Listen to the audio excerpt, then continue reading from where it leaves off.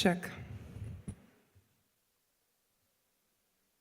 So, ladies and gentlemen, we're about to start with the event. With that, I'd request all of you, firstly, the ones at the back, if you'd like the golden seats, why don't you just step a little forward?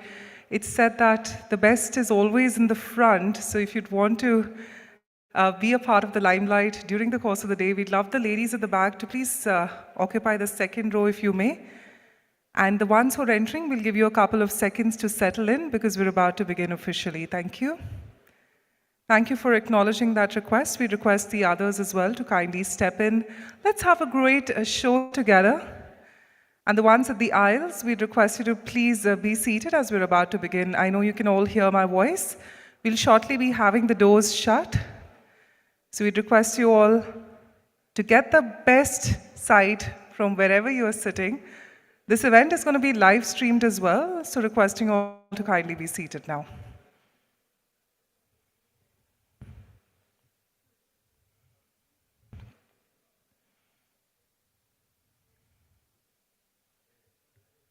Another 10 seconds.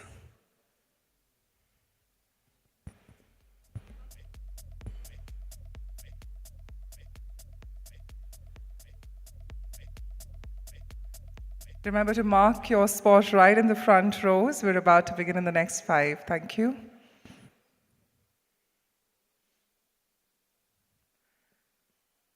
All right, cue for us. Firstly, dear all, a very good afternoon and welcome to the 14th edition of the Realty Plus Conclave Pune. Let's give a big round of applause for all the leadership out here present. My name is Pavna Bhatia and I'm going to be your host for today. I'm in the industry for over a decade and it's my honor to represent the Realty Plus group on this landmark event right here in Pune. Well, we've been gathered here to break some new ground and explore new ideas and opportunities to take forward the real estate sector. Firstly, could we have a huge round of applause for the Realty Plus team who's done such an incredible job with curating excellent content in the space of real estate. To do so, we of course have got a fantastic lineup of eminent experts of the industry with us today to discuss some very interesting and relevant topics. The event is being live streamed right now on the Realty Plus website, which is www.rprealtyplus.com, and also on the Realty Plus LinkedIn page and Realty Plus Facebook page, which goes with @RPRealtyPlus. So if you have subscribed or you followed any of these pages, you would want your friends or colleagues or associates to watch this event live, you may do so by sharing the link so that they can all join us in this conversation. When the moment comes to sharing, the tag is very simple, @RPRealtyPlus on Facebook and Twitter, and RP_Realty on Instagram. So let's get the buzz around, let's interact, let's get to know one another better over the course of the event. But without further ado, first let's have a look at the brief introduction of the Realty Plus.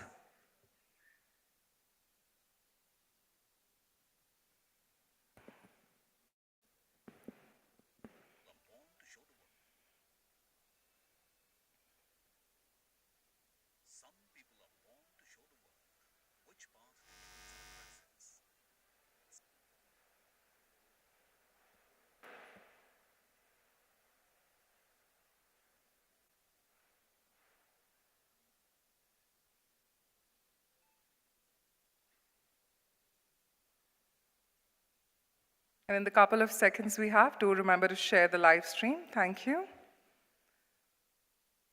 Well, some people are born to show the world, and we're going to be just shortly showing you a brief introduction of the Realty Plus. Some people are born to show the world which path to choose in a crisis. Some brands are born to do the same. And during the times of challenge, the stalwarts of Indian real estate industry have chosen to do just that by showing others the way to finding opportunities even amidst a crisis. By showing the world how to go about delivering on promises even amidst adversity. Success doesn't just happen, it happens by design, by pushing the boundaries, by raising the bar.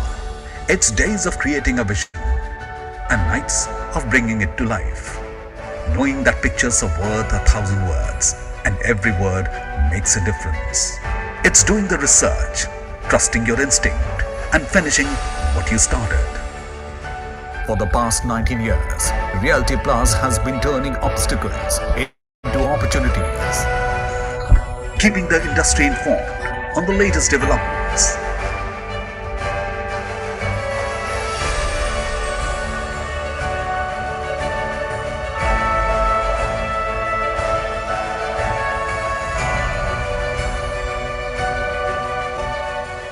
Innovating to inspire debate and discussion.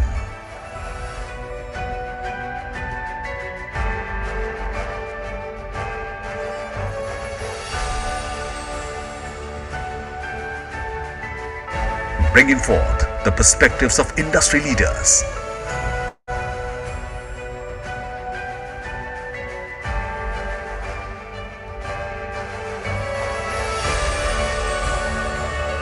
Honoring hard work and achievement.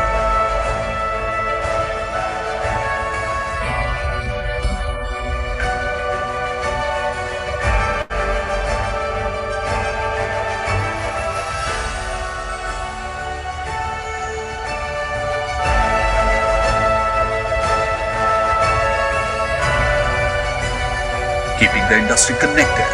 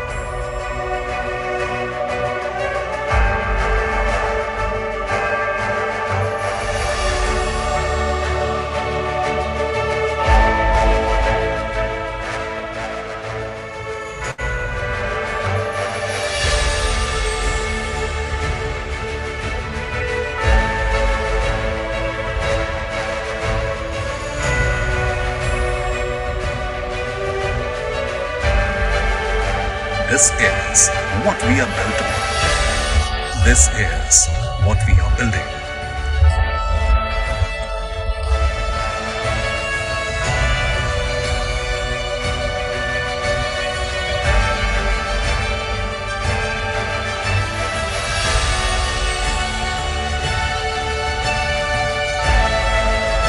We are Realty Plus, and we lead the way.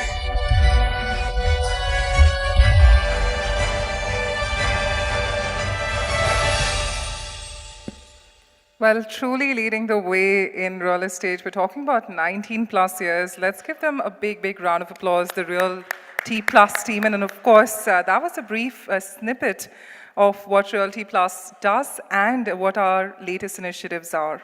To know us better, to get in touch with Ms. Tripti Keria, who's right here amongst us, the publisher and the business head of Realty Plus.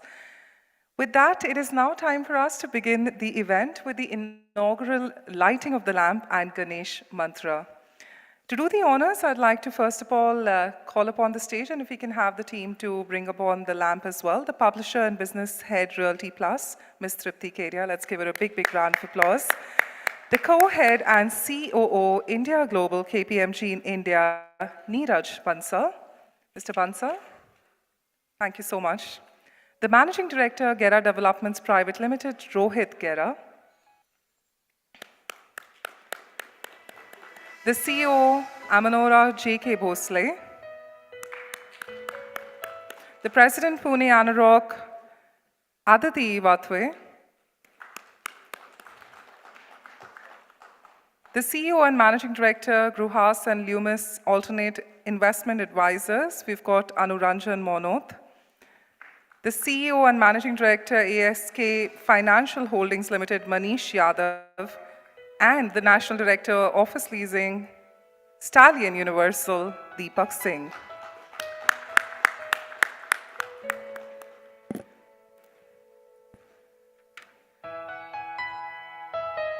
Well, on this great celebratory note, we're getting the inauguration and the Ganesh mantra on. सूर्यकोटि समप्रभ निर्विघ्नं कुरु मे देव सर्वकार्येषु सर्वदा वक्रतुण्ड महाकाय सूर्यकोटि समप्रभ निर्विघ्नं कुरु मे देव सर्वकार्येषु सर्वदा वक्रतुण्ड महाकाय सूर्यकोटि समप्रभ निर्विघ्नं कुरु मे With that, let's give them a big, big round of applause. Thank you to all our dignitaries. And with that, ladies and gentlemen, it is time to officially open, and we've just inaugurated the event. But before we get started, we'd also like to express our sincere appreciation of all those who helped to make this event come together. Co-powered by partner Tikida Danosa in association with Real Rich, Getting Real About Real Estate, Amazon's best-selling book on real estate, the Conclave partner being VTP Realty. VTP is glad to support the initiative to raise the voice of real estate in Pune by a credible media, which is Realty Plus of the Exchange for Media Group. The co-partner, Constra by Hoover, Stallion Universal and Estate Mint. Associate partner being Goel Ganga Group, event associate being Victoria Lifts, our technology partners being Prop VR, organized by Realty Plus, business media partner BW Business World, and the online media partner being Exchange for Media Group. Let's give all of them a big, big round of applause for supporting us, as we couldn't have done without them. With that, it is now time to move on to an inaugural address of the day by Dr. Anurag Batra, Chairman and Editor-in-Chief, Exchange for Media and BW Business World Media Group. Well known as India's media mogul, Dr. Anurag Batra is the first-generation serial entrepreneur, a journalist, and an eternal optimist rolled into one. After acquiring the iconic business media and magazine brand Business World, Dr. Batra has expanded BW Business World Media World in digital events and the BW communities. He's not going to be able to join us physically, but he's got a special video message. Let's have that now on the screen. Welcome to a Realty Plus Pune initiative, the annual gathering of all the stakeholders in Pune. Ms. Tripti Kedia, the publisher of Realty Plus, and Ms. Sapna Srivastava, who is the editor of Realty Plus, have put this together.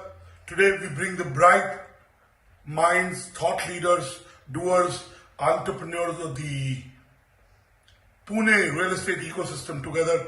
We have developers, we have intermediaries, we have policymakers, we have PropTech players, we have consumers, we have all the stakeholders under one roof. The Pune real estate market continues to grow because it has genuine buyers, it has genuine users. Realty Plus's 19th year of making sure that we keep you ahead in terms of your real estate decisions. We get you the right information, connect you to right stakeholders.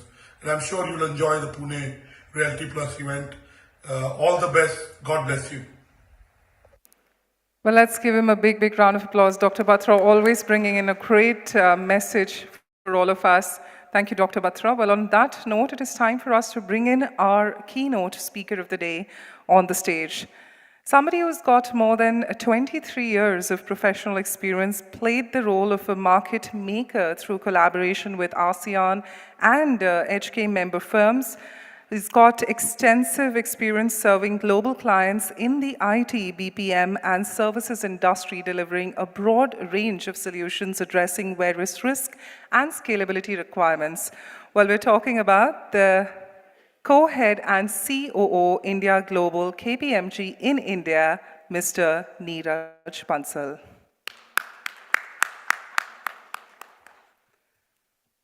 With that, requesting him to join us on dais, let's give him a warm, warm round of applause as he joins us.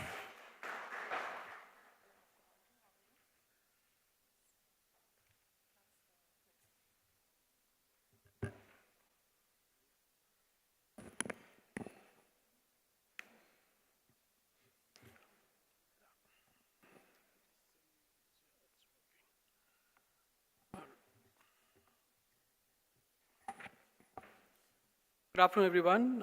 It's my pleasure to be here with you today. Realty Plus team, congratulations for organizing this event and all of you for your participation today. I have a very brief presentation. I will cover essentially an overview of the real estate sector globally, just a little bit snippets on that, and then we'll get into a little bit of focus on the India real estate sector in terms of some trends and some challenges as well there.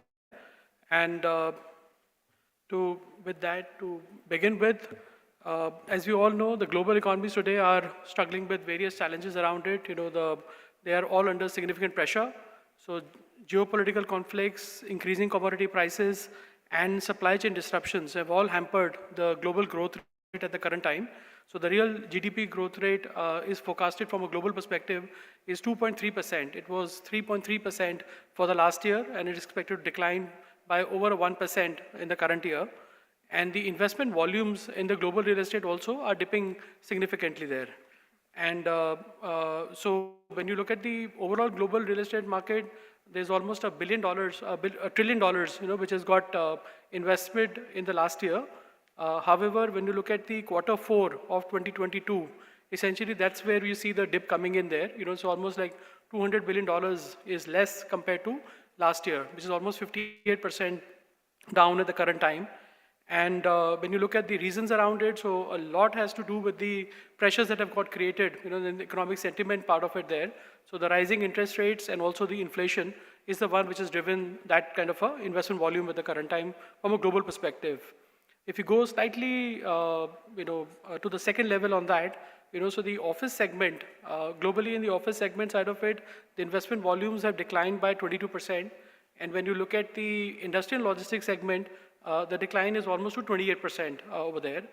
And contrasting that to a positive side of it, the retail sector, that has seen some positive growth around it globally.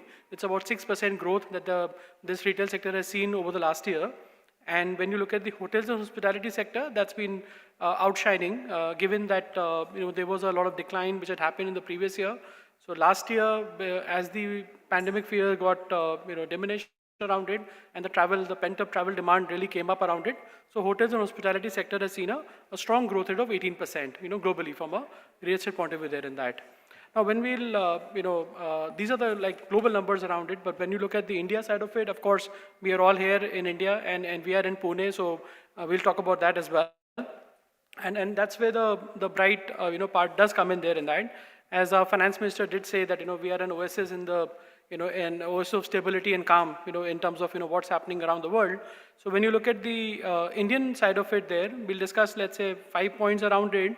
So we'll see that real estate investments are boosted generally by the stability in the income streams. It's boosted by the economic stability and economic growth as well there. And to keep that in perspective, when you see the updates which have come from the government as well, so the National Statistical Office just recently has updated the 2022 numbers to 9.1% of the GDP growth rate compared to 8.1% which was estimated earlier. In the current financial year, the Indian economy is expected to grow at 7%, and this is expected to a continuing growth rate as well to a 6.8 to 7% in the coming year as well there. Now, when you contrast this with the global economies, then it does come up as a very, very positive and a very strong growth number as well. And when you also add to that the demography from an India perspective as well, what changes are happening in that. So you see that the population age group, which is between 35 to 55 age group, which is basically perceived to have steady incomes, higher disposable incomes as well, that is expected to reach to 338 million by 2036. And this is the segment which can continue to generate a very strong demand for us from a luxury perspective, from a residential luxury, as well as from the mid-size apartments perspective also. Also, this is a segment which is always requiring regular incomes as well. So again, has a supportive stance for the commercial reality as well, in terms of the investment that this segment will look at there. If you add one more dimension to it in terms of the middle income households as well, that has also seen a strong increase in India. You can see the chart on the right side of it there. It's expected to go up to 140 million by 2030. Now, this is also an area wherein with the rising aspirations and also increasing disposable income, this is the segment which will also give us, coupled with the fact that the per capita income as well is also increasing. It's almost double now to 2 lakhs in the current year. So there's an expectation that this would also give a strong support to the affordable as well as mid-size segment from a real estate perspective there in that. And when you look at the another segment which is gaining attraction and also a lot of interest in the last 7-10 years around it is the aspect around the retirement housing point of view there. There again, the fact that the elderly population is expanding and it's expected from 118 million in 2016 to go up to 138 million in 2036 again. So that again, along with the higher income, this is also a segment which is looking for second home, which is also looking for retirement homes as well. And we can see that in some of the numbers increase as well, and also the 9 of project launches that are happening as well. Now, given this backdrop, we'll just go a little bit more into the India real estate sector, how it's performed in the last year. Overall, in terms of the growth part of it, expected to be at 9% overall growth rate in 2023. The sector is expected to contribute almost 13% to the India's GDP by 2025, which is a strong, substantial number. And these targets were estimated in 2018, when we did a report by KPMG on the real estate side of it. We continue to believe that the sector would touch $1 trillion by 2030. And this is also getting strongly supported by various multiplier initiatives that the government has taken.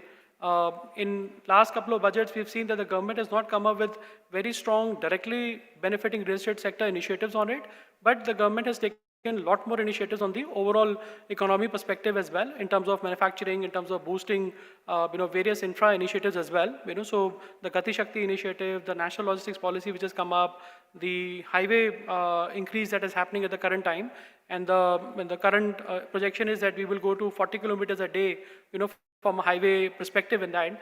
All of this would lead to more and more demand coming in for commercial real estate also, and also will have a cascading impact on the residential real estate as well, with improved connectivity and also more demand coming in as well there. In the middle, you see the PMI graph as well, the Purchasing Manager Index graph there in that. Again, that also shows that there is a strong increase that is happening from a manufacturing strength perspective also in the country. And the PLI push that the government is giving, we've seen that success, early success in terms of electronics and the mobile side of it there. We'll see some of that coming in for the traditional industries as well, as those investments actually get realized in terms of, the ongoing movement by the factory production getting started over there as well. And if you'll see, another perspective on the commercial real estate side, as I was saying that, it is expected to grow by 13% CAGR there in that. This is something which, will get more and more boosted by the, the acceleration that's happening in the 5G penetration, with the data centers demand going up in that. Also in terms of the, current G20 presidency that the India is hosting at the current time, there is a lot more delegations, lot more movement that's happening across all our cities, which will give a boost to tourism, to also to hotels and hospitality industry, and which also would have, a recurring benefits that will come to India in that sense of it, and also support the commercial real estate from a hospitality point of view there. GCC or the global capability centers or global in-house centers, or the traditional, what we used to call earlier, the IT BPO, the captives are the one which are driving the growth at the current time. India continues to have like a very, very strong attraction for global companies to house their global capability centers in India. There are almost 2,000 plus GCCs at the current time, and there's an expectation to have 300 to 500 more in the next 2-3 years around it there. This is also got very solidified by sectoral perspective in that. So you've got FS, you've got engineering research and development, and you've got multiple other types of GCCs as well. And given the economic slowdown which is happening overseas and the pressures that are rising as well, and we keep hearing the tech layoffs that are happening as well, all of that would mean that global companies will be under more pressure to outsource jobs to India and see that there is a cost arbitrage which is taken into account, and also there is a availability of the large pool of talent as well there. So this is an area where we'll see continue to have a strong traction from the commercial real estate perspective. And as the GCCs grow, the requirements for corresponding requirements for housing, corresponding requirement for the vendors and other people to support, that area would also come up there. So it's a strong multiplier effect that we will continue to see in this space there. Warehousing market, again, a strong element of the commercial real estate sector, again growing by 15 to 16%, and again getting boosted by multiple policies of the government, as well as the economic activity that's happening in India at the current time. We'll see that the last 3-4 years, the contribution of the manufacturing to the GDP of China has gone down, and at the same time the increase of contribution of GDP to Vietnam's economy, to let's say a couple of other economies, has been stronger. India also, we're seeing a very positive trend or a push by the government to increase it from 15% to 20% there, 20-22% around it. These are the areas wherein we'll see that as these demands grow up, the demand for office space, demand for warehousing space, and the demand for various the residential side of real estate also would continue to happen in that side of it there. And last but not least, in terms of real estate retail sector as well, we've seen that this is one sector which has kind of sub-segment which has bucked the trend around it. With the pandemic, there was a lot of expectation that malls would not be the one which will be in favor. With the e-commerce penetration going up, the expectation was that the mall activity would slow down. But our developers and our mall managers have done a fantastic job of reconfiguring the malls, giving a very strong F&B experience, a very experiential way of reaching out to the consumers around it, and the way the consumers have also reacted to that. We continue to see a lot of strong footfalls in the malls, and also mall development activity continue to happen as well there. So with that, if you look at all the segments from a commercial real estate point of view, whether it's a data center, whether it's warehousing, whether it's an office space, whether it is the retail aspect of it there, we expect that it will continue to have a strong momentum on that. Its requirement is, of course, to see that the cycle is kept in the right mode, and the gestation part of it is kept in a clear perspective there. Moving to residential real estate part of it, last year was a fantastic year for the real estate in India. Across the top 7 cities, there are almost like 3.5 lakh units which got sold out. We definitely saw increased commercial activity with the rising disposable incomes.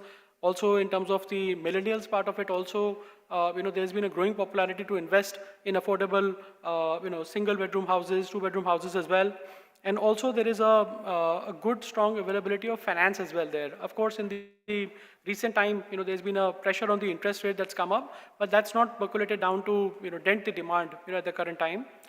And one strong positive trend that had come up in the last 2 years, I would say, is also in terms of the demand for the luxury housing part of it. Luxury housing has been an outlier, has continued to grow at a strong pace.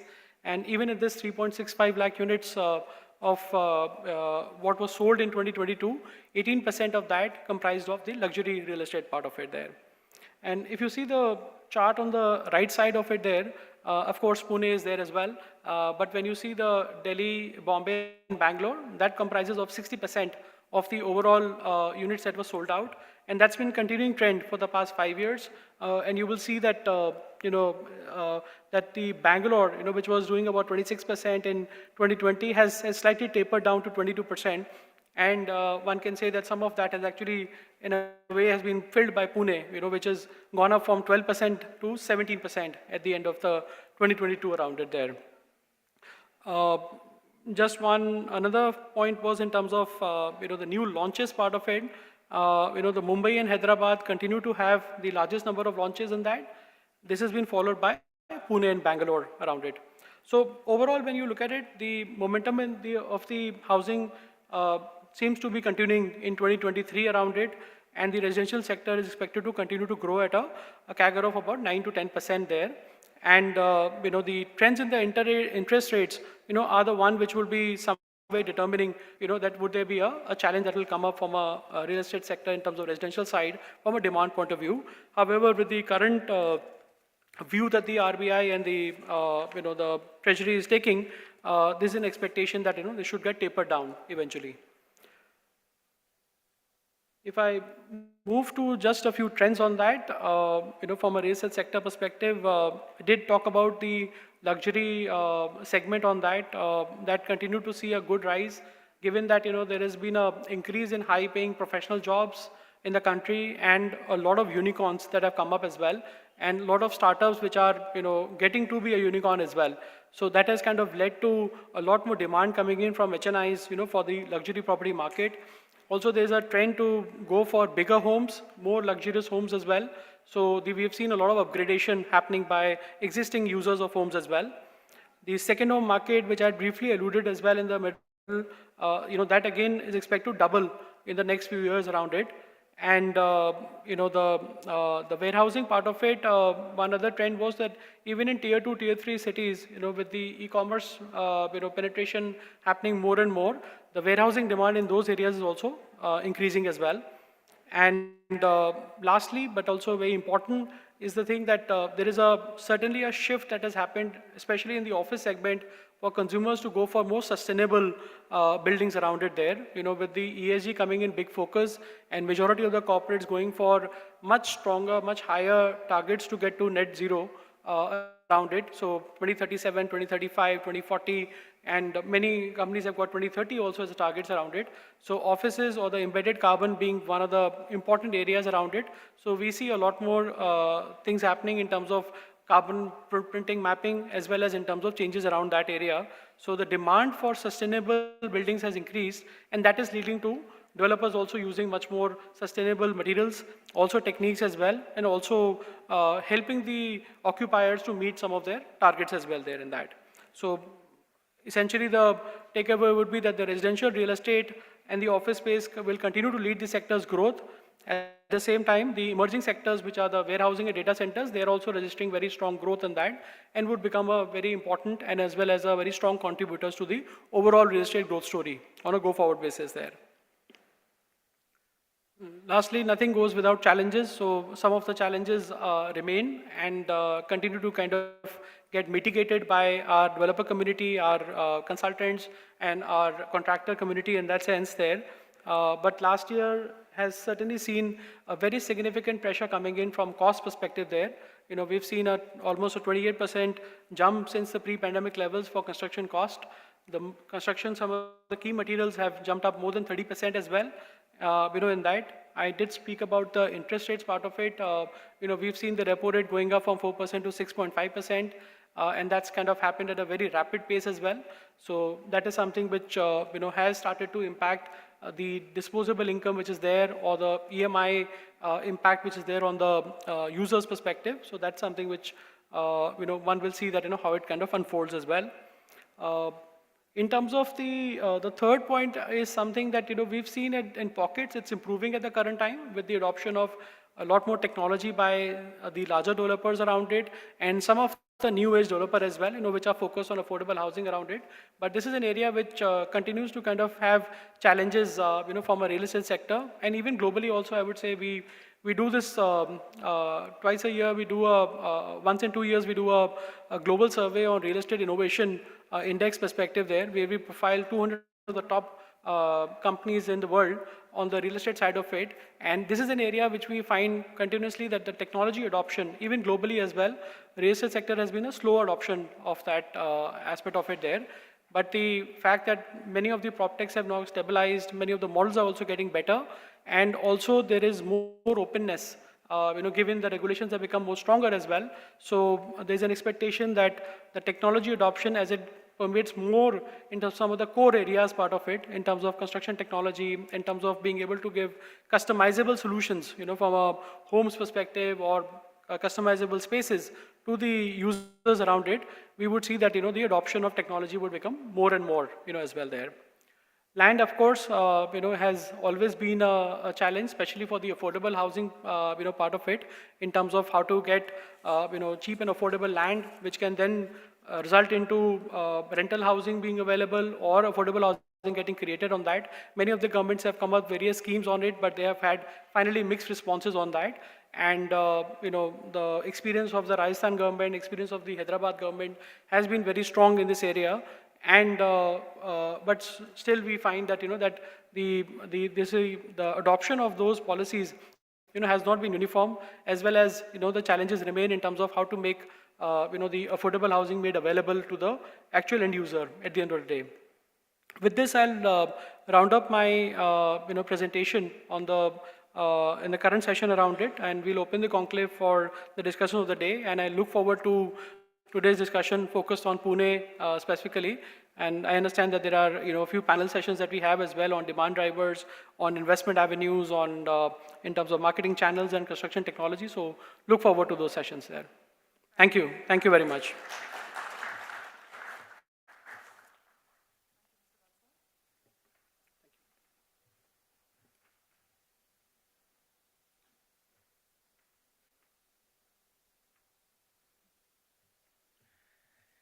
Thank you, Mr. Bansal. Definitely some great insights from his entire talk, a lot to take back, and it's all looking positive. But of course, as you rightly said, there are challenges, but with the right leadership, I'm sure you all have garnered over the years with the expertise and experience you have, you'll make that happen. So with that, it is time for us to open for our first panel discussion. We're talking about the first session of the day, and the topic being, what's next? Pune housing opportunities affordable to luxury. A great topic to now have a conversation on. It is now my honor to first up call upon the session chair. Somebody who's been engaged in the real estate consulting, debt equity, fundraising for real estate projects, organization, recognition, control processes, reorganization, and the implementation consulting for real estate developers. Also somebody who's responsible for investment sales, was previously associated with A&B Capital Advisors Private Limited. We're talking about the President Pune, Anurag Aditi Watwe. Thank you, Aditi, for joining us. It is now my honor to call our speakers in alphabetical order. First up, somebody who's been instrumental for successfully managing multiple real estate funds, including setup of 300 crore real estate fund for the Lalbhai Group as Managing Director and CEO. He's been a part of the Motilal Oswal Real Estate Fund and the real estate team of E-City Ventures, the co-founder and MD, Gruhas and Loomis Alternate Investment Advisors Private Limited, Anuranjan Mohanot. Next up, an economist by training, but worked in the industry in corporate planning, project, and general management areas. Was also an advisor to the Feedback Ventures, World Bank, ILO, Maharashtra Economic Development Council. We're talking about the CEO, Amanora J.K. Bhosle.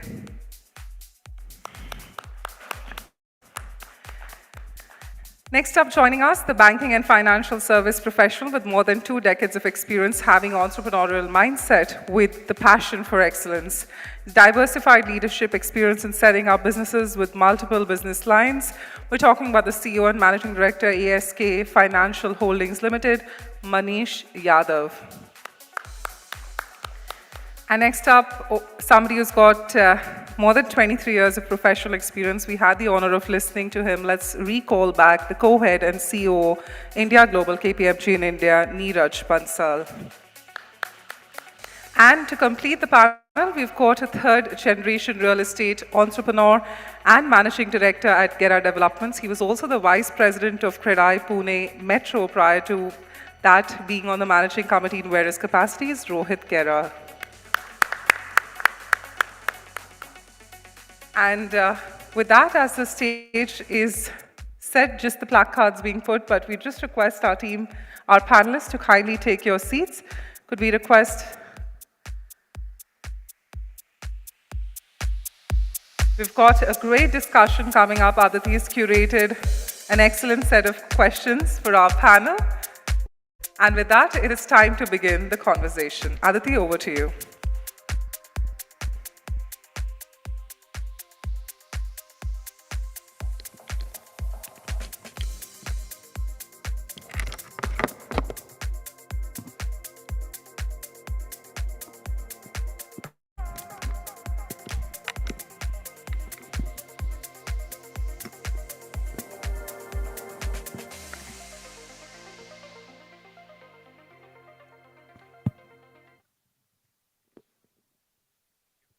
Good afternoon, everyone, and thank you very much, Realty Plus, for giving us this illustrious panel. And I can't wait to ask them the questions that are on the top of my mind, and hopefully the top of the mind for most of you who are watching this. And let's straight get into it. We're talking about residential sector for the city of Pune, and I want to ask this question to all of you, especially Mr. Gera and Mr. Bhosle, who are representing really the developer side of things, and Mr. Neeraj and Anuranjan and Ashish, who are representing the money or policy side of it. What do you think, according to you, is the highest ROI product for residential real estate in Pune? Is it affordable? Is it luxurious? Is it somewhere in between? Or does it depend? If so, what does it depend on? What do you like the best? If I may start with you, sir. So I think it totally depends. The margins are much lower on the affordable side. The margins are higher on the luxury side, but luxury comes with much more risk. So I think it really depends on what each developer is focused on. And different areas and different segments work better for different developers. I think it's where you've carved your niche. The one big change that I think we now have is you have to specialize. You can't say I'm going to do affordable and I'll do luxury and I'll do super luxury. I think developers now have to focus across at least some part of the market, and you can't straddle all segments. So I think once you've decided where you want to play, that's where you choose to then battle it out and choose your land accordingly, choose your customer segment accordingly, make your money and make your margins accordingly. If I can go around the panel.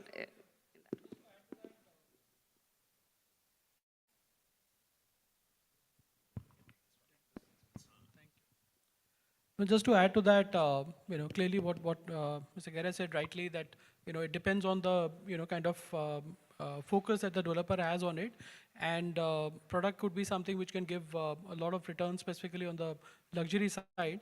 I think it's also about the processes that the organization is running with there. So for a wafer thin margin product like a affordable housing, if the developer has got a very strong processes running, which are geared towards getting that efficiency, getting the turn done up in a strong way, then the margins can get protected around it, but they can otherwise get eroded very quickly as well. On the luxury side of it, risks are high. At the same time, there are some margin which can get cushioned as well, with the process that a developer may adopt. But rightly, in terms of the focus that each developer is having and how they're gearing themselves, to kind of tackle that segment, that is very critical for keeping that ROI intact there. And we've seen that, with the regulations that have come up, especially the RERA side of it there is now, at least for the A-grade developers, there is a lot more level playing field in some way that has been created as well, because majority of the people have to follow those compliances and, get ahead with that there.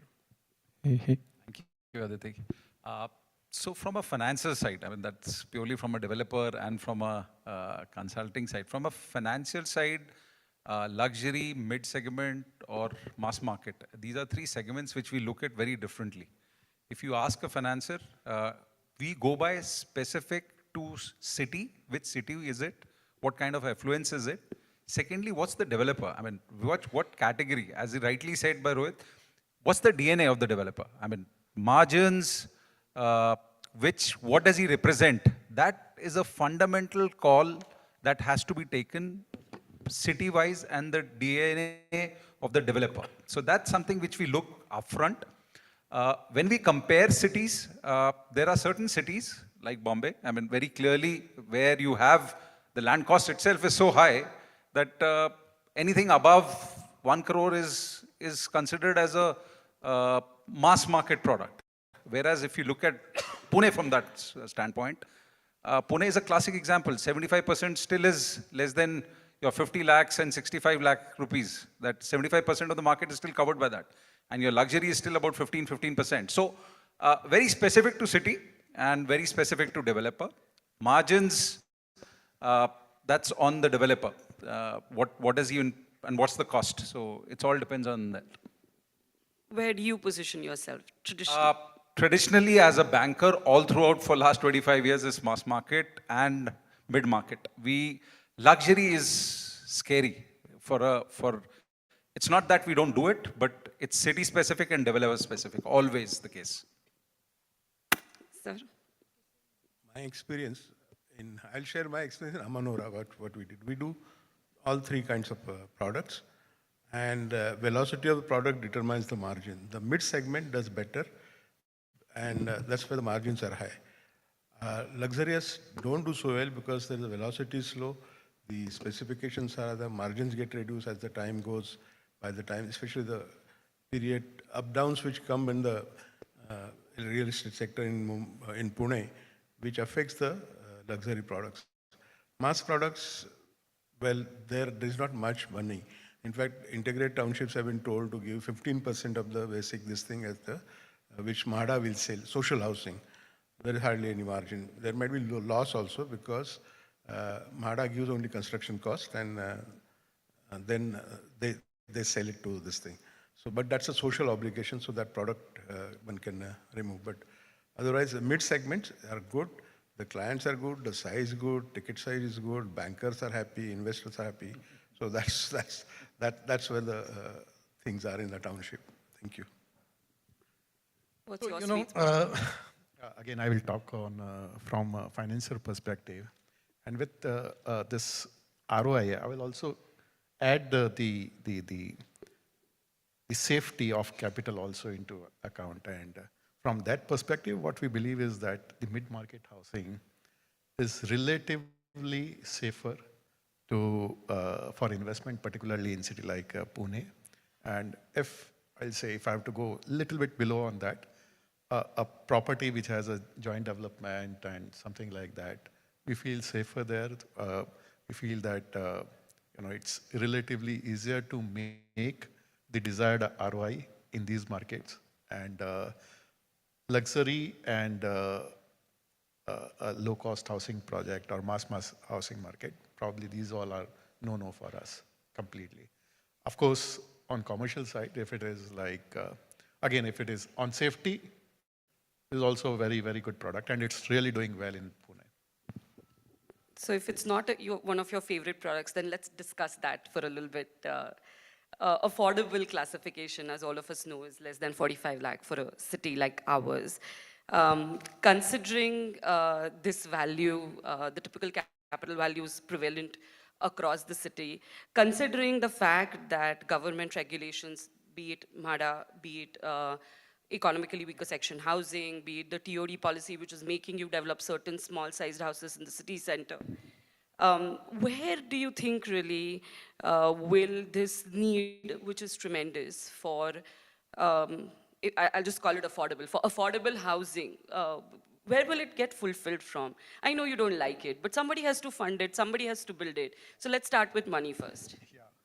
So I think the definition right now of up to 45 lakh rupees or so for affordable, that has to change.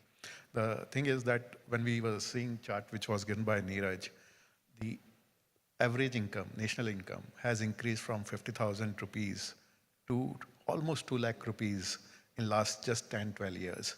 So if the average income has increased, that means the threshold of affordable housing has to increase. Now, if government is providing some incentives on that particular threshold, it will become viable for a lot of developers also and for fund also. Finally, we all see that there is a margin of safety which takes care of inflation, which takes care of returns of all stakeholders in the. Further in low-cost housing, I think the model which is prevailing in country, it has to change a little bit. when government is incentivizing through various fiscal measures, it has to provide incentives through availability of land. Like what we did in, say, Gift City, land is given by government with all approvals, everything, single window. Most of times the layout, etc., is already approved by them. If you see Hinjawadi, the land was given by government, and the developers are there. So these issues of land acquisition, outbidding each other's, that goes away, and then affordable housing can really become affordable for mass, and we all can work together in much better way. If you can add something to it, and then I have an additional question for you in this regard. So I'll tell you a few thoughts around Firstly, look, a home is affordable if you can afford it. Okay, at 45 lakhs, if you say 5 lakhs is your own contribution, 40 lakhs is your loan typically, right? You're paying an EMI of about 35,000. Your earning is 75,000 bucks, right? 8-9 lakhs a year. I think that's fine as an affordable definition. Now, it's a different story that the land isn't available at a price that makes those homes available, okay? So the question then becomes, how do you make the land available? One is government steps in, buys it, sells it. It has its own sort of issues. According to, I think a really simple solution is if you want to do a development of X number of acres, the government you should have a policy where the government has to provide an access road, let's say 100 meters for every 5 acres. Okay, so if I want to do a 50 acre development, right? The government will necessarily lay a kilometer of road and guarantee public transport on that road. Because if you look at where land is cheaper, it's where there's no access, right? And for private developers to go and buy land in the boonies is not a problem, but how do we get access to it? So the limitation is really the connectivity to the land. And if you just make it mandatory to say anybody who comes across, right? Now you can say 10 acres, 200 meters, whatever. I'm not fussed about that. You can even tell the developer to pay for that road construction, and it's viable. So the arbitrage is really getting inaccessible land and make it accessible. And I think that it isn't rocket science. Can I ask you a follow-up on that? Sure. Wouldn't the landowner realize the policy as soon as the developer realizes it too? Wouldn't that shift the land prices gamut a little higher? It certainly would, but the quantum of supply then that can come in, every single landowner has the same opportunity. So you have a supply dynamic which will keep the prices in check. Understood. I'll just Please. take that. For meaningful reasons, please understand from a financer standpoint.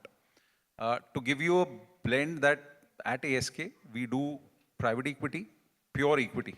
We do structured debt, and we do plain vanilla debt. For last 15 years, we've been playing in equity and credit kind of a structure. This is the first time we are coming up actually with an affordable housing fund. So we are actually on the road raising money for almost about 1,500 crores for affordable housing. Unheard in our history, in our own history for last 10, 12 years. Rightfully said, the challenge always had been the land. Where do you get the land? And the rightful developers to become a meaningful partner. Because you have partners which you can't rely on and you can't put in that kind of a money. So, rightfully said, allocation of money, one was a challenge. Second, the partners or developers who were trying to do that space were limited. We feel things have changed over a period of time with a lot of infusion and help from the government, boost from the government. There's been a change, but I don't think so. It's a scalable kind of a model. Still, we feel it's a challenge, but from a need-based, and we clearly see a market being there, we feel there is definitely a demand, and we are going ahead with that particular right now. As KPMG, do we have any models that we can emulate in this regard? Is there a method or blueprint that is available anywhere that you guys have come across? What's your take on it? So in terms of affordable housing, when you look at overseas, there is a lot of government support, which gets done specifically on the rental housing point of view there. So when you are able to create a strong rental housing supply, and then there is a availability of land created by the government in that area, then you have a kind of subsidized to a certain extent, but there is a continuous stream that is available in that. India, the kind of requirement that we have as well, I mean, we're talking about 45 lakhs, the kind of requirement that is there, 95% of the requirement is much below that, so, and it's getting underserved completely, even with the government scheme that has been running as well. There's good ground that's been covered, but there also the demand that we speak about is 2017 demand, or 2014 demand rather, and that's numbers are not changing in that, so and we've had so much of explosive growth on population as well, so and with the pandemic the requirement would have gone even further on the lower income strata, perspective in that. So if you look at, the other countries around it, the lot of support has come in by the government in ensuring that there is a lot of housing supply coming in, which is from a rental perspective there in that. Our, some of the cities certainly are very unaffordable, like, Mr. Gera mentioned also on the Bombay side of it there, or other Manish mentioned on it, the land prices itself is so high that you just can't, build affordable unless you bring very connected, land parcels to that area. And also in certain places, we've seen that, there are good examples also. Like, I mean, like I was earlier speaking about Hyderabad, and, if you look at Gurgaon, where I come from as well, Deen Dayal Awas Yojana, has been a strong, support that's come, for that area, because you ensured that there were some boxes were getting ticked, very strongly, and there was a government momentum as well on that. But it was again the private developers doing it, there. So we need the efficiency of the private developer to come in. We need the support of the government to come up with the policy as well as the approvals aspect to get there, and also the financing. The institutions also have gone ahead and supported that. It's again that it was a low interest regime, so a lot could have happened there, and now we are getting hit, because that's the bracket which will get strongly hit by this rise in interest rates, than any other segment there in that. True, very true. I'll just add one more thing. The fundamental difference again is, and what we found is, the set of investors are very different who are looking for affordable. They are more institutional, they are more sovereign, they want, and that's more ESG platform. So it's not just normal vanilla where ROE and ROI has to be there in terms of that. So probably we are seeing a change, a shade change which is coming globally. So that pool of capital has started coming into India. So that's what rightly said. I mean, it's a combination of both. I mean, government push, developer getting into the right space, and capital available, but demand is always there. And I think just one which I missed, I think was the technology part as well. I think government did launch, some of these programs. We had the government housing construction technology, some experiments being done also, exhibitions were done as well. But I think the mass scale adoption has not really happened of that. So for affordable housing to come in a good way, so the land and then the other thing is always the time that it takes to construct and the costs associated with it. So if we have the right technology getting adopted for it and we can do mass scale housing, we'll need specialist developers to come for it, contractors to come for it with the right equipment as well, and that is something which is a continuing gap, that's just not getting solved, despite we've seen only limited successes, happening through various bodies around it there. So, see, you were asking on the blueprints, let's say, for example, if the Mumbai-Pune Expressway is under construction, the extension, the widening of Mumbai-Pune Expressway is going on. Can we plan more exits there? As soon as we plan more exits, you have more land which is available. So, the availability of land can increase big time if we, plan these things while creating those infrastructure. So what I'm hearing really is infrastructure, connectivity, leading to land, attracting the right kind of capital, which is perhaps available somewhere there, and a very, very strong intent and action on the part of government. The developers will always sort of step in wherever they need to step in around and develop these kind of products. But even if you look at, and perhaps it's a reflection of the average increase in per capita income, but even if you look at the average ticket size of a house in Pune, it was probably in its 50s. Now we are growing up. We're definitely squarely in 60s, and soon we'll get into 70s in terms of lakh. there's a continuous push upwards, and it is extremely apparent when we start looking at integrated projects such as townships, right? It's continuously getting pushed into higher and higher and higher segment. Why do you think that happens, and what are the factors, in your opinion, that drive it, sir? If you can explain. I think big township, integrated township is like a Shiva Dhanusha. It's not easy to make it successful. First, the land. In fact, affordable also, I'll bring this thing. In township, affordable housing becomes difficult in spite of government's incentive, etc.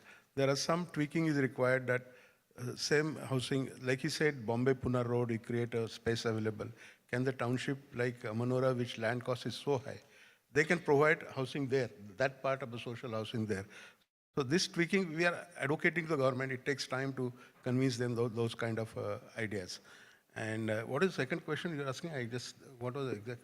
My point is, when you're developing a township, this entire shift towards higher APR, as we call it, right, average realized rates, there's a continuous push upwards. So we are also, as township developers, trying to develop products which are more luxury compared to a product that we've just developed before that. And it's more apparent in larger townships than in, individual projects getting developed right next to each other. So I was just trying to understand why it happens. How is consumer reacting to it? Is there a compulsion from developer side for it? For a township, the kind of facilities, infrastructure which you provide, that gives us some premium as compared to standalone project next door. We get a 10-15% premium. With that, we manage the good infrastructure, upgradation of technology, and try some experiences, environmental aspects. We create some kind of a hassle-free living. The person doesn't have to go anywhere for his medical, for his school, for his buying, but this thing, for his sports, entertainment. So we add these kind of content in township, and we try to manage. Really speaking, we create a premium housing, and that is how we survive, because our rates have gone up and the people are preferring. I mean, these days, after post-COVID, whatever project we announce, in about 50% of the bookings taken place in the first month itself. So this is a kind of, we try to sort of, some kind of branding which we do, that helps us to keep up with this trend which is coming. So what you're essentially saying is anyone who's sort of going to be able to afford a 40 lakh, a sub 45 lakh product is really a guy who's aspiring to buy a 60 lakh. Let's discuss about those guys who can buy 80 lakh easily, but are probably aspiring to buy a crore and a 50 above. And that takes me to the conversation around luxury. And I want to know from you, Rohit sir, what your definition of luxury is. Is it location, specs, the kind of developer who's sort of creating this project? You've created luxury in a location which was not technically identified as luxury. Where is that sort of, how do you do it? So look, I think luxury is really comes out around lifestyle, right? So it's the amount of space. You can have a joint family living in a 5-bedroom home, but that 5 bedrooms are in 2,000 square feet, all very small, and small rooms, but that's not luxury really, right? You have a 2-bedroom and 2,000 square feet, that's certainly luxury. So, I think it's more about lifestyle. Then along with the lifestyle comes what features, what amenities, what specifications you want. Is it a necessity today to have 2 plug points on each side of the double bed, right? Is that the necessity today, or is that, a few years ago, that was luxury, right? So I think it's really about the lifestyle. It's about location. And then, as you cater to it, it's the size, the floor to ceiling heights, for example. Clearly, you go into luxury, you want higher ceilings. So I think it's, in a word, lifestyle, number of car parks that you get with an apartment, the 2,000 square foot apartment with 2 car parks versus the 2,000 with 3 car parks, right? I think it's really about that and understanding that. So for you, it's incremental and ever evolving. Listen, the whole thing about real estate is always ever evolving. It's the human condition, right? You asked a question about why are prices going up. Prices are going up because people are continuously wanting more. It's the reason why salaries are going up, right? inflation is a part of life. You'll have some deflation and odd times, but otherwise the human condition is to always aspire to be higher, better, and more. And therefore, if you're catering to that small segment who wants more at the highest end, well, then that's who you're catering to. Truly. Sort of extension of that question then for all of you is most of the projects that you and Rohit sir have developed are at locations which are not traditionally city center locations. And I'm talking recent times. You have a massive sort of work history. I'm not going into that before my time, sir. But I think a lot of city center projects get perceived as luxury, though they are 2,000 square foot, probably just 2 car parkings and 3 very, very small rooms with a massive terrace. They get perceived as luxury while they're standalone buildings. And there's a plethora of these projects happening right now, especially in the redevelopment space. I have this question for you, Manish, because you have invested massively in the city center projects in the last few years, and for you also, Anuranjan. How do you look at this dichotomy, if I may call it, of city center locations and luxury, not in the way that perhaps Rohit sir defined it? Okay. One fundamental question which comes, or fundamental strategy which comes across when we look at from a financial standpoint is, are we on the growth corridor? I mean, whether it is city-centric or even if it is outskirt, are we on the growth corridor? Whichever side it might be. So that is a fundamental underline which we always look at when we are looking at from a financial standpoint. Second aspect is, India is an ambitious country. I mean, we are growing, we are a developing country, rightfully said by Rohit. Everybody is aspiring. So the whole ambition and the concept of luxury has changed. So never it used to be across that you have 2 car parks. I mean, started with 1 car park, with 2 car parks, with 4 car parks. I mean, things have completely changed. So it's not a bad word. Luxury is not a bad word. I mean, it's something which everybody aspires to be one. The definition of luxury is very different for each segment. That's where it lies. Okay? So for us, when we look at it from financial standpoints, we look at viability. That's one. And because any financial angle, when you look at it, it has an end date. And our interest is 24 hours, 365. So whether season changes, real estate sector, whatever life cycle changes, we have to come out of that zone. So for us, it becomes very important. Are we city-centric, or we are on the growth corridor, or we are chasing something outside and we are saying it's a luxury? So that becomes a very critical aspect for us. Understood. How about you? Yeah, I think, post-COVID, I'll say the perception about luxury has changed a bit. People have now, they are more preferring for bungalows outside, more open area, more, easy to do everything within your own system, It's, of course, these all are basic necessities that your 2 parking, 3 parking, or sizes, 5,000 square feet, 6,000 square feet, these all are now okay.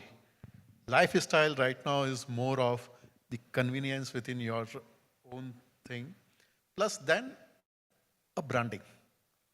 The brand of your building is now also considered within that luxury. If you are like a branded developer, branded building, it has its own perception. It's like having a watch, Rolex versus Armani. The differentiation is now created on brands, on luxury. Yeah. Great segue. I was just coming to you. When you say luxurious, that means big apartment, nice specifications and that. But along with that, you have to get a luxurious infrastructure around it. 24/7 water, 24/7 electricity, access to the various facilities.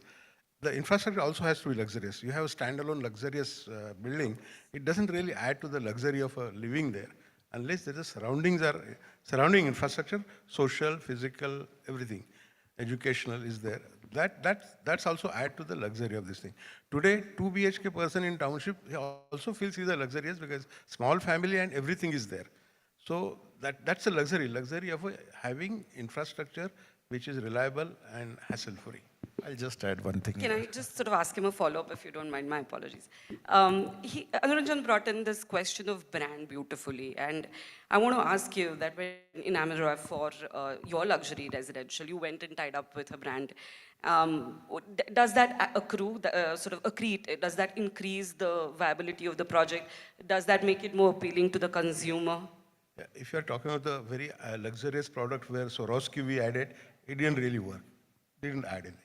The Amanora brand itself and the way we market it in terms of infrastructure and the facility, quality of life, the greenness, environment, this thing, smart city elements, that added to our branding. That worked.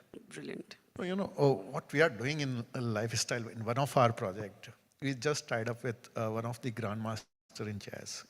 He'll come once in a month. He'll, provide coaching and all.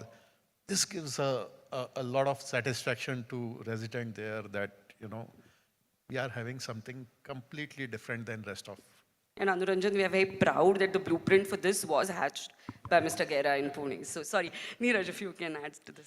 No, I was just wanting to add that, if you look at it, I think there are 2-3, let's say, ways to look at it. One, I think my thought would be to say that luxury is also a perspective of the economic background, at that point in time, there. So something which was a 2-bedroom luxury could be, now be a necessity, and like a 4-bedroom could be luxury there, and just keeps evolving, from an economic strata of the individual as well.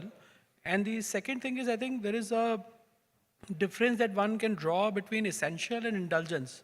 I mean, like we spoke about air-conditioned homes, I guess, some perspective in that, so with the kind of weather that we run, in certain parts, one can argue that it's an essential requirement, then an indulgence around it, there. So, and if you just contrast this with a car industry, right? You've got beautiful products coming up, at the lower segment as well, which are having all the features, and or increasingly having the features which are given up in the high end, topmost, perspective as well there, So I think it's also incumbent on the industry as well to kind of innovate, kind of push for the materials, keep going, in that direction to say that changes do happen. We keep the price points in check as well as keep adding more features and, things as well there. And which does happen, but I think it is happening more incrementally, than what the radical changes, which are required given that the kind of competition is more regional, than what it could be pan. Neeraj, we are a very slow industry. We take 3 years minimum to construct. Not very agile, unlike automobile. This brings me to the last question, and I will want to start with you, Neeraj, on it, because you touched upon it.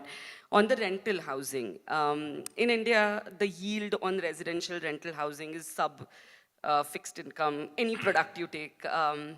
And therefore, we have also seen a flight from the investors in recent years, right? Because they were really eyeing capital enhancement returns, and they got reasonable but not phenomenal like they used to a decade ago perhaps. So neither rental nor capital appreciation means a flight of investors really. What according to you is the solution for this riddle wherein the consumers need rental housing that is more institutionalized, if I may call it that, and investors needing to earn a reasonable yield on that housing? How do we solve this quandary? I mean, I don't think there would be like just a one solution for it there or one answer to that, but I would think that to get the investors back, if the government has got the incentive on the taxation side, brought back, because I think there was a lot of, positive push that was available earlier, for second home, third home, fourth homes around it with the interest benefit that was coming in there. I think capping that, has kind of led to being that does not happen, naturally around it. So that was a very strong incentive from the government there, which should be brought back is what my recommendation would be. And I think second is in terms of also we have a lot of vacant homes, there. The rental policy that has been there or the law that has been there there is an inherent fear, with any, by some estimate, there was almost like 1 crore houses which are vacant right there. And we have a shortfall as well in a significant way. So, again, how do we have that confidence restored, between the owners so that they can give out their houses for rental? That is something which, needs to be encouraged around it, because we got a not utilized asset, for everyone, to suffer from there. Rohit, so how would you sort of respond on this? You've done something in the US, which is on rental also, I suppose, right now. We've actually done for sale. But look, the thing with rental is you're absolutely right. The yields are very low. Investors look at a combination of some rental income and some capital appreciation in order to get their overall returns. If indeed, the thing that I'm kind of think about is, if indeed there is such a shortage of housing, then rents should automatically rise. And if rents would automatically rise, they'll hit 3, 4, 5% of capital values, but that's not happening, right? They continue to languish in the 2, 2.5, 3% at the higher end. So does that indicate that that's an equilibrium state, right? That there's enough supply that keeps coming in, that keeps it pegged as that. So I don't find people who we talk to in the IT tenants, for example, saying, oh, we don't want to come to a city because the employees who will move from other cities are not going to find housing. So they're able to find housing. So I think that there's enough supply, and which is why it keeps it at that low level. That's a demand-supply situation. Now the question is whether the government chooses that they want to up the overall supply, and then you come in with some interventions, or otherwise you leave it to a free market economy, which seems to be running fine. Truly. What's your opinion on this, if I may? So, one, very clearly, residential as an asset class has to come. It used to be at one point of time, but somewhere the government push has been, we still want to be in a country where everybody should get a home first and then look at an asset class. So even when you look at the way the government treats, if the capital goes into anything in land or anything in real estate, it's considered a very different color, okay? So as a country, we really need to accept that it's an asset class. So there needs to be a push towards it, and that's only when it's going to come up. Second, rightfully said by Rohit, is that supply. Supply is nowhere ever we've ever heard that you'll not get a house on rental. No. But you still go outside certain countries, certain cities, you just don't get. You don't get it there. New York, you still try and do that. In the main Manhattan, there's still a chance, or you have to pay such a high price. So the fact is that supply is something which will decide the demand and supply, so you can't do much of that. And the third is the interest rate. I mean, today we were reaching a stage where we touched 4% repo. I mean, and if you look at the US, the way it's gone up, I mean, we were reaching there. It'll still time, but I think so. There's a lot more road to be covered for that. So not possible in current interest rate environment and mood. So true. Anything you wish to add? Definitely the push and intervention from government side is required. And what Neeraj mentioned is that the benefit, taxation benefit, which was taken away some time back, that has to come back. Actually, this impacted real estate in big time. If government calculates their earning, what could have they have done, in terms of stamp duty, GST, everything, they have lost more money by being that, by removing that the taxation. I don't think so that's going to happen. Look what happened to REIT. Simple example. Forget residential. I mean, classic example. So, I mean, we are too ambitious in asking government for certain things. We just want them to be rational. That's all. But Aditi, was your question around increasing rents? Because I think if the idea is to actually increase rents, I think you're gonna create a whole different level of problem. My question was around increasing yields, which has two components, capital price and the rent. Anyhow, it's so interesting at times that I see developers and financial investors alike sort of look at government and say, guys, there are things that you need to work upon, be it infrastructure, better planning, interest rate environments, or conducive approval structures. One thing is certain, however, that we all sit in a city which is one of the top 7 cities in this country, and the only one which is not a state capital yet. It's a force to be reckoned with. I think being in this city and sort of working in this city is a privilege that all of us should sort of acknowledge. And if it was the perfect world, I don't know where the profit margins would have been. So let's just be sort of thankful for it not being a perfect world. Thank you so much for spending time and answering questions. And thank you so much, Realty Plus, again, for organizing this. Thank you.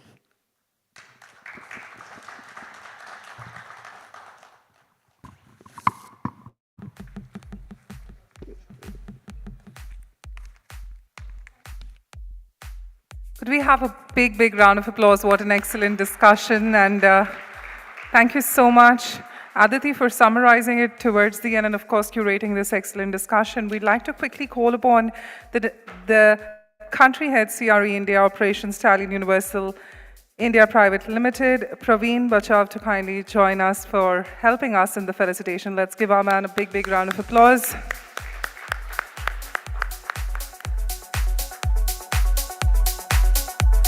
So, Praveen, we'd request you to kindly felicitate our panelists. Let the applause continue, ladies and gentlemen. We've got our incredible panel on stage. Anuranjan, J.K. Bhosle, Manish, Neeraj, and Rohit. Can we request you to please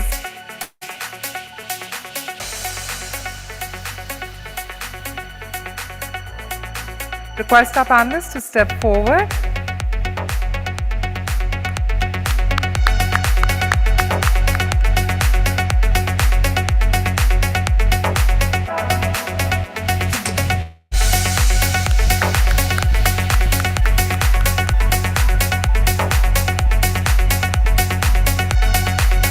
What a great panel discussion this has turned out to be. We were elated that we have our esteemed panelists amongst us who've contributed with so much excellence on the stage today.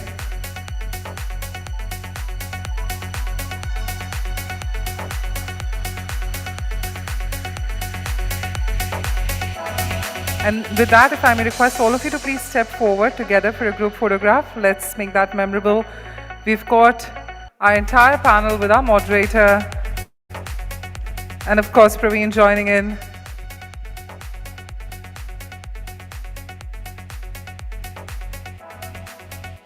And the best we can do is give them a mighty round of applause. Thank you so much for the excellent leadership on the stage and being a part of our discussion today.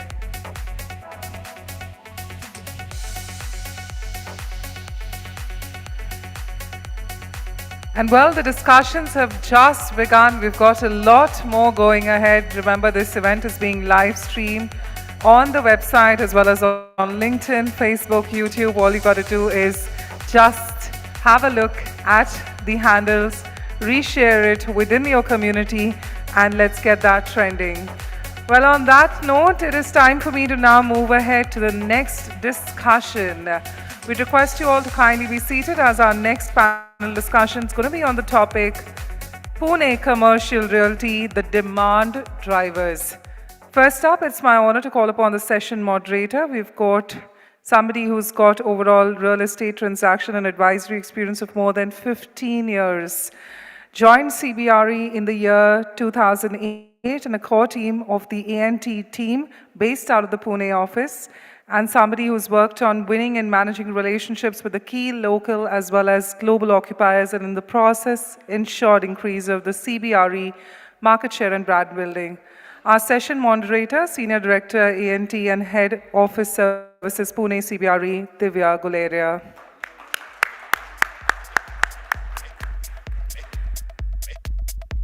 Thank you, Mr. Guleria, for joining us. Introducing our speakers next up in the alphabetical order, and it's my honor. First up, second-generation entrepreneur working as an executive director in Amma Builders since 2007. Somebody who's leading the company into a new era, contributing to better systems, quality processes, and faster product delivery, keeping in mind the needs of his modern consumer. None other than Rishikesh Manjrekar.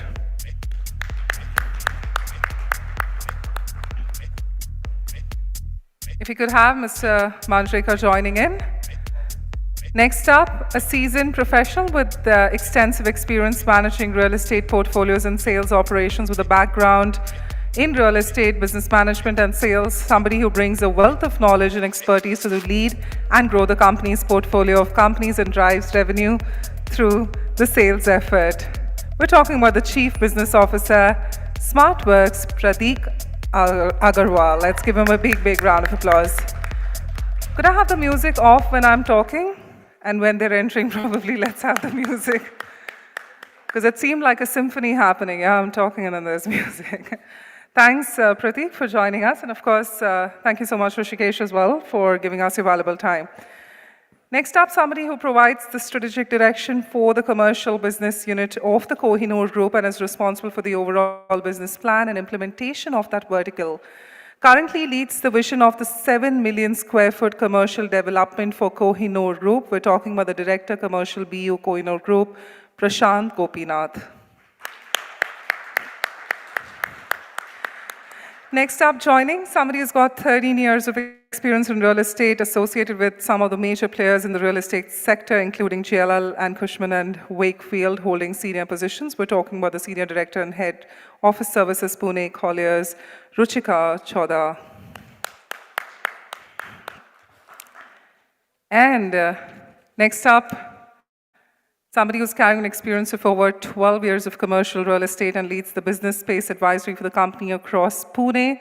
Approach from logical reasoning and in sync with his technical knowledge, he works towards maximal customer satisfaction. We're talking about the Senior Associate Director and Head, BSA Transactions, Pune, Siddhi Vinayak Garje. And on that note, over to Mr. Guleria to take it forth.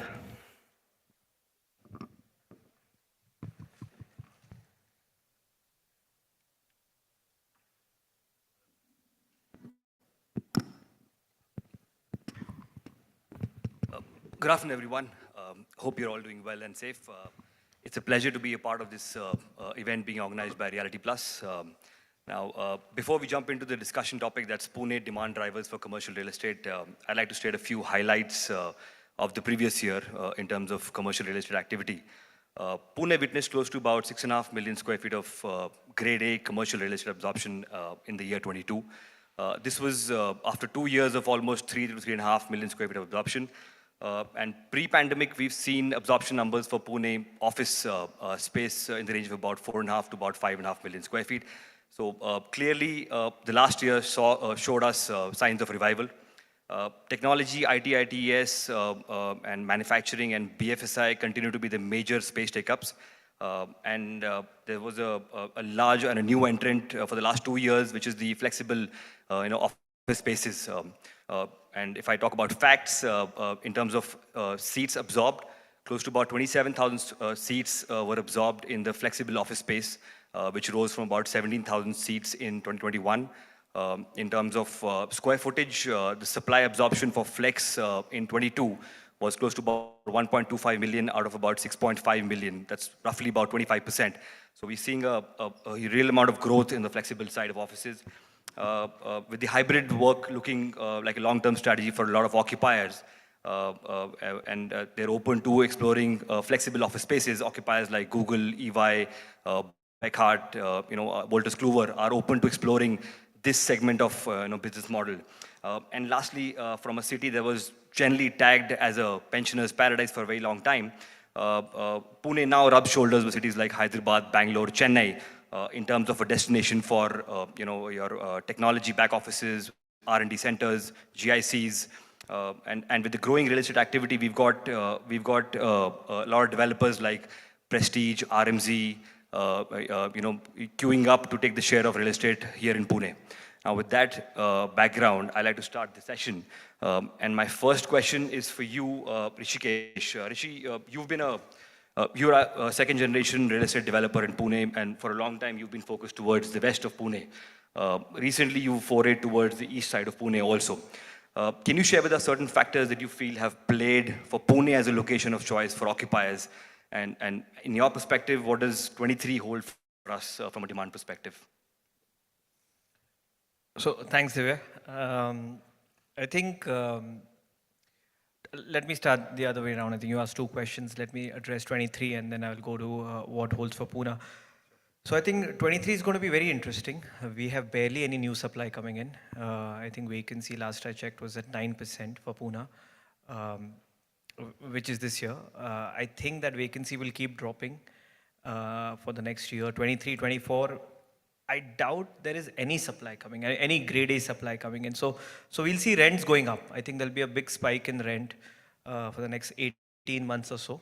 And then probably because the supply which is under construction will start coming in, that will probably correct itself. And what I usually like to say, I think any market which is around $1 a square feet does well because that's how most of the multinationals look at it. And if it's there, that's a healthy market because then you're competing with Hyderabad, you're competing with Bangalore, and I think that what make a healthy market. So I think 23 overall from a landlord perspective is great. If you're sitting on stock, I think is the right time to wait, be selective about your tenants, probably get higher numbers from that perspective. But having said that, if you're constructing now, I think you need to time it when it's coming out. As it's coming out next year, the following year, I think that's what it is. I think your second question was, what does Pune hold as against other markets? I think Pune probably ranks 3 or 4 usually, typically. I think we Bangalore and then Hyderabad and then Pune. So while we have a lot of advantages, we have schools and colleges and all, of course we lack infrastructure, I think, which is catching up. Is always playing catch up because Pune is growing much faster than anyone anticipated. And I think the 6 million market, if it's growing at a 10% every year, I think that's a good number. What I think we lacked for a very long time is we didn't have quality, we didn't have institutional developers.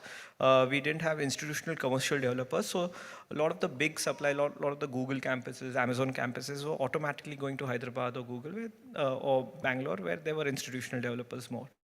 So I think which is changing now. We have, I think, more than 5, 6 large institutional guys who are creating campuses, which then creates good demand. I think that's what's changed, and I think that will, and that's good balance between East and West. So that I hope that answers your question. Thanks, Rishi. Pratik, I'll come to you. Pratik, you're heading the business for one of the country's fastest growing serviced office operator, and Pune happens to be a large footprint of your portfolio, which continues to grow day by day.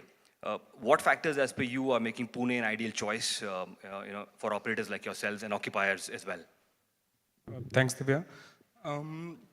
So I think there are multiple factors that make Pune the ideal choice for occupiers and operators like us. Talent, the geographical advantage that Pune has because of its proximity to Mumbai, the favorable climate, cosmopolitan crowd because we have a neutral accent, and also mainly the cost arbitrage from occupancy, talent, and cost of living as compared to other cities. Overall, make Pune a favorable destination for occupiers. And as Rishi mentioned that the infrastructure improving with the new airport terminal, metro coming in, the ring road coming in. Overall, all these factors contribute to Pune's growth. As far as SmartWorks is concerned, yes, Pune is a very important market for us. We currently occupy about 2.1 million square feet spread across 8 centers in Pune.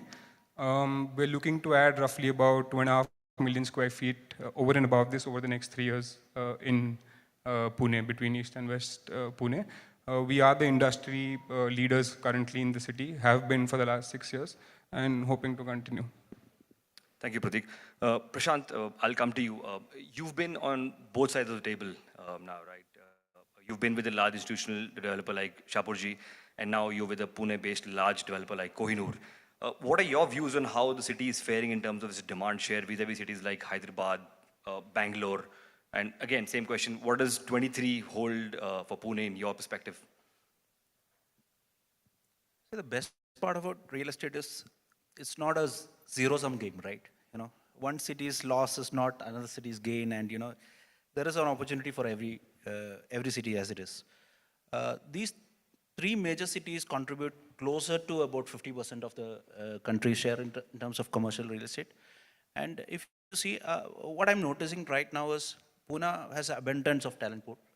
There was a lot of migration happening to that Bangalore and Hyderabad side, which was also causing the growth of that city. Now, Pune, traditionally rich, heritage, culturally great, infrastructure development has taken its time, and now it's moving faster. So hence, if the talent pool is remaining, assuming which is happening also, and the infrastructure is growing, a tremendous growth potential for Pune, as I see. And I mean, I wouldn't be surprised if it can come into the top 3 in the country in coming years. That's one way to look at it. The other side of is this 2023. I mean, you have seen the highest of growth in the city just prior to COVID, what happened, and that matched in this. And this is a city which has been always in the vacancy range in single-digit number, and it has been holding steady and pretty good. Because the developers here, whoever has been doing this A-grade supply, has been consistent in what is delivered and have won the trust of it. The other side of it, which I was looking at it, okay, there's east versus west of Pune, right? If you look at BFSI sector, maybe 40-50% of the back offices of the world's leading players are all in Pune. Now, look at that abundance of that talent pool creating across that ecosystem. So, looking at those supplies coming into that east and obviously west, because Kohinoor we have plunged it, and then fairly great amount of success, and then people are really looking up to this. So I see this balance shifting towards west, and then obviously east remaining stagnant. So which means it's a 3 million square feet which is coming this side and that side, and then eventually that 10% growth if you're anticipating. It's a wonderful year to look forward to for commercial. No, absolutely. I think what you said is exactly what happened in the previous year. Out of about 6.5 million, which we tracked approximately, almost it was a 50-50 share, east and west. And historically, that's not how it's been. It's been slightly tilted towards east more, and west was a little less. It's been about 60-40, but this year it was almost about 55-45 kind of a ratio. Thank you, Prashant, and I'll come back to you. Ruchika, you've just taken over the reins at Colliers and as office head, and congratulations to you. As a consultant and advisor, what trends from an occupier perspective are you witnessing and foreseeing in 23? And do you think, similar question again, Pune has the DNA to be the choice of occupiers in the coming years? Thank you, Dev. So to be, my personal view that there has been a lot of talk about, recessionary market, and there are a lot of sentiments from the occupier. I would say it's more precautionary. It's also to do with, the entire value proposition that is there. We all are seeing a robust market. We all are seeing that there are a lot of inquiries in the market. There has been, new entrants in the market, like Rishi pointed out, probably from engineering sector, manufacturing sector, R&D centers, IT, BFSI, and also flex operator, which now contribute to a major take-up here. So we are seeing a lot of demand from all of them. But what is driving this is basically, the value proposition, or I would say a well-curated experience for employees, where there's a lot of emphasis on the amenities, a lot of emphasis on probably the ESG and compliance and governance. So one of the evolved industry in that is, I would say, also the flex operators, who are also seeing demand from, not only from, the traditional IT companies, but also R&D and manufacturing. So I think the market is very, very positive. The occupiers, and going back to what you also referred to, saying that, we have seen 6.5 million square feet of absorption last year, where we were probably anticipating that it is going to be 5 million. It surprised us, and this year also we are very bullish. You have two large developers sitting here who are very bullish about their projects. You have a flex operator who already confirmed that he'll be taking up more space here, so he's also very bullish about it. So that means that there is a demand. Everybody's seeing it as a positive market, and Pune definitely has a DNA. New pockets coming up in Pune. We see Wakar coming up. We see from Vimannagar to Kharadi coming up. We see one of the established market, PCMC, where this project has been launched. So new pockets coming up, new demand coming up, and definitely I think it is going to work out for Pune. Thank you. No, I think you touched the right chord. Beginning of last year, I remember when I was sitting with my managers and talking about targets for the year, and I was very cautious that time. And to the end of it, the tables had turned when we closed the year with 22. Siddhi, coming to you. So from what we understand and what we track, there is close to about 20 to 25 million square feet of supply planned in Pune in the next 3 years, right? And Rishi was mentioning that this year there's not much supply coming up, but over the next 3 to 5 years, there's about 25 million square feet of supply, planned.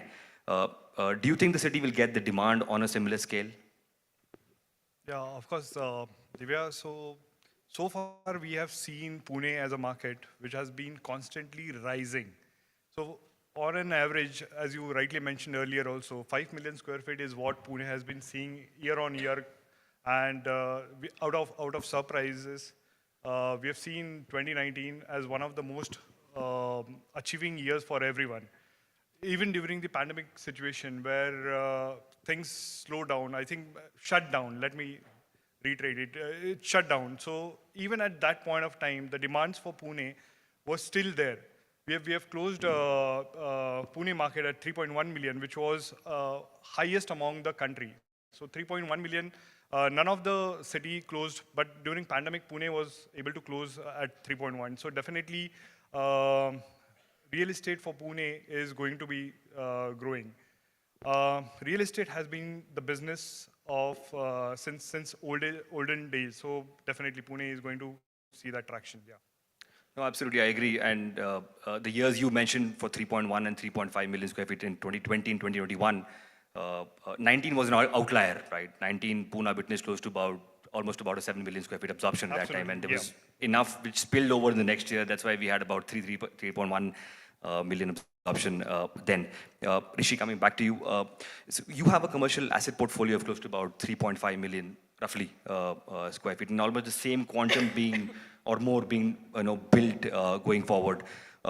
What trends and expectations from a building perspective are you experiencing from occupiers, which you are implementing and which you feel are going to become norms for the future buildings? So, yeah, so like you said, I think we have the current portfolio under construction is around 3.5 million.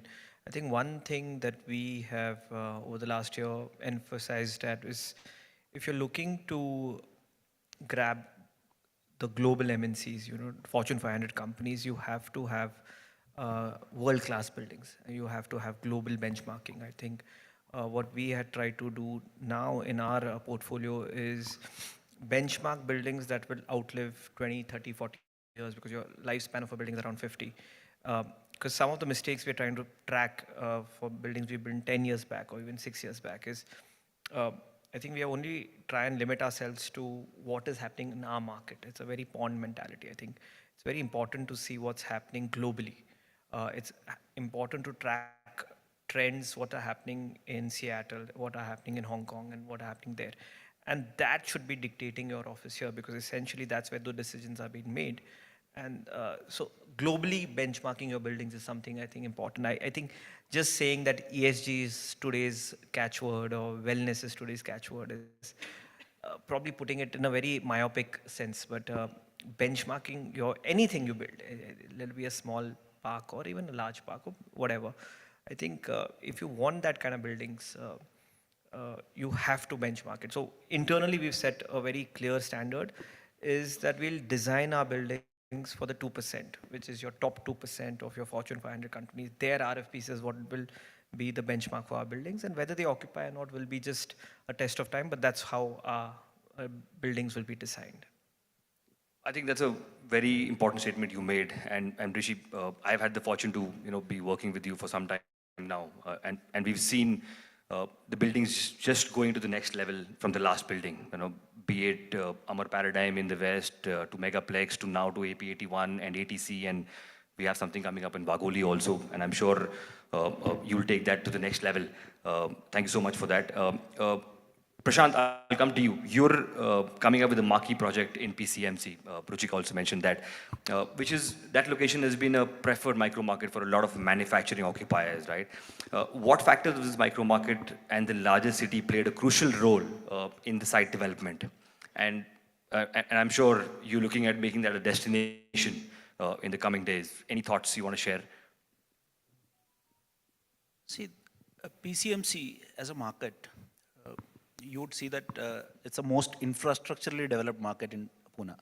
I mean, I always wondered as to why it didn't develop as much as it should have at that point in time, and no other developer has also come. So we are fortunate to get that first mover advantage. Obviously, we took the plunge.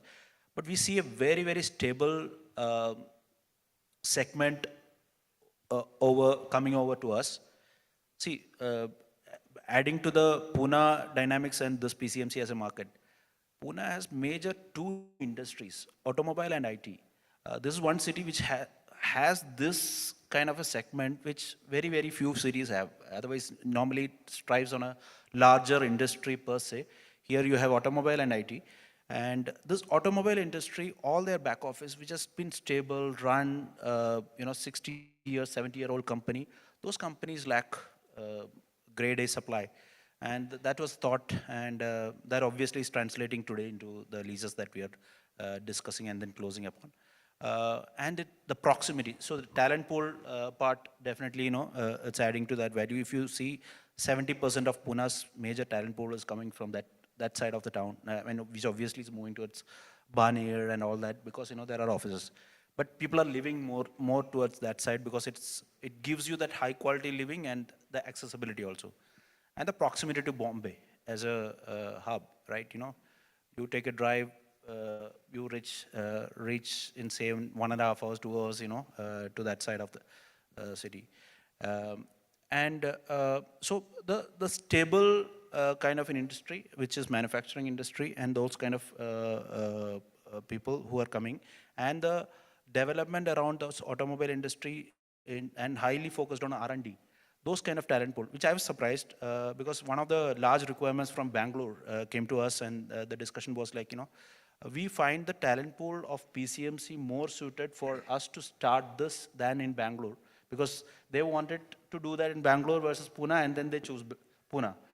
And obviously a large manufacturing client, which I'm talking about. So they are looking at the talent pool, availability, quality of living for the employees, as well as how do we pull these people back to workplace. So you'll have to have a high quality building, which is delivering that, and also the proximity to this. So we were able to provide all of that, and that's how we took that. And then the large development is shaping up naturally. I agree with you, Prashant. PCMC has been the backbone for the manufacturing occupiers for a very long time, Chakan being close by over there. So, and for a very long time, as an advisor and a consultant myself, we've not had a lot of assets to propose to occupiers, manufacturing occupiers, mostly in that micro market. Now that we have a good asset coming over there, I'm sure you'll have no problem leasing, and you can buy me a drink after this. Siddhi, coming to you, in terms of new markets, PCMC obviously is one new office market. Any other markets you feel are coming up in the future, in the near future for Pune? Definitely, Divya. Pune has seen growth in all pockets. The city has been growing in a circular outward manner. So when we used to call PCMC as PBD now, as the markets are growing, we need to redefine the CBD, SBD, and PBD locations. So PCMC definitely is one of the micro market where we see a lot of traction will be coming soon. It was just because you rightly mentioned there was no proper supply, so demand was never went there, and we were forced to move the tenants and the occupiers to some other micro markets. But now, yes, PCMC is one of the location which will come soon. We have our panelist, Rishi sir also. He's coming up with Vagoli as his destinations. While traveling through the roads, we are seeing the new billboards coming up. The definition of micro market has been changing now. It's no more Vagoli, but it's new Khradi. It's no more Mundwa, it's Koregaon Park Annex.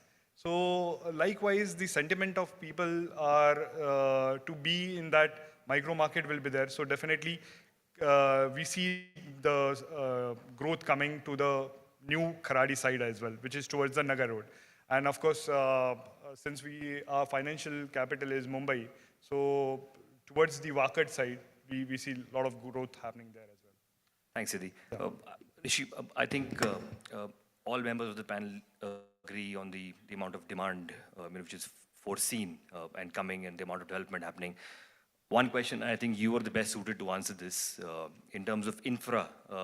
Is the city infra, or is it going to be able to catch up in terms of the demand which we are foreseeing, which will come in over here? We've seen some work happening on the airport, some work happening metro. Of course, everybody is keenly waiting for the metro to come in, because Pune lacked a public infra transport structure in place, which now probably will solve the problem for us. But do you think that will catch the pace at which other cities are working?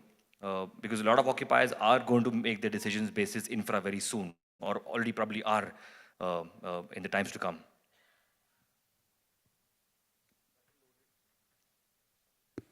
It's a loaded question, so I have to be politically correct as well, considering. Unfortunate answer is no. I don't think it'll be catching up to the growth. And one of the reasons micro markets, in your questions to Siddhi, is develop is because markets which have infrastructure probably grow faster. That's a very simple answer. Having said that, I think we have, 3 to 4 major infra projects which are already started. First, metro is something we all are experiencing right now. Ring road is something that will, I think, will be the game changer. More than metro. I think ring road will really bring out new micro markets, like for example, Nanded city. Someone occupiers who want to have cost sensitive from Hinjawadi can go to there. So I think ring road will be another paradigm shift that will happen. Along with that, the last one which will really impact will be the Riverside Road, which unfortunately has been stuck for various reasons, which it seems that will be this government's probably final gift to the state, and that will really ease up the traffic. I think the total ringside road is around 70 kilometers. If that comes around, your travel time from Baner to say Pratik's office in Munwa will be less than 11 to 15 minutes, which right now takes around 45 minutes. So these 3 infra projects will completely change Pune for the next decade or so. And then we'll need new 3 infra projects, which we'll know only then which would be, yeah. But these will definitely impact it. No, absolutely, I agree. I think the ring road has been on the charts, and some amount of work has been happening for quite a number of years now. And in fact, I was talking to somebody in my office yesterday that the ring road is so important for even exiting or entering the city. Right now, with the amount of metro work happening towards Baner and Balewadi, it takes us almost about an hour and a half to reach from here towards Baner, right? The ring road is the solution for that. Nothing else probably is going to solve that. Thanks so much for your perspective there.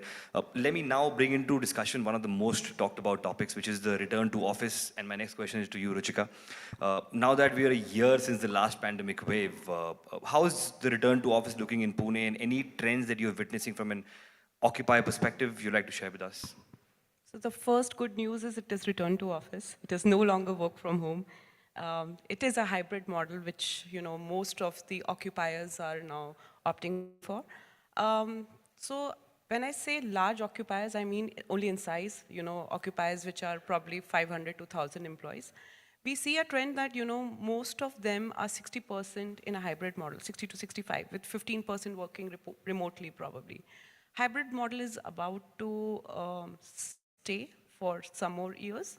But also a very important trend that I have seen is that along with hybrid model, they also look for a flex kind of a model that, either hub or spoke, or probably, getting into a well-curated experience of getting into a flex with a flex operator. So that's the trend that we've been. That was my follow-up question, by the way. Yeah. Flex obviously being a major choice for most occupiers. The trend is here to stay. So I think you've already answered that. Pratik, we've all seen flex as a business model and as an offering for occupiers for the past 3 to 4 years now. Obviously extrapolated by the pandemic. How is SmartWorks evolving and getting ready for the future occupier?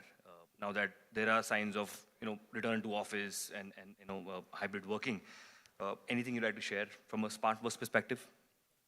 So I feel providing fitted out offices only, is no rocket science, right? Is something that the landlord can do for you. The developer is willing to do it nowadays. Clients can do it themselves, or there are other operators like us, who can do it for you, right? we at SmartWorks, like to think of ourselves as a real estate services company or an office experience company, where what we do differently is we go after large independent buildings and campuses and create an ecosystem with superior amenities and digital commerce partners such as food, transportation, healthcare, wellness, daycares, salons, smart stores, etc., to give a holistic experience to our clients. Our buildings are also very deep tech integrated with end-to-end integrated apps for a seamless member experience, from your visitor management to your parking to ordering food to booking seats, meeting rooms, even ticketing or feedback. Everything is via the app, right? So I think we are focused on providing fully functional, bespoke offices, hassle-free solutions, and a holistic experience for our clients. Sure. Thanks, Pratik. Rishi, Flex for you also is a major occupier in your portfolio, and I'm sure there's a lot of thought that's gone into it. Tell us how Flex complements your portfolio offering to an occupier, right? When an occupier is evaluating your building for conventional and Flex solution. So I think we started Flex back in 16, yeah. So of course, SmartWorks and us have partnered. I think almost exclusively, if I can't say exclusively. Sometimes he's taken a few buildings which are not us. So currently my Flex portfolio is around 2 million square feet, which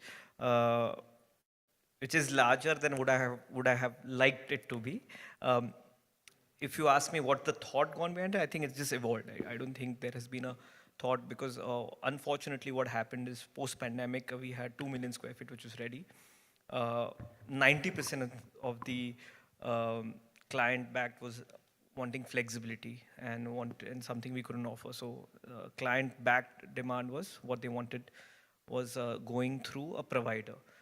Not only because they wanted that, but they wanted it in different locations. So there have been, I think, instances where they've signed in Baner and Nagar Road, and that's something he can offer.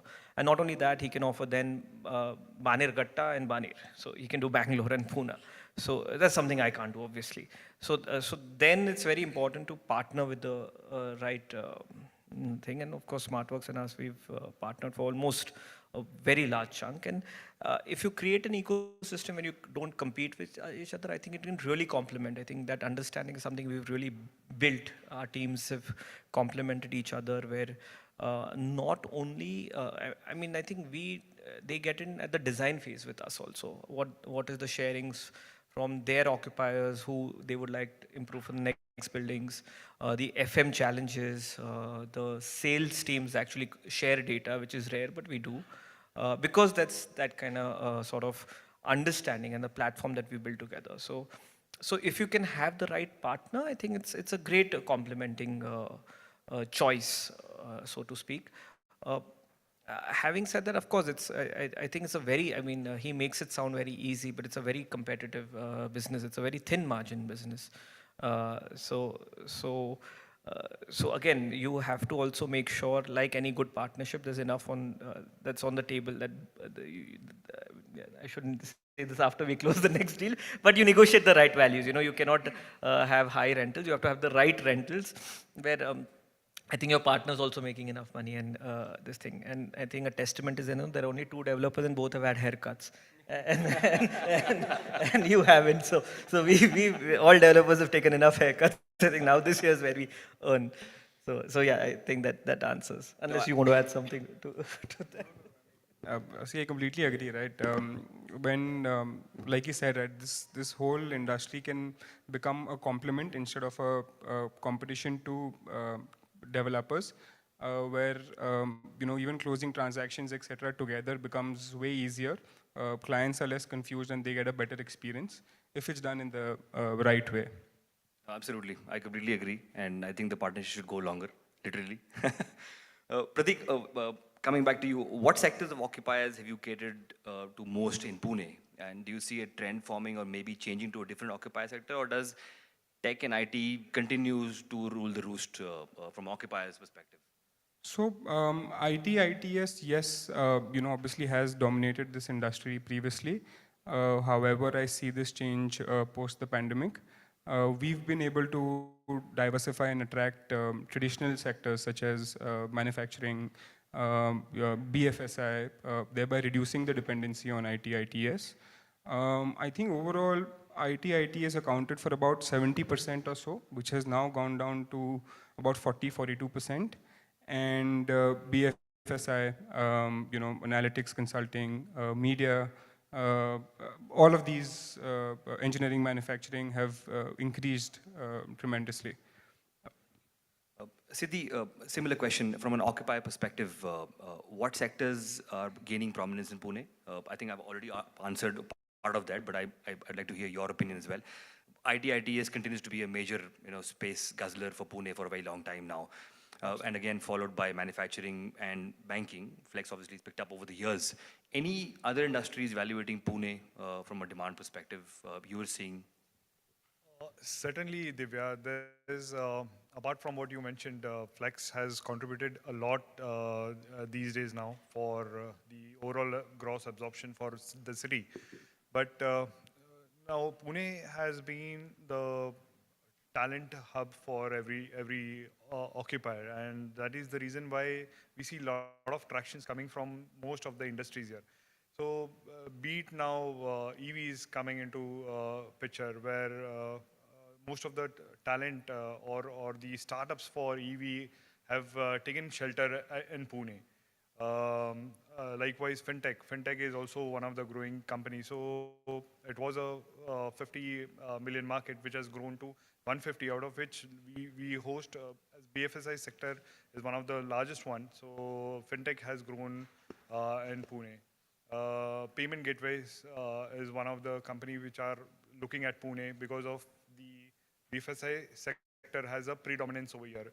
So these are the sectors which are making their roots here in Pune. And VFX, right? I think some VFX we're also getting over here from Pune. So it's moving out of the IT, ITES domain and going to different sectors also, right? Truly. And I think that's very important for the city to grow. I mean, you can't just rely on one or two. Definitely. Because manufacturing has been here for a very long time now. It becomes an automatic choice as a location for back offices, design centers I agree. here. But VFX is something new, which at least I've noted over here over the years. Absolutely, Thanks, Siddhi. Prashant, let me come back to you, and before closing, besides leasing in your portfolio, you also oversee investor sales, right, for your assets. How is the response from the market in terms of investors and institutional partners in this segment, and do you see more traction here in the coming time? I mean, we have been seeing pretty good traction in the recent times. Obviously, when we started off at Kohinoor, we are an agile and enabled group, and we want to remain that. So the thought process was to cater to institutional as well as ultra HNIs and also the large leasing clients, obviously. So the initial approach has been, people have been cautious about the virgin market when we went to PCMC, but now there is a lot of interest in that market because people are seeing that traction. But across the other sectors, because we hold a huge land bank across the city, there are other discussions around, and obviously with a very large sovereign fund, we have signed one deal in Kharadi, and then multiple opportunities are coming across.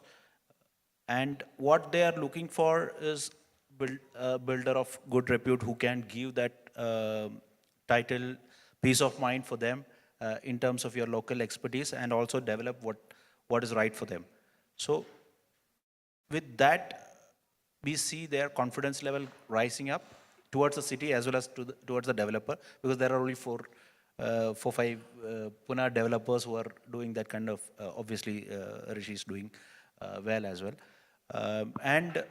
So it's the market. So they want to go for a stabilized market rather than a virgin market. But the upside, what we are talking to them is, upside is much more when you take a calculated virgin market. The upside is much larger than a stabilized market, because then it's just a mathematical calculation which just comes in, right? Denominator game. So we see positive developments in the last 5-6 months. Sure. Rishi, any views you want to share, like I was mentioning to Prashant, from the sale perspective or investor sale perspective, You obviously are, I mean, you obviously do that side of, besides leasing also, right? How's the activity been on that segment in terms of investor interest in buying, now moving to institutional buyers in your portfolio? Well, I think it's fantastic. I think there are a lot of family offices, ultra HNIs, who want to have a percentage of their wealth management in real estate. So, and I don't think that will go away. I think that'll always be there. And ultra HNIs and family offices who understand real estate and really, really understand, I think they're here for a long run and they're playing the leverage game. So they are buying, leveraging, again, buying more, and then that churn goes on. And I think if done right, if you make your investors enough money, they're going to keep coming back for more. I think the key is to keep making them money. So. Thank you so much. Pratik, last question for you, and on similar lines. We are hearing of certain serviced office operators also looking at buying assets. Is that something which SmartWorks will also eventually want to look at in the long term? Yes, I mean, we already own a few assets, currently one in Calcutta, one in Gurgaon. And going forward, we will continue to purchase a portion of our portfolio. So we'll have a mix of leased assets and owned assets going forward. Excellent. Thank you so much. I think it's been a very insightful discussion. And I'd like to repeat one thing, what Aditi mentioned in a session, that Pune is probably the only city, second city in a state which is a non-state capital, which is rubbing shoulders today with the likes of Hyderabad, Chennai, not really Bangalore, but Hyderabad, Chennai, which are state capitals, right? So I think from a demand perspective, it looks positive for now. Thank you so much for your views. It's been great talking to all of you. Thank you so much.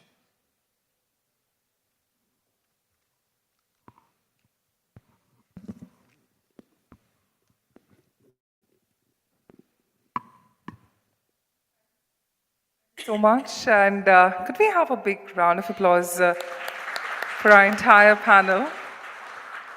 May I have the honor of calling upon the President of Tikitar Danusa India Private Limited, Himanshu Agrawal, if you're here amongst us. We'd like to have you to help us in the felicitation. Mr. Himanshu Agrawal? Not there? All right.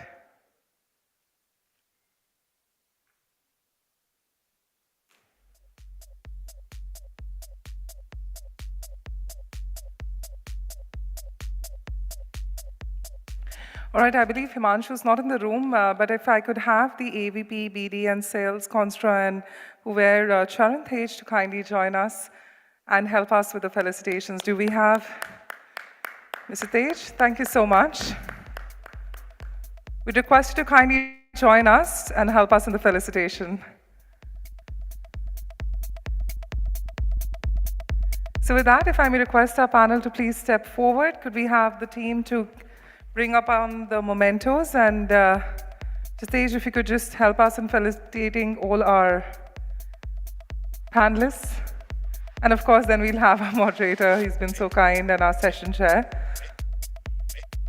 Ladies and gentlemen, let the applause continue. Each and every one has contributed, and I think with the wealth of knowledge we have, okay, a very persistent media team out here, so we better get the photos right, because otherwise it's going to trickle on the time. All right. Come on, everyone. Let the applause continue. It's all happening today here at RP Realty for Pune market. Each and every panelist has contributed with their wealth of knowledge, and we humbly thank them for being a part of this discussion today.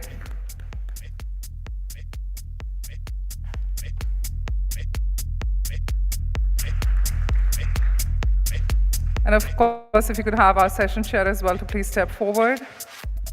Divya, thank you so much. One photo, otherwise the teams. And if you could have the entire panel to please come together along with Jitesh.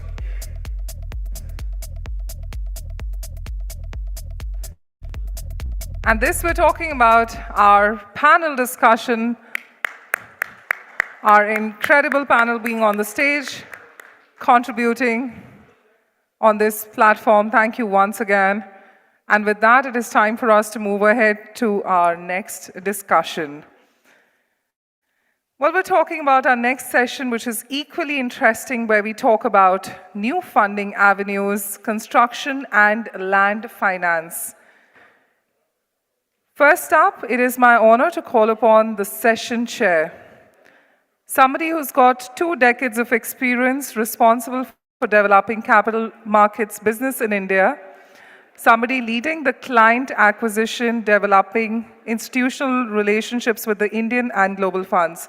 But before we call him, could I request everyone, if you would want to have conversations, please step out in interest of our speakers. We would want all of you who are in the room to kindly be seated. We'll just give you a couple of seconds on that. Let's not disrupt the flow, and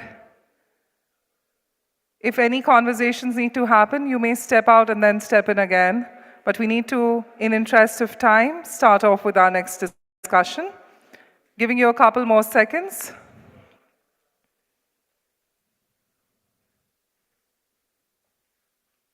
Speakers, any networking, please do not disrupt in the course of the event inside the ballroom. We request you to step out if you would like to network, otherwise, let's begin. Thank you so much for appreciating on that and acknowledging. So we're talking about our session chair. He's got the proven expertise in real estate investments, asset management, and the exit strategy deployment and business development, holding more than 2 decades of experience. We're talking about the Managing Director, Capital Markets and Investment Services, Colliers, Piyush Gupta. Let's give Mr. Gupta a big, big round of applause. Thank you, Mr. Gupta, for joining us. Introducing our speakers in alphabetical order, I'd first up like to welcome somebody who's responsible for the deal sourcing, investing, monitoring, managing exits, and fundraising with the focus on North and West markets. Prior to joining Motilal Oswal Real Estate, he had worked with ASK Property Investment Advisors. We're talking about the director, Motilal Oswal Alternate Real Estate, Nihar Thanawala.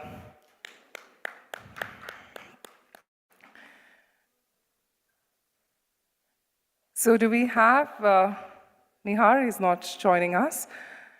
Next up, somebody who's got 29 years of diversified experience spread across investment banking, private equity, lending, and structured finance in the Indian real estate. His association with the real estate industry dates back from 1994, the beginning of organized real estate investment banking, consulting, and agency business in India. The Senior Director, ICICI Ventures Funds Management Company Limited, Puneet Bhatia. Next up, joining us is somebody who's with VTP with a rich and varied corporate and banking experience spanning over 15 years with stints in companies such as ICICI Bank and in different states such as Maharashtra, Madhya Pradesh, and Gujarat. We're talking about the Executive Director and CEO of VTP Realty, Sachin Bhandari. Next up, we're talking about somebody who took over as the Managing Director of Puranic Builders in 1993 and has played a pivotal role in taking the company to new heights. He's helped Puranic Builders constantly achieve an enviable BBB+ rating by CA, which is the best rating for the real estate sector. Let's welcome Shailesh Puranik. Shailesh, thank you so much. And joining us would be somebody who heads the real estate and infrastructure practice of the firm for the Western Indian region, consulting and regularly advising the domestic and foreign clients. And also his clients include the global fund houses, multinational corporations. We're talking about the partner, Fox Mandal and Associates LLP, Sushant Shetty. Well, with the great panel on stage, it is now time for me to pass on to our moderator and our session chair to take it forward. Over to you.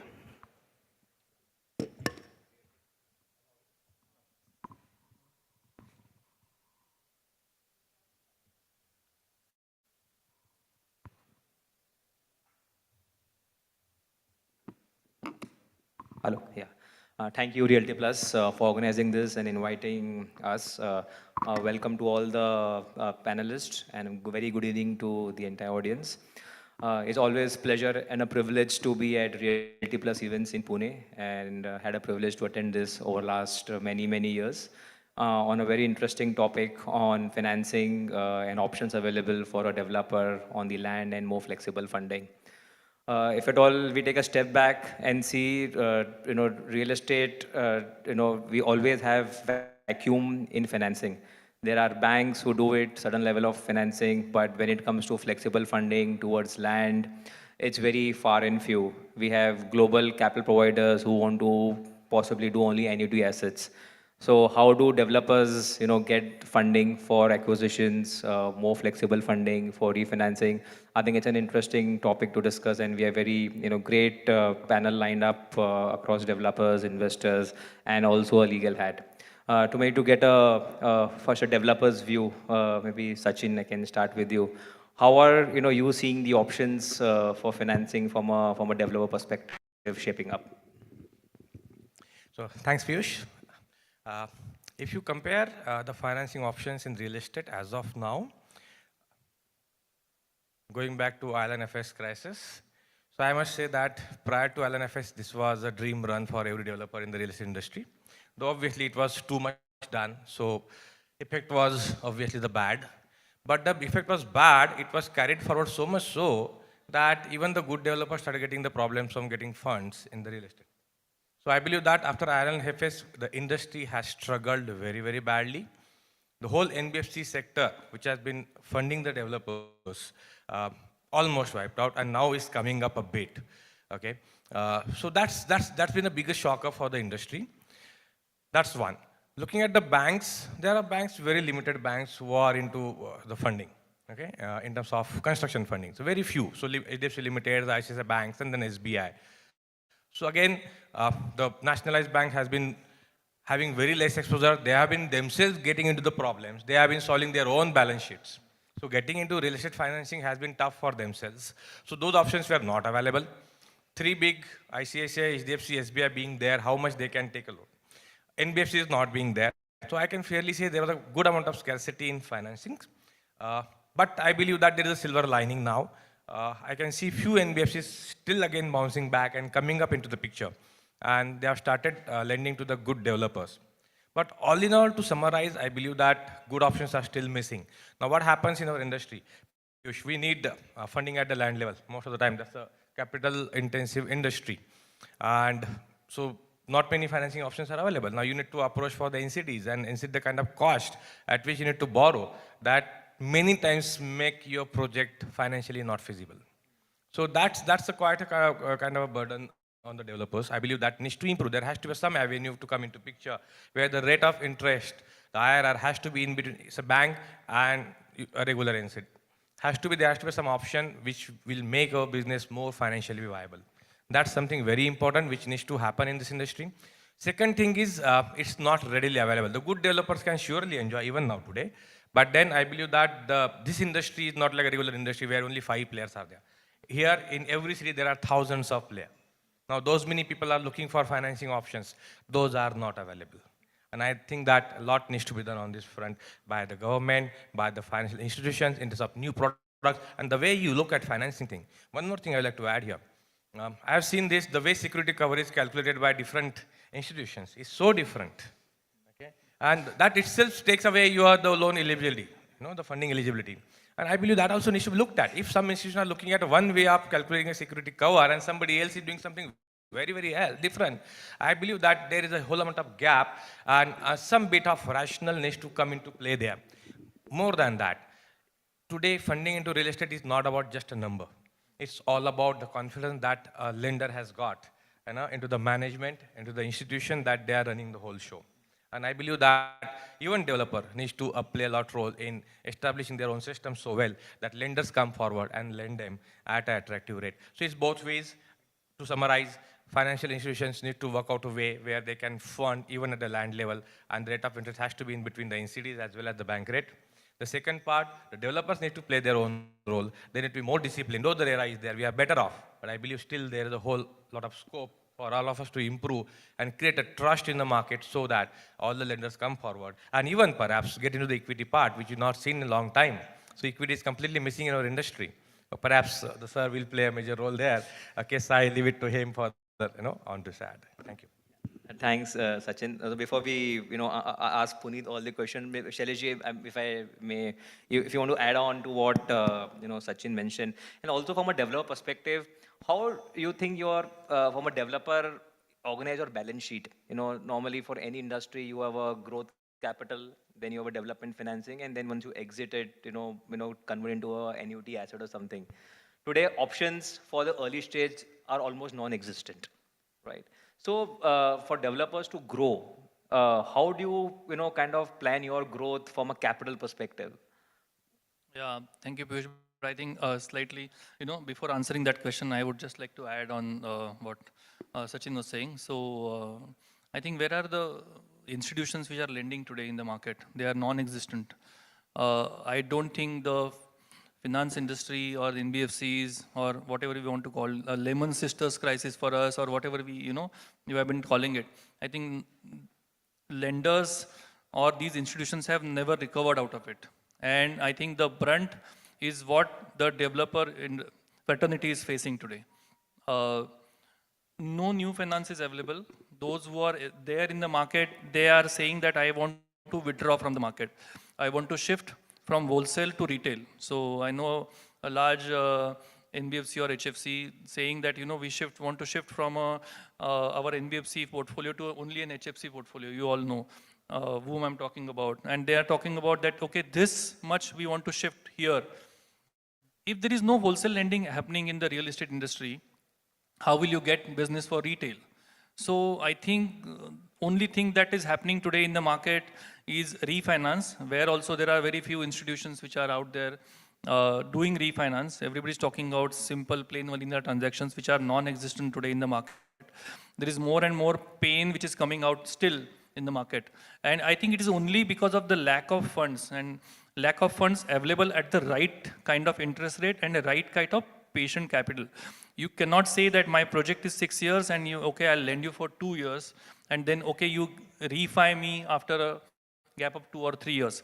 That is not something that is right for the real estate industry to thrive, survive in today's market, especially with RERA and other challenges coming in. What we really need is, of course, changes in laws and regulations. Of course, something like SWAMI, I think SWAMI is something that came up with a brilliant option, wherein the funding is available at a reasonable or reasonably low interest rate. Second, the funding is not dependent on your sales. They will fund till the project gets completed and then they will look at, repayment or something like that. So I think we are looking for this kind of patient capital. But I think one SWAMI is absolutely not enough for the kind of real estate market that we have today. And it is growing. And at the same time, we do not have any kind of finance available.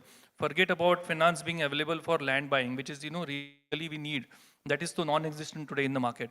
You cannot, talk about only 3, 4, 5, as he rightly said, 3, 4, 5 people are getting equity or finance for acquiring. And then there are at least, if not thousands, hundreds of players in any given micro market. You take Pune, you take micro markets of different MMR, you take Thane, you take Bangalore, you'll have at least 100 players operating, everybody in need of funds.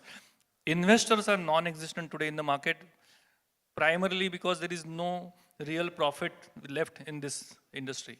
So where do we go from here? Unless we find a solution, government comes up with, multiple SWAMIs or enabling regulation. I'm not saying that, you promote SWAMI, but you come up with enabling regulations because of which the right kind of funding will be available. Because if you go for something like payable enable or a patient capital kind of structure from anybody else than SWAMI, then you're talking about from 10 directly to 2021.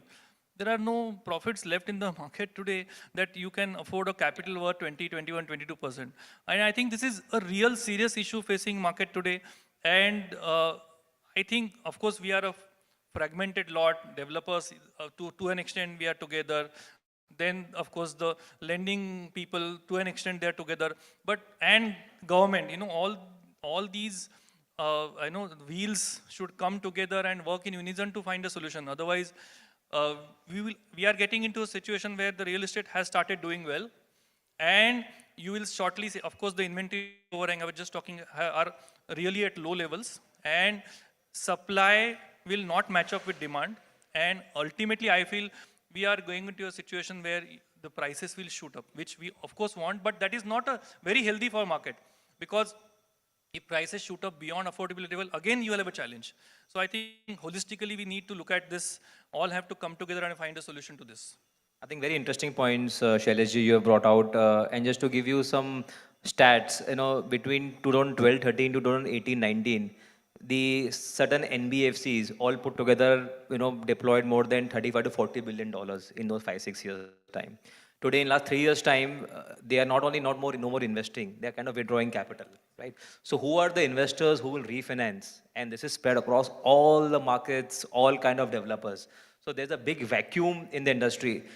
Today, real estate is the second biggest contributor to the GDP in India, the entire construction industry. So this industry needs capital. The industry has been, lobbying for getting the infra status or the industry status, but it's not got it. So opportunities are huge, but the capital is not coming, for the overall development. So maybe, Puneet, we can, get you here. We all know the demand in housing is very, very strong across markets, and it is clearly seen in even last 2.5 years' time. Investors can make money, but why you think investors are not, we are not seeing that kind of exuberance of investors to invest in real estate? Sure. Thanks, Piyush.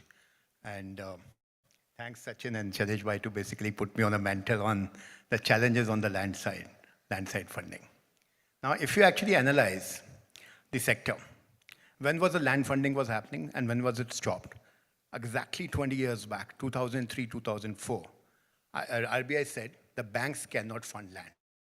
And therefore, they opened something called Press Note 2, 2005, where the funding was allowed through the, equity route, as we called it. And that's a pre-Lehman period we are talking about, from 2005 to September of 2008, ample chunk of money came in. Now, also, now let us look at the construction finance book and where is it actually going, and that is where the real problem lies. See, what is happening is the democratization of capital is not happening. So roughly, if you look at the broad numbers, inflow of capital into India has been very steady. It might surprise you that in 2017, we have $5.08 billion of capital, and consistently, except for 2019 when it went up to 6.2, we have basically having a $5 billion of capital coming practically every year, including the 2022, which was $5.8 billion. Which means that money is coming in. If I compare the overall the equity capital coming in fact, it came down by 29%, which means $75 billion is what we as a country received in all sectors put together. Last year, that was 2021, 75. It came to $54 billion in 2022, which means 29% has reduced. But real estate mein to capital aaya. Now, real estate mein capital aaya to kahan gaya? That is a big question. Are we all receiving capital, or is it only going in the few hands?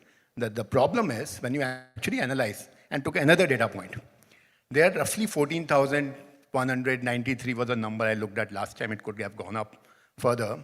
As the total number of developers with Kadai. So I did one analysis. How many developers have launched or do a sale of 100 crores per year plus? एक project पिछले 5 साल में complete किया और एक project पिछले 5 साल में launch किया. The number was 2.5 to 3% of this number. Which means are all the developers consistently launching and doing the projects and doing the active sales? Nahi hai. So market in a way has become smaller, and that is the point I think our friends are saying. The capital is going to a limited set of developers. I mean, roughly, again, top 20 developers of this about $81 billion. $81 billion include both construction finance plus LRD capital, these rental discounting funding from banks and NBFCs. NBFCs obviously come honge isme, but largely banks. उसमें करीबन 20-22% capital is only going to the top 20 developers. And उसमें larger component LRD होगा because larger developers would end up doing office. So again, the point which is there is that the developers obviously need to build that larger track record to get it. From the financial perspective, yes. They also are going by the legacy. I mean, post 2000 2008, the way in, an RBI circular as well, because RBI circular has actually stopped funding of land. In fact, you can't take any money from NBFC, which was the largest. पहले क्या हो रहा था? 2012 से 2018 तक एक NBFC आया, दूसरा NBFC ने उसको निकाला, फिर दूसरे को तीसरे ने निकाला, right? That is what was actually happening. Now what is happening? RBI came up with a circular and said NBFC, same, मैं आपको 2004 की याद दिला रहा हूँ, जब banks को रोका था. By the way, this circular also covers bank, where basically what they're saying is that, NBFC cannot fund the project till all approvals are in place. So NBFC का पूरा market in a way out हो गया. Now, who's the solution which can provide? थोड़ा मैं यहाँ पे bragging point ले लेता हूँ. Someone like ICICI Venture, which has a AIF structure, which pools capital, and and we have peers, whether it is a Kotak, HDFC, and I think you met one person is obviously not there, and his name was announced from Motilal Oswal, or ASK. I mean, that's a pooling vehicle where you would provide a solution capital. हम जिस capital की बात कर रहे हैं, वो solution capital है. और solution capital can typically come in from these investors. Now, I will come to the cost of the funding in a little bit of time. I think we should ask some other questions also. कि वो 22 क्यों है और क्यों capital ज़्यादा residential में land stage पे नहीं आ रहा. So I'll come to that. So I think Puneet, you also brought a very good point that India has been getting a consistent foreign direct investment between $4.5 to $5 to $6 billion annually. And if you see a trend up to 2015-16, the bulk of the capital used to come for residential. In our last 6-7 years time, I would say the equity in Indian real estate, residential gets only a fraction of it. Majority of capital office now to go in logistics and even some other asset classes like data centers or even retail we are seeing. So consistently residential exposure of foreign investors is going down. So Puneet, if I may just take this point also from you. At one end, we speak such a India under-penetrated market from a housing perspective. Sales have been phenomenal across markets, even during the COVID time we have seen it. What is required to give investors the confidence to put in equity in residential? Because even earlier NBFCs used to invest, they used to invest as debt, but I think as a sector needs equity. So what can be done to give confidence to the investors to put in equity in residential? I think the पैसा वहाँ बनता है, पैसा वहाँ आता है, यहाँ पैसा बनता है, and there's considered a lack of perceived risk, right? I think the investors do feel that there's a bit of erraticness in the residential sales because it's very difficult to predict effectively whether in spite of all the data available, but to a large extent predict a couple of things. Equity essentially means that you have to fund within for the life cycle of the fund, right? There have been instances where the life cycle of the fund itself could go beyond that period, the project approvals and delays. So if suppose the money is basically coming for lack of a better word, let's say 6 years, right? It could be 7, it could be 10, it could be 5, but largely 5 to 6 years kind of capital. Completing a project within timelines when you are looking at for equity at the land stage could really be extended beyond the time limits because you don't have a prediction on the approvals. That is what risk challenge investors are facing, at least the offshore investors. Because we did some roadshows, we discussed such kind of product on the residential equity side. That's one. The second basically challenge is also, it is challenge in minds of some of the investors because I don't think that's a real challenge, but I will still spell it out what is there in the mind. See, moment they bring in equity, in the eyes of RERA, they are co-promoters. A lot of those institutional investors do not necessarily may want to take that risk. You can have structures, and my friend from Fox Mandal will talk about possible structures to, safeguard such investors. But that is another reason where you are saying that if suppose I am coming in an equity, land stage, land इकट्ठे खरीदा, उसके बाद जाके project बनाएंगे, उसके बाद exit करेंगे. Effectively, in the eyes of RERA, they are co-promoters. And some of the institutional investors do not want to do it. Last but not the least, as track record on the residential equity, has not been that great, so we need some more time for this sales to have that crisis of confidence to be built over a period of time before you would find larger chunks of equity coming in. Having said that, there are developers. So first set of residential equity, kahan pe aayega? It will come in platforms, right? I mean, Paranjpe was actually one of the early ones who did a platform with HDFC way back when we were talking about the pre-limit days, correct? We had another equity kind of a structure, another developer in Pune.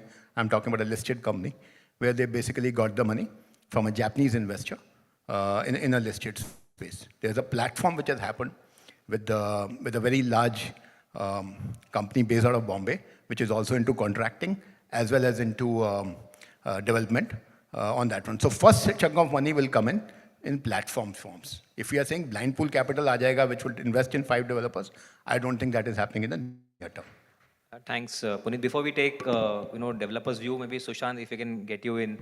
I think Puneet brought out this point on, apprehensions in terms of investors among the legal process, approvals. So how do you see investors are looking from a legal standpoint and legal ring fencing, for the investments in India?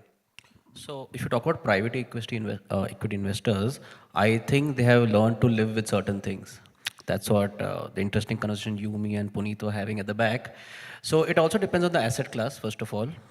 How much risk tolerance a developer would have, a private equity fund would, of course, not have. A lot of things developer would do, and expertise they have, they would not have at the ground level, of course. Now speaking, if I can just take it as per the asset class. Now, for example, if you talk about a data center, so that, like we just discussed, it requires a lot of foreign expertise because it's a newer animal to India. And considering from the lockdown, from the past 3 years, we're seeing a lot of growth. It could be because of the Singapore ban, or maybe India is more favorable. Maybe Navi Mumbai and Chennai are turning out to be the new hubs. I don't know. But it is something which is very unique, and a lot of the existing developers are trying to get the expertise around it. In fact, it is so nuanced and requires such a unique skill set that people, even IPCs like you, have a standalone practice area after that. So even our firm has started a practice area only after data centers, because not only do you have the developer angle, you also have your co-location, which, like I said, the seasoned developers don't really do. And then you have the logistics. That I think that too is really picked up in the last 3 years, maybe because of e-commerce and various other reasons, of course, that as an IPC, the reasons and the market study, you would know better. But from a legal perspective, we're seeing a lot of that happening as well. Then the newer would be something like, maybe you can say, life sciences, but we're not seeing a lot of traction in that. Newer things are coming. So basically, these few asset classes, we are seeing a lot of PE fund interest in that, rather than your regular banks or NBFCs. Maybe because, like I said, because of the expertise level which is required in these asset classes. Not saying that residential, commercial are not doing well, of course. They are doing well. And now to talk, since we are in Pune, we can talk about Pune. When you talk about residential in Pune, the unique aspect is that you have your 50-acre size, which you don't get in Mumbai. You have this huge construction possibility, which you may get maybe in a Thane or a Pune, which you'll never get, like Shailesh mentioned, you'll never get in the main Mumbai. You may either, if you're very lucky, you may get 1.5, 3-acre ticket size in Bombay, and that too will be exorbitantly expensive. So you cannot play the volume game. That's what. So funding there will definitely come from your banks and NBFCs. In commercial, we're seeing a lot of work going around in the ITS space. And considering the laws around ITS, it's very broad. Anything can be ITS. If you ask anyone in the market or any of the existing developers, as long as everyone has a laptop, it's ITS now. So manufacturers, of course, evergreen. So like I said, it depends on the asset class. The funding model would largely depend on that. So the newer asset classes, like just to conclude, would rely a lot on private equity funding. And rest of it, you have your good old fund. Then you have your sector-specific funds like Swami coming in. So I think funding right now is not a very big challenge. There are newer avenues coming up and newer options coming up. Yeah, I think interesting point, Sushant. And we are clearly seeing that at least the global investors wanting to take more stable, sustainable assets, which includes office, now data centers, and logistics as well. Yeah, but to the earlier point, looking at the funding avenues, and I think there's something like a Swami fund played a very, very important role in last 3 years' time to unlock the stress from a financing perspective. Whether we're going to have a Swami part 2 or more structures like this. And I think the interesting part about Swami-like structure was, one is flexible funding and also at an affordable cost. I think no other industry, I think in India, has a consistent high cost of capital. Whatever interest rate cycles which we see in the economy, but the cost to developers in real estate never goes down. right? And Puneet, you mentioned, the return expectations go as high as 20, 21, 22% for even slightly less of flexible funding. Whether the industry can, any industry can sustain, that kind of, cost, it's practically impossible, right? So, Shailesh, your thought, from a developer perspective, how would one sustain with these kind of cost? So, either government has to now possibly step in and, make it more flexible for NBFCs to borrow cheaper, lend cheaper, but there has to be some mechanism because cost has to reduce. And at one end, we are not seeing the final product price going up. Cost on construction is increasing, finance cost keeps increasing. At what margins will developer work? No, so I think how you sustain, am saying you don't sustain. So industry will not sustain on this high cost of funds. Of course, there are their own challenges with hedging cost coming in and withholding tax and all that. So I understand that, but we are seeing that we are all working on non-existent or wafer-thin margins currently. You take any sector, you go to premium class, you go to mid-income, low-income. So there are profits which are absolutely non-existent today. And what I mean by that is, of course, that you have to take the land as cost as on today. And we have recently seen the land prices have started moving up. So the asset prices are moving up, but the end user prices are not moving up in that ratio, I would say. The construction costs have gone up, as you rightly said. Land costs have started moving up. It's a replacement cost for me today. So if you look at that, we are working on zero profits today. We are trying to unlock the value of the land. And by the time we are completing the project, that value is also getting, evaporated. So in such kind of environment, sustaining or taking debt on, where is basically working on there is no working, rightly there is no requirement of working capital, especially for residential real estate.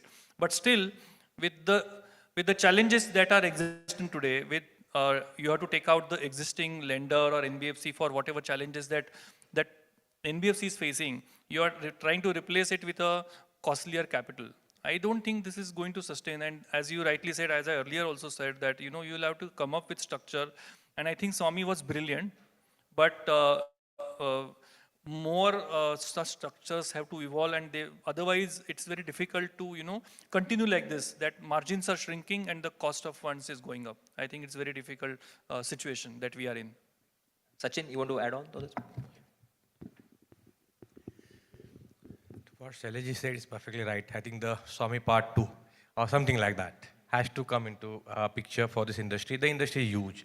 You said the GDP contributor is the second number in the country. You can't ignore it. The kind of employment it creates, the cascading effect that it creates in the other industries also is so huge that I think government needs to play a huge role in addressing the financing requirements of the industry. And Swami Part 2 or something like that has to come into picture. That's one. And again, I believe that Swami rate was really good. Okay, and that was a very responsive and responsible action from the government. And how can it stop? It cannot stop. It's a huge industry. It's an ever-growing industry. The country is growing. The requirement of homes and everything is going to increase further. Okay, so I believe that you cannot stop this kind of a good initiative. It has to continue. Second part is, I believe that now I leave it to a bit of a financial institutions. Okay, and I understand there is a lack of trust. Even the developers are responsible for that. I understand, but fair enough. But there are good amount of developers who can be trusted well. And if the control mechanisms are good enough, I believe that some financial institution will have to come out with a good product. Okay, and that good product has to be a combo of a land plus a project level.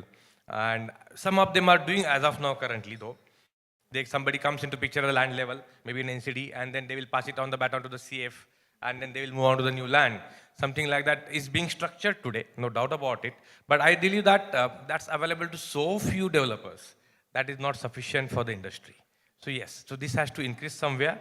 But again, I will take some onus on the developer side. We all need to improve ourselves as well. So Puneet, coming to you, I think the way real estate is positioned, whether in front of the domestic investors or global investors, that's a very high risk industry. Hence, the return expectations are also that high, which is highest compared to any other industry.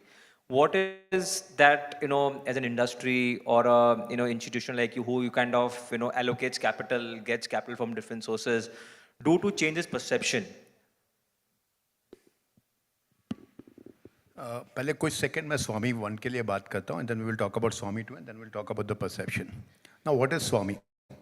Swami basically is there, so because I'm sure, and I'm only talking from what is available in the public domain, that if suppose a developer has put 30% of the capital, which means वहाँ पे कुछ buyers होने चाहिए, कुछ construction होना चाहिए, land acquire होना चाहिए, you get at a 12% IRR, which means the pressure to basically fund, go back to the Swami is not there. So that is Swami 1. Beautiful work done by government as well as the team, right? Because when they were analyzing, the whole objective was the buyers are struck, let us give a solution to the buyers first. In that, automatically developers also obviously got benefited. So when something is expected from the government, it is really, would be beneficial as a sector as a whole. I also believe that, if suppose you're only depending and saying that government will come up with something of a product which is at a land acquisition stage, at least in the short term, I don't expect that funding to come from the developers. Now coming back to the, from the government. Because why would government start funding on the land this thing? Because all the signs of the government, right, since 20 years now, they are trying to curb institution, both banks and NBFC money into the land acquisition, right? So solution to AIF ही बचता है. Now AIF could be a pooling vehicle from an offshore capital, domestic capital, or some of the pension plans in India. The question I think somewhere we can ask is that if Canadian Pension Plan and Investment Board, right, or a CDPQ, which is a Quebec money, right, or a GIC, which is a sovereign, if they are taking a call on India and saying we are putting capital in India, is there a pool of capital available within the pension plans in India? It could be LIC, could be someone else, right? I mean, EPF or whatever, effectively, or even the private insurance firms. Is there a solution lies in that pool of capital? Maybe it is, maybe it is not. It will depend on the risk perceived by them, right? Image of India, frankly speaking, दो counts में challenge आता है. When we go for discussions there. One is at a macro level, India's story is beautiful. No doubts about it. The fact also remains that some of these institutions are getting opportunities back in their country. An American is saying कि भाई मेरे को वहाँ पे कहीं पे stress का, I mean because of the COVID or whatever, right? I mean they're getting opportunities where there could be a product mix change in their micro market. It could be a hotel converting into office for a lack of better example, right? So they're getting opportunities which they feel are making sense from their perspective, right? So we are not only competing, and then we are also competing in capital in the Asian world. I mean, India is, frankly speaking, there are transactions where, in fact, I was discussing with Piyush on another, before we stepped in, with another institution which has set up an office in Singapore recently. They seem to have loved more Sydney more than India. Different markets, but वो बोलते हैं कि हम लोग Australia में पैसा डालने में ज़्यादा comfortable हैं. And we happen, both of us independently happen to meet the same institution, very large globally, right? मतलब effectively globally उसका AUM इतना होगा जितना पूरे banks और NBFCs का इंडिया का book पकड़ के भी नहीं होगा, right? So long story short, what I'm trying to say is, I mean, we are all moving towards the right side, right direction. 32 months of inventory or 40 months of unsold inventory has come down to 10, 11, 12, depending on which report you decide to take, but mota moti wahin pe hi hum. So we are moving perfectly in the right direction. Swami is giving a solution towards that side. Office में क्यों capital आ जाता है? या logistics में क्यों capital आ रहा है? I mean, $5 billion तो problem. अच्छा, $5 billion also is consistently coming, right? मतलब 2017 से 2022 or practically 23, but we have data till 22. Every year $5 billion capital आया. बढ़ा क्यों नहीं? Why did it not exponentially increase? Same number overall India, what attracted capital on all the P put together, वो 26 था जो आज 45 है. So, which means the money is definitely coming to India. Is real estate sector able to grow to the extent it should have grown in the last 5 years? I think वो थोड़ा challenge आ रहा है, which we all are agreeable in this room, right? I mean, whether it is a 21% and return and risk, frankly speaking, अगर हम बोलेंगे कि 21 become 14, it's a risk return reward ratio, which will, as opportunities come by, as the developers build that trust effectively, I think that will move towards that direction. And we are already moving towards that direction. You think cost may go down? See, it is also linked to multiple factors. Before coming here, I got a message from the banker saying that repo rate बढ़ गया है तो आपका EMI में ये change आएगा. Fortunately, I'm a kind of guy जो मतलब 4 साल का लोन लेता है वो भी घर के लिए और 2 साल में पे करता है, and that is true with most of the this thing. But cost of capital will also be linked to the repo rate, country risk, what is happening in their countries. So there are multiple factors, right? अगर हम foreign capital की बात कर रहे हैं, foreign capital के perspective से अगर आप देखोगे तो they would look at it from there, what is happening in their country before they take a call on India. I mean, the hedging risk is what Shailesh Bhai indicated some time back, right? India level पे बात करोगे तो anyways RBI का factor है. So if you are just saying कि cost of capital बंद हो जाएगा, वो नहीं होगा. But what will happen, मैं आपको बताता हूँ, what is already happening. A developer who took a funding, let us say at 22 in the past, right? अगली वाली funding उसको 19 पे मिलने का पूरा chance होता है because he is building a track record and that relationship, which is not good from the lender's perspective, but it's all track record. I mean, there are developers who are getting construction finance at 9%, and there are developers who are getting construction finance 16%. कुछ तो फर्क होगा ना? दोनों construction finance है. एक 9 पे, एक 16 पे है, right? Project के location भी बात साथ-साथ हो सकती है, right? So if it's definitely not the macro market risk, it's definitely not the supplies, could be the product to some extent, right? But there's definitely a differential in the capital which is able to attract. Shailesh, do you agree? Cost overall is kind of going down or will go down? No, it's about some other point that I don't agree, but the cost, whether it will go down, but I will say that being optimistic nature, I want the cost to go down because obviously the situation at world level also, I think things are kind of cooling down and also we all understand that. But I think the other point that he talked about, I slightly disagree because yes, we are saying that some, developers are getting at lower rate and some developers are not getting at lower rate, they are getting at higher rate and etc. etc. I think what has happened is, he also talked about the track record. But there are many players out there in the market and who have been showing good track record and who have delivered well. And even for them, from the same institutions who were giving them money, the money is not available. In fact, the institution is after them to take back that money, and it is a story of 70-80% of developers. And it is probably due to what ILFS happened, etc., etc. So the trust deficit or the trust amongst the lending community and the developer community is at one of the lowest level today, for whatever reason. And it is, I would say confidently that this time around, it is not primarily due to, the developer has defaulted, a developer has a problem or something has gone wrong, etc., etc. It is primarily because the NBFCs are suffering. They have still not come out of that ILFS plus COVID shock, etc., etc. And because of that, they are after developers to, bring back that money where the projects are not reached at a level that, the money can be taken out from a project. And because of all this mess, I think the trust deficit there, and because of all this, the new money is not being available. And because of all this, I think they have to go to a stress situation fund or special situations fund, and they are not talking about higher teens, but they are talking about higher 20s or excess of 20s, which is difficult to survive. So I am not saying that a particular institution or NBFCs as a community are to blame, but the kind of situation that we are in today and the kind of ecosystem that is got created, there has to be a systemic solution to it, and not a particular company or a developer is to blame or can do something to get out of it. That is my limited point. It's a systemic issue. Yes. Yeah. Sachin, you want to add anything to this? I'm looking at blessing in disguise kind of approach. So I said funding is surely not available. There is a whole of scarcity out there. But I'm looking at opportunity here. If you look at me as an organization, I'm looking at so many competitor players going out of the market. And that's an opportunity for me. So yes, for few developers who are developing an organization based on the classic fundamentals of professionalism, transparency, and trust, I believe that this is awesome time. This is a blessing in disguise, that finance is not available for everybody. So yes, it's both ways, the way you look at it. For the industry, I will surely like to say more financing option has to be available. This industry has been ignored by everybody, be it government, be it institutions. At the same time, from an individual point of view, an organization, I'm happy about it. Sushant, would you want to add anything from a legal perspective, which may be for benefit of the audience, if you're seeing any newer structures evolving other than the new asset classes we're talking about?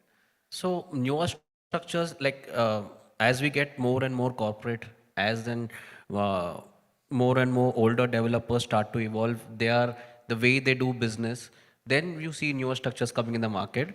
But along with newer structures, it's also important to have a robust regulation, which I think sometimes when people think of India is always lacking. Maybe it's perceived, maybe it's real. You may have new laws like RERA coming up, but many times people feel it's very optical, it's not as effective.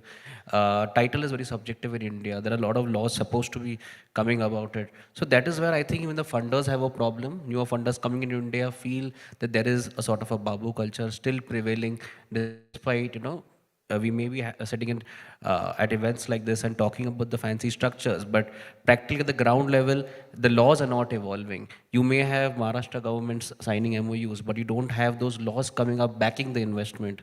So those are the things. Like for example, in of course your residential commercial, you have RERA, but disputes are not being resolved effectively. So the newer generation, of course, is looking at renting more rather than buying, seeing all these risks like construction not being given on time. So that is where I think where the laws, if they are properly in place, at least as a lawyer, being the odd man out here, I can say people will get definitely more confidence when they see the legal framework working in their favor.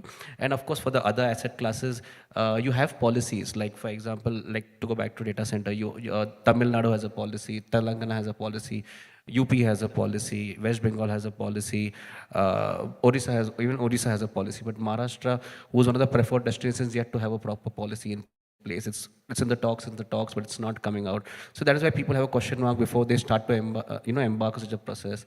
Then what comes under RERA? That is also not defined. Of course, it's a newer law, but people have that question like what does come under it? Now, 3 months back, the judgment that logistics clearly comes under it. So people are quite surprised. Like, what about short-term rentals or long-term rentals? What do we do about them? Will RERA affect that? That affects investors as well when they're giving these on leases. Even our data centers, like people are wondering, will co-location come under that? So I think if you have, from a legal perspective, you have laws well defined, and of course your NBFC laws well defined, I think that should promote investment as good as any other factor that we are talking about here. Thanks, Sushant.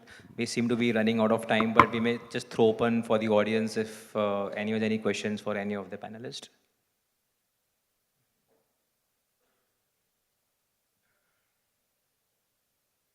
I guess we are good. I think thanks all the panelists. I think it's been a great session. Very good, interesting, I think so learnings from options available, what we can do from a regulatory standpoint, system standpoint. I think everyone takes away quite a few things from this session. Thank you so much. Thank you all. Thank you. Let's give a bigger round of applause, ladies and gentlemen, once again. We'd request our panel to please stay back. We'd request our panel to please stick around. As I'll take the opportunity of calling upon the President, Tikitar Danosa India Private Limited, Himanshu Agarwal, to kindly join us and help us with the felicitation. Let's give Mr. Agarwal a big round of applause as he joins us on the stage. Could we have the mementos now being presented? We request Mr. Agarwal to give them one by one the mementos. First up, thank you, Piyush, for joining us. If you could have you in the center and make it easier for the media team, of course. Thank you, Puneet. Thank you for joining us.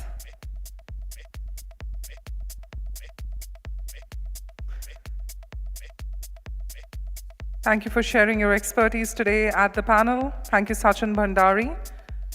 Thank you for contributing on this panel with your wealth of knowledge. Thank you so much, Shailesh. Thank you for joining us today. Such excellent points being presented by our panel. And thank you so much, Sushant Shetty, for being a part of our panel discussion today. Ladies and gentlemen, we're talking about the panel discussion 3, which has just gotten over. We request our entire panel to come in together for a group photograph along with Mr. Agarwal. We just have you once together. And let's give them a big round of applause in our entirety. Great discussions happening today. We're now going to be moving ahead to our next panel discussion, which is an exciting subject. We're talking about real estate sales and marketing, what's new in 2023. With that, firstly, thank you to our entire panel for joining us, and it is now time to move ahead to our next discussion. First up, it is my honor to call upon the moderator and the session chair of this particular panel. We're talking about somebody who's got almost 2 decades of professional experience and has proven skill in managing team dynamics to work in sync with the corporate objectives and motivating them for achieving business and individual goals. We're talking about the Chief Marketing Officer, 360 Realtors LLP, Asha Singh, to kindly join us. Thank you so much, Asha, for giving us your valuable time and expertise on this panel. Next up, I'm going to be introducing our speakers in alphabetical order. And first up, somebody who started his career in the hospitality sector in the Pride Group of hotels, a first-generation entrepreneur. His ambition and vision led him to establish the Pride Group's construction vertical. The Pride Group has built and delivered over 10 million square feet of constructed area in Pune and Bangalore under his stewardship. We're talking about the Managing Director, Pride Group, Arvind Jain. Thank you, Mr. Jain, for joining us. With that, it is now my time to call upon and introduce somebody who's got over 10 years of experience in the real estate, consulting to the leading real estate brands across India. Somebody who's specifically focused on helping realtors on efficiency and drive better ROI. He's handled more than 280 project launches. We're talking about the co-founder and managing director, Insomniacs, Govind Rai. Thank you, Govind, for joining us. Next up,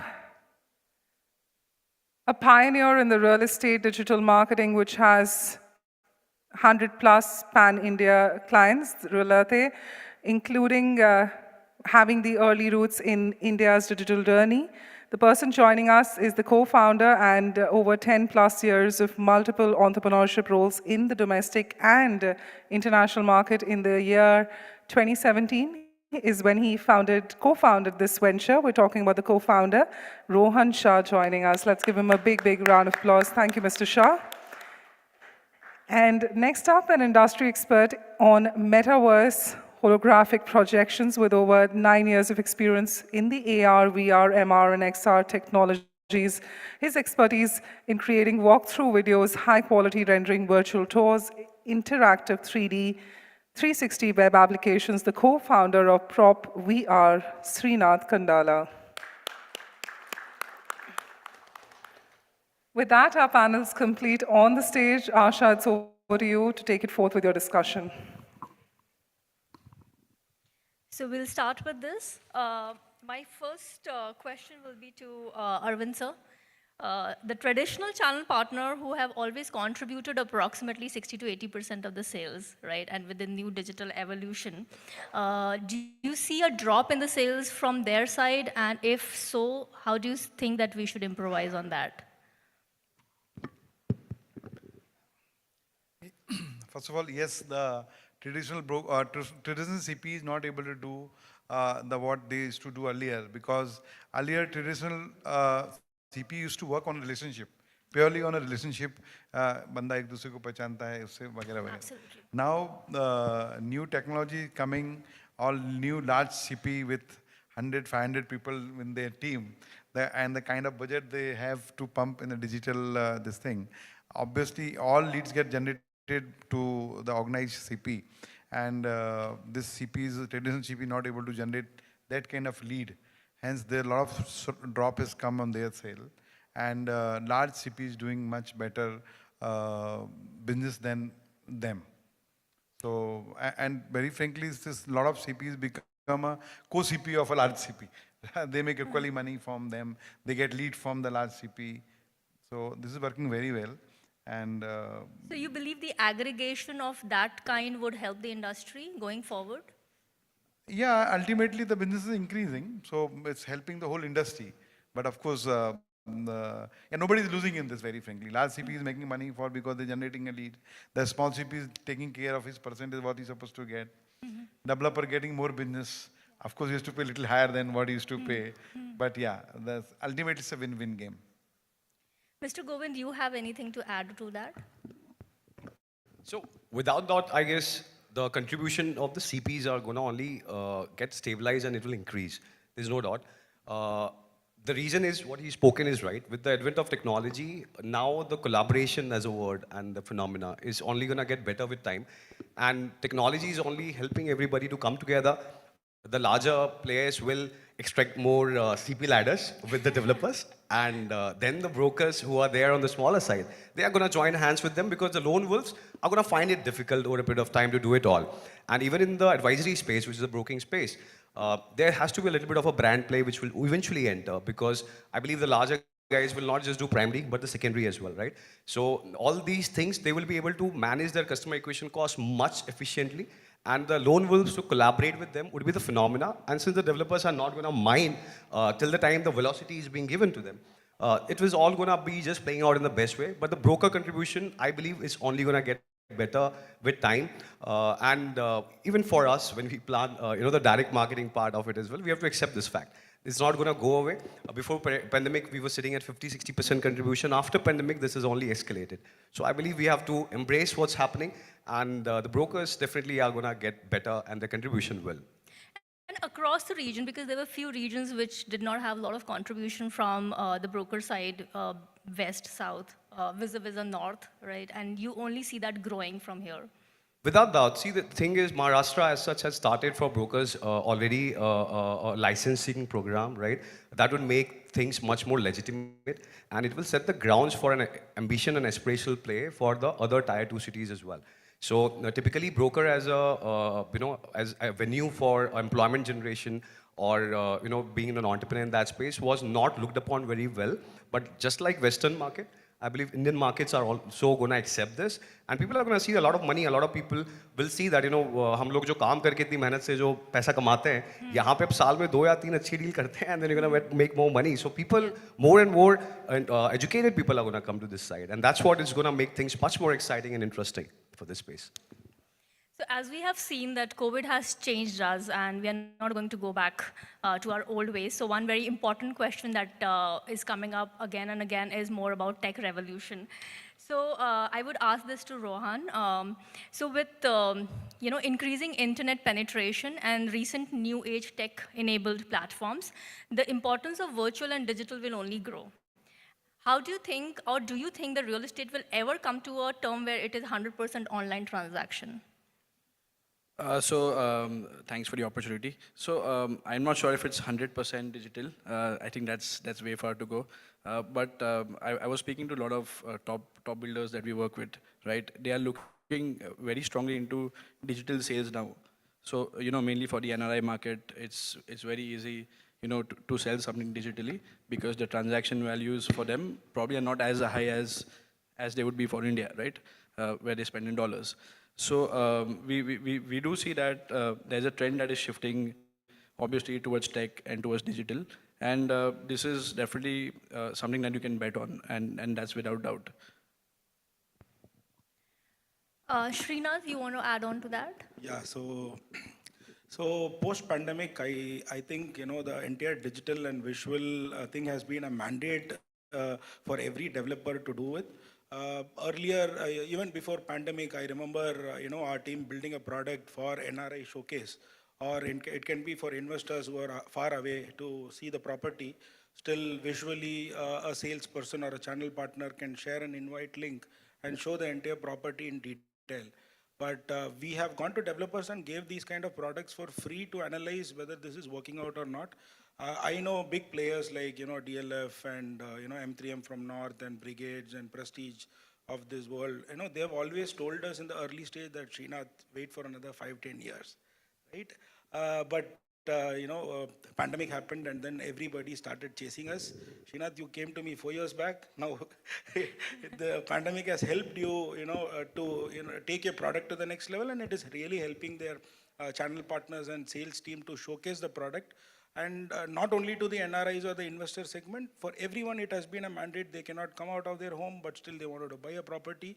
So visual content is always, it is giving more trust to the buyer, because, when you see every real estate developer in the market, everybody sells the same way, right? Everybody is showing a video, everybody is showing images. So as a home buyer, personally, if I'm going. I see the same thing everywhere. There's nothing much different. So I feel this is right time for every developer to take little more steps into creating their visual content, because as you know, the web is also moving towards its next generation, Web 3, where you can play a lot of interactive and collaborative contents. So when you have technology leverage to play these kind of content, I understand 3 years back, 4 years back, there was internet issue, bandwidth, everything was there. But today the technology is growing across all the sides, right? So 5G is coming into play, Web 3 is coming, AI is growing like tremendous. So this would be the right thing for every developer to adapt, and this would be a game changer. To answer that question, I feel personally, real estate would go to e-commerce kind of a platform down the line, 5-10 years. And you can see the growth of technology that has happened last 20-30 years. It is drastic. And next 5 to 10 years, it is going to be more and more. And these kids who are 25, 20, 30 age category are going to be the next set of home buyers for the next decade. And these people would buy homes e-commerce. Maybe not us, because we know how real estate was earlier and today with a lot of laws and acts, and it is improving and it is building a lot of trust in people. So once that trust is built completely, I think, yes, we are reaching to the point where you just go online, look for a builder, look for a property, let's say sir, development program. I should never doubt. I just have to click buy, purchase.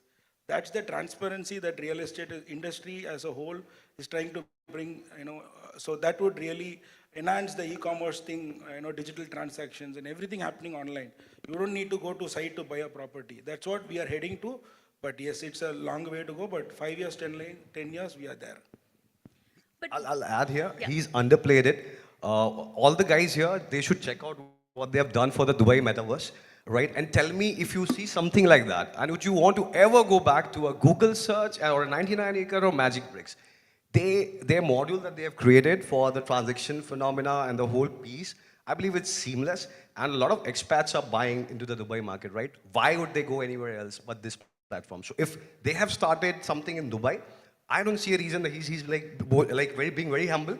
I see that, a few cities here can replicate it. Big brands can easily replicate it. Like the name that he quoted, those who have market beyond their local absorption areas, they would love to do it, and why not? People believe in their brand, and they would not mind transacting digitally.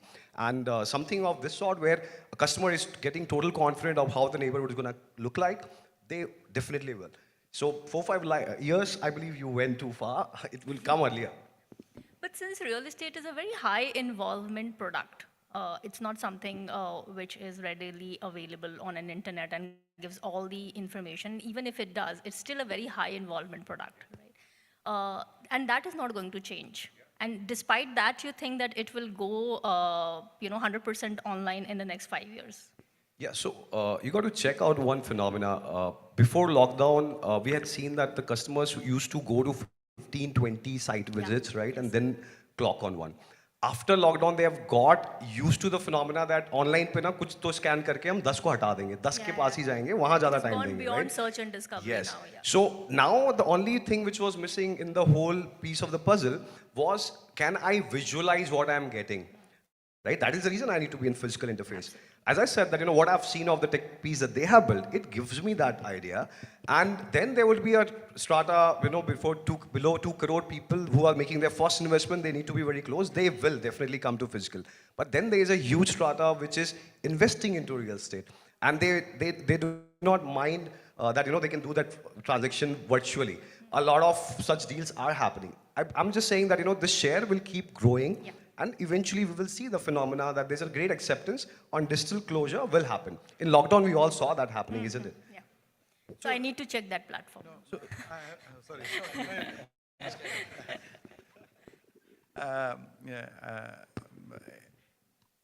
Never forget that house buying is one kind of experience. Yeah. So pleasure, not experience. Sorry, it's a pleasure. So people want to enjoy that. Yes. Go to 10 sites. Okay, the shortlisting tak theek hai. But ultimately closer, he will like to visit few sites, go with husband, wife, see the house, the touch and feel, that the joy they get while buying a house, that will be only there when by physical visiting. So I think that's not a pain to a person. See, मेरे को जाके घर देखना है जो मेरा घर मैं लेने वाला हूँ. So I go as a खुशी से जाता हूँ. So because of that, I think it will take little time to come to 100%. But yeah, obviously every year it will be grow. It is very good for NRIs and foreign country or suppose you want to buy a house in Pune and you are in Bangalore, then maybe people will choose to do a digital transaction completely. But if you are locally, I still feel shortlisting will be done digitally, but physical visit is required because they enjoy that. That's what I feel. You're right, sir. So that's why I gave a number of 5 to 10 years. So, sir, just wanted to add something for reputed builders like you, right? I think it's very much a possibility. So, for example, there's Brigade or Pride group that we work with, right? So the buyers are the home buyers are looking out for a launch from builders like you. So it's just a matter of having the entire setup, the architecture for digital sales. And once that happens, I think it's something that we can see. Yeah, sure. So it may not happen with all category of builders, but for your category, it should happen. Yeah, it can happen like quite quick. launching page, just block your apartment and then go and later on do exercise. Something like that can work. So adding on to this subject, I think one very important conversation that everybody's having is about ChatGPT, which is an AI-based model. And it's a revolution altogether. Till now, the AI has been more on, and for most of the people, not maybe for everyone, but for most of the people, AI was always on papers and in theory. How do we see that actually bringing a revolution into Indian real estate? Yeah. Srinath. Actually, we use ChatGPT and a lot of AI in even visualization. Okay, constructing a city is not a joke. Whether it is digital or physical, you know how much years it took for Pune to be Pune today. Right? The similar way we are creating Pune complete digital twin of whatever it is available in the physical. So just imagine if I'm going to create each and every tower, you don't know, I myself don't know when I'm going to complete the entire Pune city. But a country like India and even the global, cities where real estates are very keen, so we wanted to create everything and digitize it. Now AI and ChatGPT kind of things are the only options that can make this process of creating cities faster, right? So if we using AI, we are creating, with just drone videos using AI, we would be able to create the video to a 3D interface. Videos are just one frame or single frame where you see in a TV or any other display monitors, but 3D is something that you can interact and move around, right? So Microsoft and many companies like NVIDIA graphics, everybody are getting into AI, which can create cities, digital twins faster. And coming to the ChatGPT part of it, since we have created the digital twin of multiple cities, right? We also wanted to create a AI sales avatar. So inside all these digital cities, there would be salesperson for individual real estate companies. So these individual, these individual sales AI would actually be collaborated with ChatGPT. So we have shortlisted close to around 1,500 to 2,000 questions that would come from a home buyer. Okay, roughly, pan India, we have got these questions. Now we have uploaded all these questions to ChatGPT and we are training the module. The AI is getting trained, right? It can answer more questions as well. But to be and when you do it online, the answers are all going to be same. I understand that emotional, personal touch would not be there, but AI, as it gets trained over a period of time, it can do that, job. So I feel that is going to be a big time revolution. So people have to keep watching what AI can do. That's what is my key point. So Rohan, as a marketer, do you see that as an opportunity or as a threat? So, since we are into digital, right? So obviously it's an opportunity because, the interactions get much deeper with AI and ChatGPT, right? So currently what we have is there's a landing page, there's a website, and all you have to do is fill a form. So that's a transactional kind of a interaction, right? So that's really not something that the customers would want to do all the time, right? So if you have an AI-powered, platform to communicate, that's going to increase your brand visibility. It's going to increase your interactions, your trust with the customers. So yeah, I mean, definitely this is not a threat by any chance. It's a boon for us. Absolutely. Sir, I wanted to ask you that originally real estate was always a traditional marketing, and recently it has conversion to a digital marketing. Do you think traditional marketing is still relevant, and how do we balance the traditional and online both? Yeah, the traditional market is shifted to digital marketing. That's a very well, anybody can see that. But without that also will not work. Because if the digital marketing is the body of a bus, then the traditional marketing is wheel of the, without doing your brand campaign, without doing some kind of a hoarding, digital hoarding, purely digital cannot work, what we believe on that. So, of course, we reduce the traditional marketing cost compared to digital, but they require, according to me, traditional marketing require. And more important, I believe, brand works more than even in digital or traditional marketing. If you establish brand and brand does not come by doing the campaign, it's come only by the delivery, what you've done in past, timely delivery, quality delivery, your transparency. So this 3-4 thing, how you done in past, they makes a brand. And that's why many developers get a lot of reference customers because it's a marketing, indirectly marketing of it. So I think we require a digital marketing too. So Govind, you think online will take over traditional altogether? What's your views? Already taken over. But that require a... So I have a very combined, mixed view here. So I'll tell you two sides of the story, right? One side, like we were talking about AI. What I wanted to add there was what AI will do to the content, and second part is data. Yeah. Now the data currently as the real estate as a whole fraternity is not paying much attention to. So I'm not just talking about the construction technologies and their efficiency data. I'm talking majorly from the marketing media mix data point, right? Now, if you look at data as an output metric, everything has to drive certain ROI, be it in the brand visibility or via the sales, right? No matter how much ever hard we will try, the traditional mediums have never managed to give this output metric. But at the same time, and that is the reason I say that digital will penetrate, but at the same time, I got to also make you understand one thing. The real estate is a very hyper-local play. No matter whatever that we do, the 8 to 10 kilometer radius, what is the awareness that you're creating, that is a hyper-local play. So the mix of digital backed with this hyper-local phenomena. I believe that, the Times of India, like typically in Bombay, I literally have taken very hard.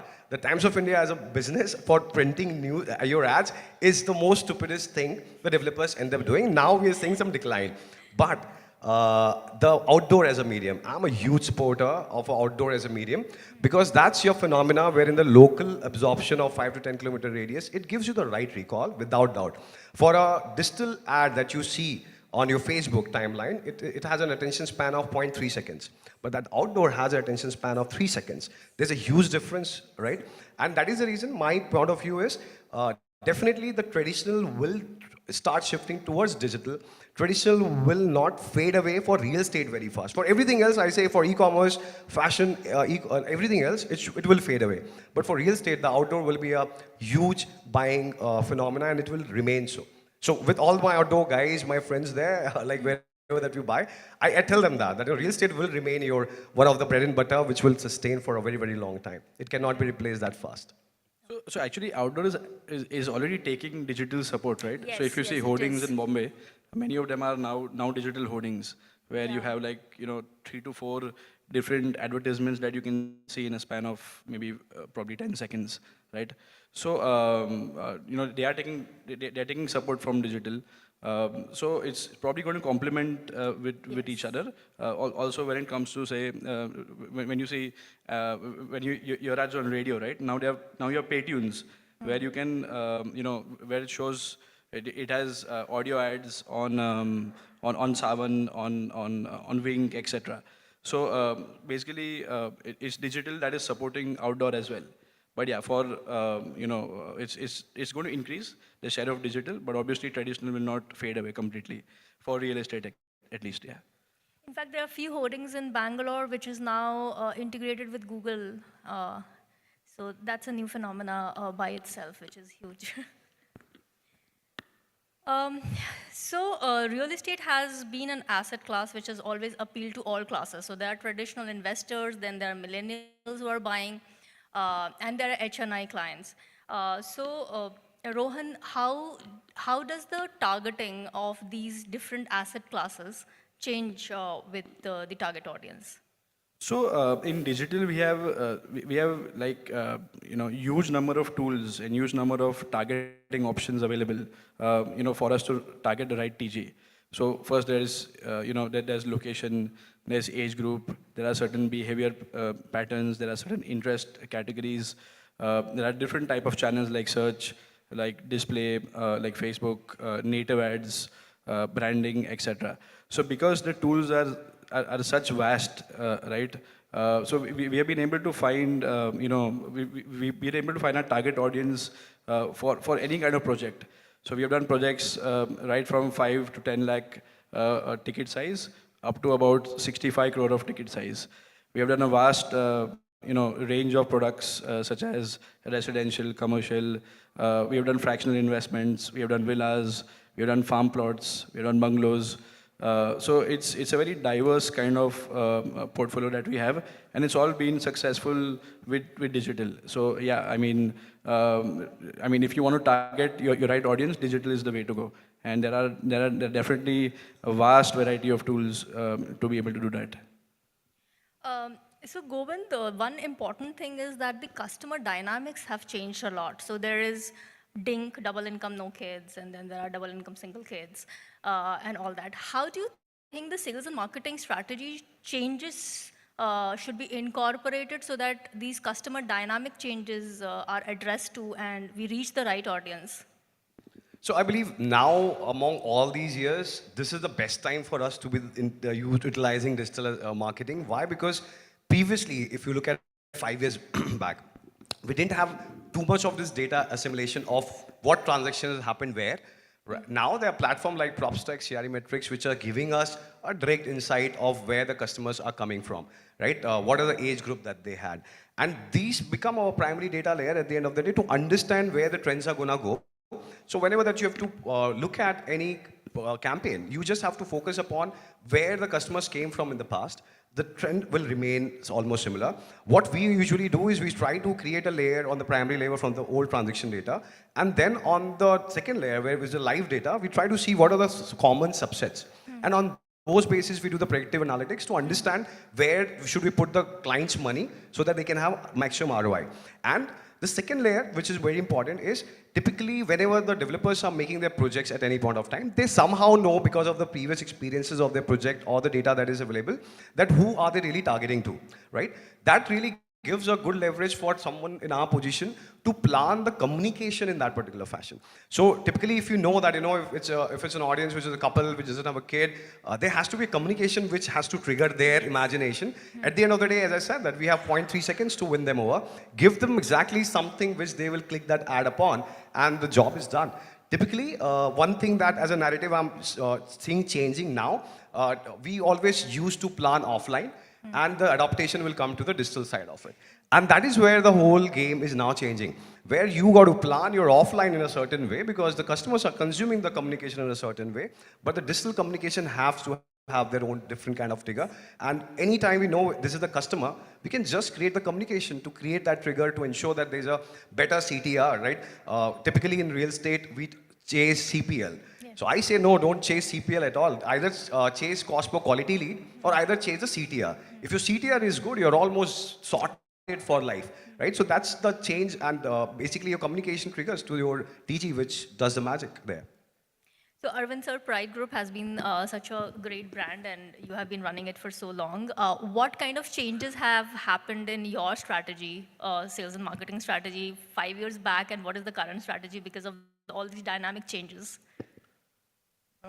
We shifted quite a lot to digital compared to the traditional marketing, first of all. And of course, our data, as he was talking about, because we sold in last so many years around 10,000 apartment. So every time, whenever we sit for new strategy marketing idea, we see customers come from where. So data is very important. Earlier, we just dumped the data, but now every data, what you collected from your visits, that data give you a lot of information, where to shoot next shot, what material you should. Even when we buy a land or when we design a product, we even see the data of the past customer who visited to our site and not bought it. So data analytic is become very, very important. And according to the data, we design the ad campaign, we design the product, everything like that. So the results come better. So you were earlier mentioning something about customer loyalty, a lot of referrals and all that. Can you elaborate on that? How do you make that happen? Because real estate as a industry has a lack of trust overall. How do you work on that? Always, as our company, we believed that customer confidence win is most important. So by keeping that philosophy in a core company value, we are delivering all the project on time, delivering the best quality, and after service and transparency. All these three what we are maintaining, and it's happening, and we're getting result out of it. So today in our company, we have a 40 to 50% referral sale. Referrals or direct sale, you can say. So I can say, suppose the total sale, 50% is non-CP sale, which is good and excellent in today's market, where people are selling at 80 and 90% from the CP contribution. So we able to achieve still 50-50. Not because we are paying less to CP, because our customers are more loyal to us and they bring the customer or they take the customer. So we are working on that philosophy continually. So, Srinath, actually, overall, how technology, according to you, would pan out in the next few years? And it's a very vast topic, but if you can just throw some light on that. So, in terms of, I come from a visualization background, so let me give you guys where the visualization part is getting through, right? So, as I was earlier telling that the internet itself is taking its next level of interaction and collaboration, that is Web3, where AI and collaboration and more interactive contents are going to play a major role. I feel somehow many companies are getting into the FOMO word or the buzzword that is called the metaverse, right? So even everybody's definition for metaverse is right. Nobody is wrong for that matter. So because in abroad people can do NFT, and I don't know how many of you guys here know about NFTs. So you can create your own physical assets that are available into digital and make digital owners as well. So who would not physically be coming to your property, but still you can do. Like for example, to give you guys a use case, let's take a game that your kids play like PUBG or Fortnite or whatnot. All these games, they're all physically present with their own avatars. They design their avatars, they buy dress for that, they play, win the game, and then they keep, making the avatars look beautiful, and they purchase properties online. So you might have heard that one guy bought a property for 8 crores online, but you don't know, tomorrow whether that property would be available for himself. Because nobody has come to that point of where you say, this company is Google of metaverse, right? Until and unless we reach that point, everybody is running the race. Anybody can become the Google, anybody can become the Microsoft and Facebook of in the metaverse industry. Even Google and Facebook are trying to come into this, and the Facebook themselves change their name to Meta. So trying and making the thing worth it. But to be very frank, I know that real estate in India is more about sales. Right? You show wow, experiential stuffs, you spend a lot of money, taking technology like VR as well. Every real estate developer in this room would have burnt his hand spending money for buying those headsets. But none of their sales team is using. What is the purpose of the technology, right? So a technology has to be in a use where everybody in that cycle is using it, and even the user, the home buyer, is enjoying the experience of buying the home. It should not be a burden for them. The salesperson panics, the headset doesn't work, the joystick doesn't work. Technology has these kind of troubles, right? When you do a presentation, client demo, you open the laptop and connect the HDMI cable, it doesn't work. So HDMI cables can do such things. Just imagine about virtual reality headsets, and you should have enough training and education done to all of these people who are using this technology.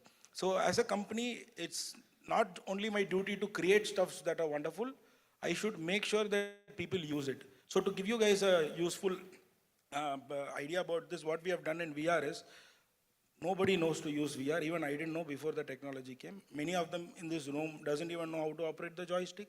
I have given a simple tablet to all the sales team, and the headsets are available. A family comes where everyone will wear these headsets. The complete scenes are controlled over a tablet. Now clicking on option like, for example, living room or a bedroom or a balcony view, it is easier clicking on a tablet for a salesperson. So the entire control of the experience is taken through the tablet. Now VR is a beautiful technology. Once you wear the headsets, you are immersed yourself into the property. The property can be anywhere in the world. It can even be in the space, right? That's the technology's advantage that you have. But how far you make people use these kind of technology, that matters. Phones and laptops are available with everyone, but VR headsets are not available, right? And it is an expensive stuff too, right? If somebody has a 30-40K today, would prefer to buy a phone or a laptop rather than a VR headset.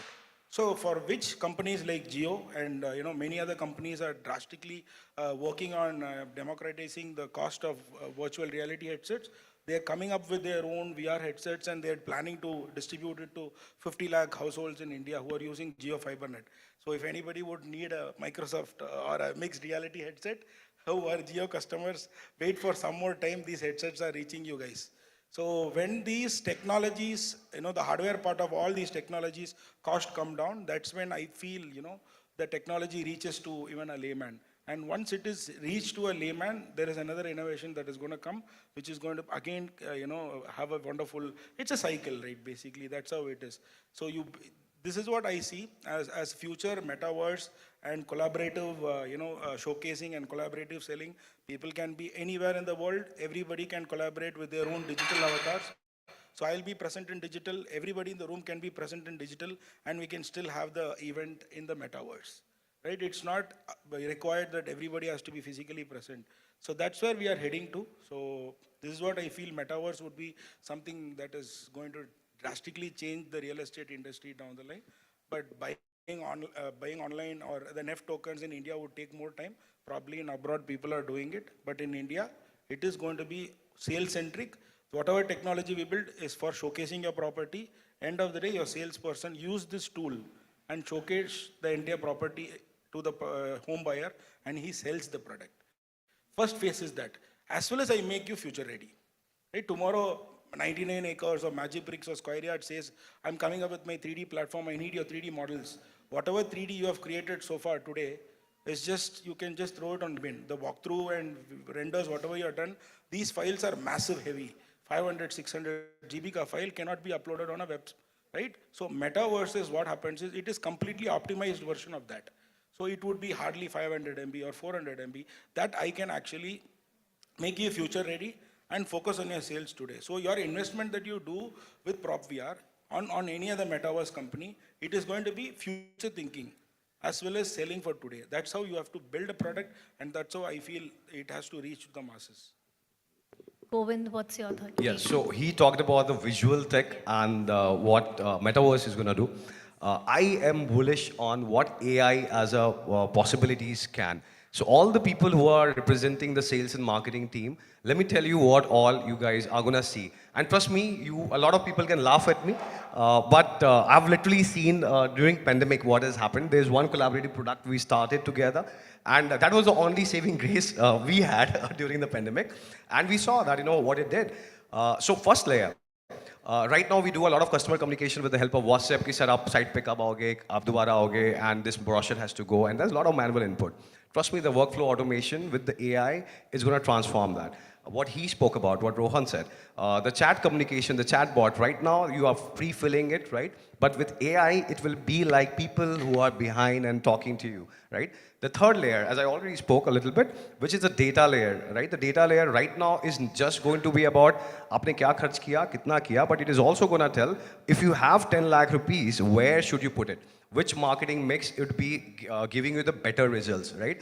Which could be कि अगर आपको visit ज़्यादा करने हैं तो उसका trend अलग होगा, आपको बुकिंग ज़्यादा करने हैं तो उसके ट्रेंड्स अलग होंगे. That is what AI is gonna be the whole. So this productive analytics piece we are already working. The third layer is your call centre. Which call center is delivering better result? Which guy there is doing better closing?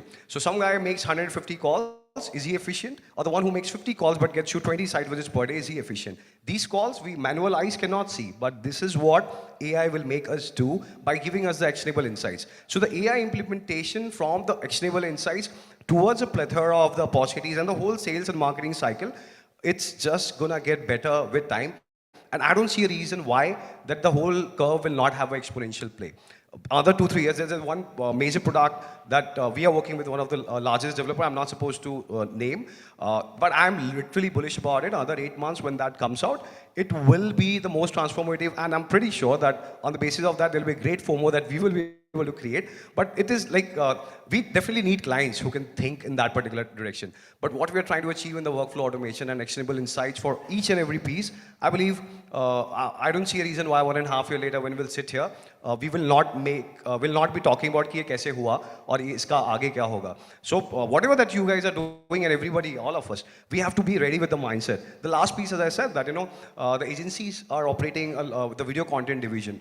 AI platforms are already there, which are just making better content with a quicker speed, and why not go for that? It is more efficient, right? So these are the AI as a play is where I see that it has implementation all across, and that is where I would be most bullish. So artificial intelligence is where you feel the future is going to be. Yeah.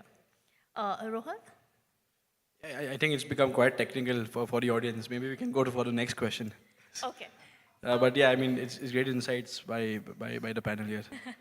Okay. The next question is, how important is digital assets like social website and all that for developers as well as brokers? So, if you look at Apple, right, their Apple stores online, it's a different experience, right? You compare that with any other brand, once somebody goes to an Apple store or they go to an Apple site, they're half sold, right? This is the experience. You have to build your assets digitally, where now, most of the customers are spending so much time on the smartphones. So your SEO, your website, your social media has to be top notch. Social media also gets a chance. If you have very good content, you have a chance to go completely viral.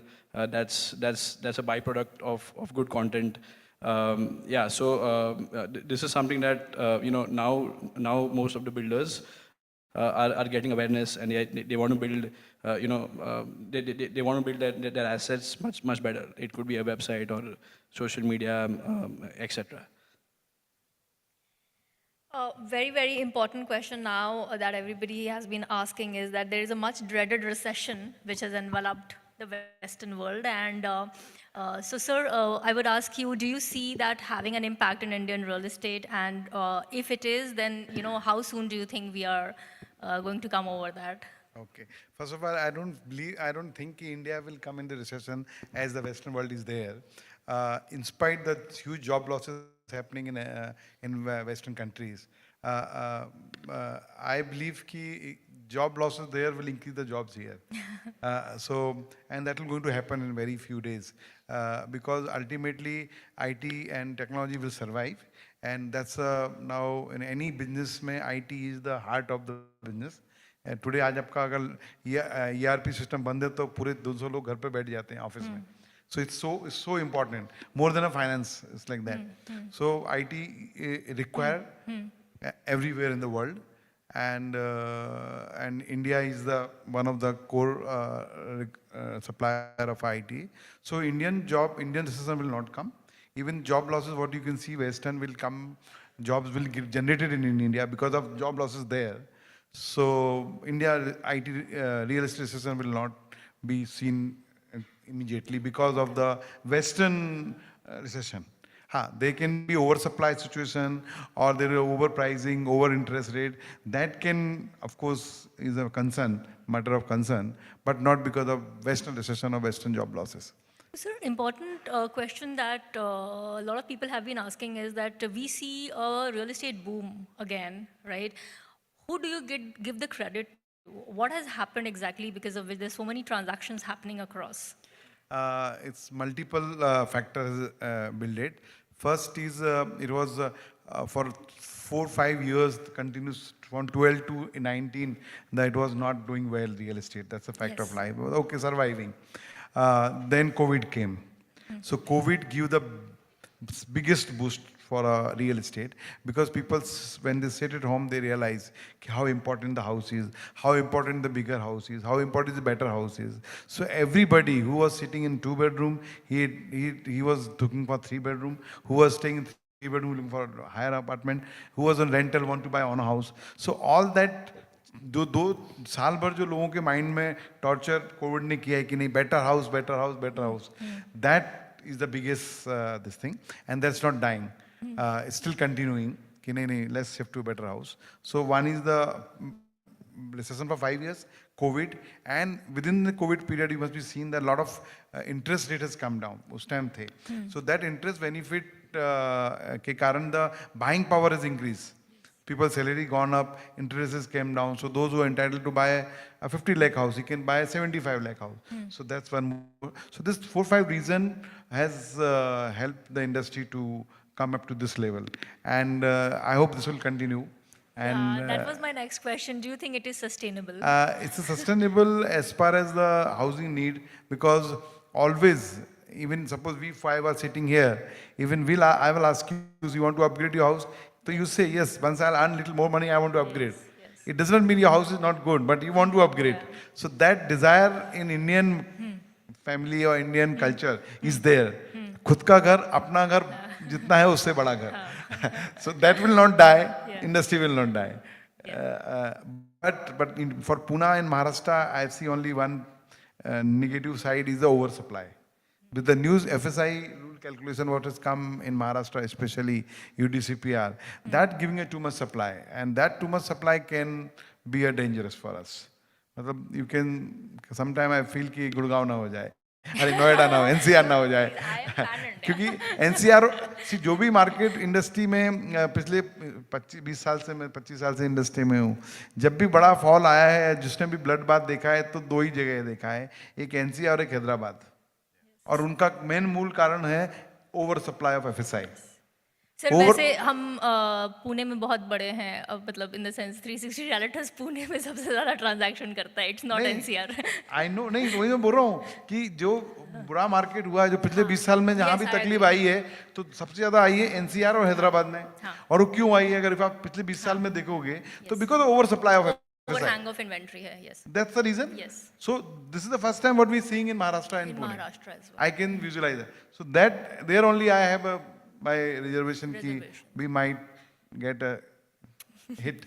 Otherwise I don't see anything. Otherwise you think it's sustainable? It will be sustainable for a few more years in Pune. Thanks. Govind, I would really love to have your views into that.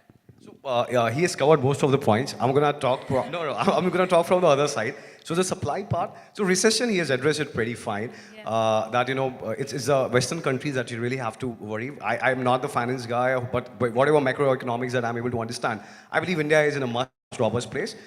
Definitely here the opportunities which are increasing, right? The new logistics play that the government has launched, right? Linking the unified interface.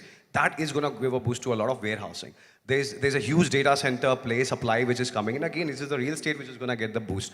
So residential and commercial, invariably residential का जवाब बहुत simple है. Till the time we will be a very overpopulous country, there will be a great demand, and that is not going to go away. The last part, which is the supply overhang, I believe it's a very right concern, and I can be totally solid about one thing, that what we have seen the numbers in terms of the number of projects that are being launched or the inquiries we are getting, I believe we really have to pull up our socks, be ready, because the fight is going to be about, there is going to be a price war, there is going to be a war to stand out, and yeah, definitely we get benefit, whenever they have to market ourselves and the product, but then yeah, for the developers who have been our client, we are talking this communication. Everybody is scared about the inventory overhang issue because of the premium waiver that existed, and the number of launches are just too many. So, and customers are going to get confused a little, but yeah, I'm just hoping the price war doesn't kick in. Last 1 or 2 years has been about a great premium pricing that a lot of large developers manage. and that rubbed off to the other players as well. But definitely this is a concern. The overhang, inventory overhang, which he spoke, you cannot take that away. And that might give jitters to us maybe 1 year down the line, but we got to see how it pans out. Also because the market has changed from being a seller's market to a buyer's market, and that is where the whole issue would be, because on a good part it should be like that. Because, Absolutely, yeah. absolutely. I believe Rohan has something to speak. So in. I mean that will change it will change to a buyer's market if there's oversupply, right? Yeah. So that's right now it's not a buyer's market. It's a mix, right? But it will change to a buyer's market. But I think planned developers would not face much of an issue. The builders that are very aggressive in their in their launches would obviously find more issues. Obviously, India is growing, infrastructure is getting better. I think there will be enough set off so that we won't have any kind of a recession in real estate, hopefully. Yes. Hopefully. So, thank you so much. It was lovely interacting and so many questions, and I got a lot of insight myself. It was so great having conversation with all of you. Thank you so much. Thank you for being so wonderful. Thank you. Thank you.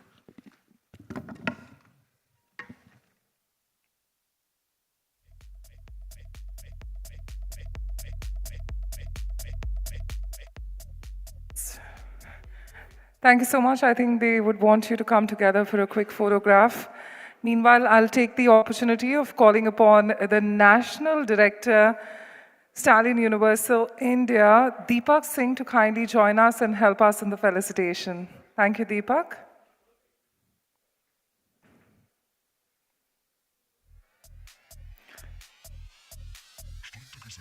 Deepak, please do join us. Let's give him a big, big round of applause. The National Director, Stallion Universal India. Let's get the mementos on. Deepak, of course, interacting with everyone. First up, thank you, Srinath, for joining us. We'd request you to please step forward in the center.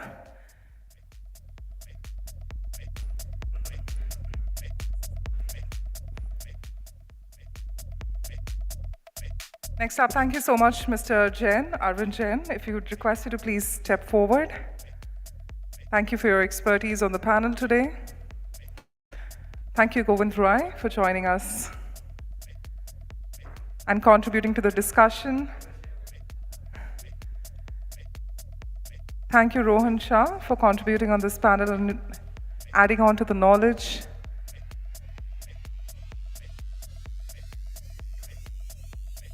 And of course, Asha Singh, thank you so much, being our session chair and contributing to an excellent discussion today. With that, if I may request the entire panel, along with Deepak, to kindly again, that's why I was telling that we'll get them together. Once again, Asha, if you can also join in, once again for a group photograph. The lady cannot be missed, the session chair who curated. Let's give a big, big round of applause. Thank you for an excellent discussion. And with that, it is time for us to move ahead to the final discussion of today. Once again, kudos and cheers to our panel. With that, we move ahead to the final segment of today's conclave, which is a fireside chat on the topic of innovation in construction technology, processes, and design. But before we start with this very stimulating dialogue, we have a brief presentation to give you an understanding of the new innovations that are actually happening in the construction sector. Can we please have the AV?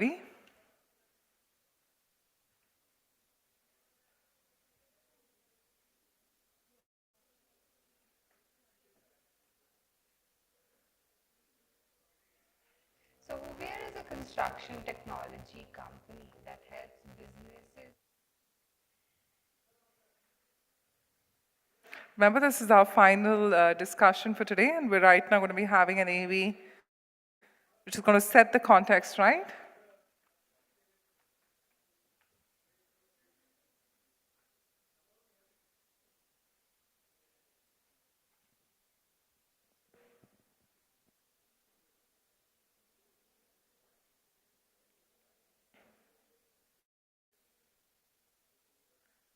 We hope you've had a great day of discussions, networking, and getting to know one another better.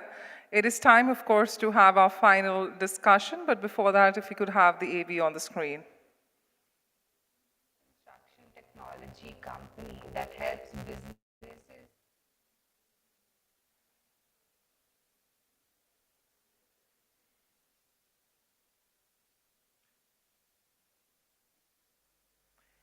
And meanwhile, if you still haven't got a chance to share the live stream of the event, remember we did go and we are live on the website as well as LinkedIn, as well as on YouTube, and of course, all the other social media handles. So if you've still not got an opportunity, do take this moment to share it with your colleagues.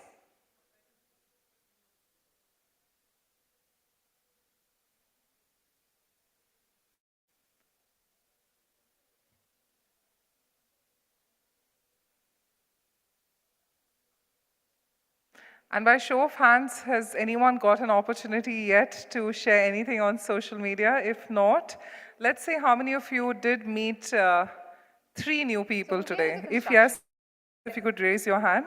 Just 3 new people, or was it just your entire group together? If you did meet 3 new people, can you raise your hands? Perfect. If you did meet 1 new person, you could raise your hand. You know, why am I saying 1 new person? Because that's me as well, right? So Hoovere is a construction technology company that helps businesses enhance Having the the on-site AV. productivity and also reduce the time taken in monitoring these sites, be it in the construction industry or in the real estate sector. Constra is a tailor-made project management platform exclusively for construction projects. Our clients use drones and 360 cameras to periodically capture images and videos of their land parcel, project exteriors and interiors. Constra uses this visual feed along with BIM models, CAD drawings and other project plans to automatically analyze the progress of the project and generate comprehensive reports. Constra has many features that are useful throughout the project lifecycle. Constra creates precise and detailed surveys of land parcels of any size quickly in just a few days. Our drones capture 6+ layers of data in one flight, analyze it and give several tools. With regards to project monitoring, with Constra, it's easy to remotely monitor both your project exterior and interior. Constra uses the video streams along with CAD drawings to create virtual walkthroughs. Constra supports complete BIM integration. This allows you to compare side by side the actual walkthrough and its corresponding BIM model representations.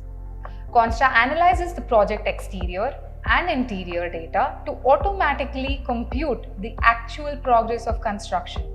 It also plots the actual progress against the planned metrics derived from MS projects. Constra allows you to configure reports of various kinds and download them with one click. You can even automate the entire process. Constra has digitized the process of snag management. Users can use the annotation tool to create a snag over any project image and assign it to a person or a team and track it till resolution.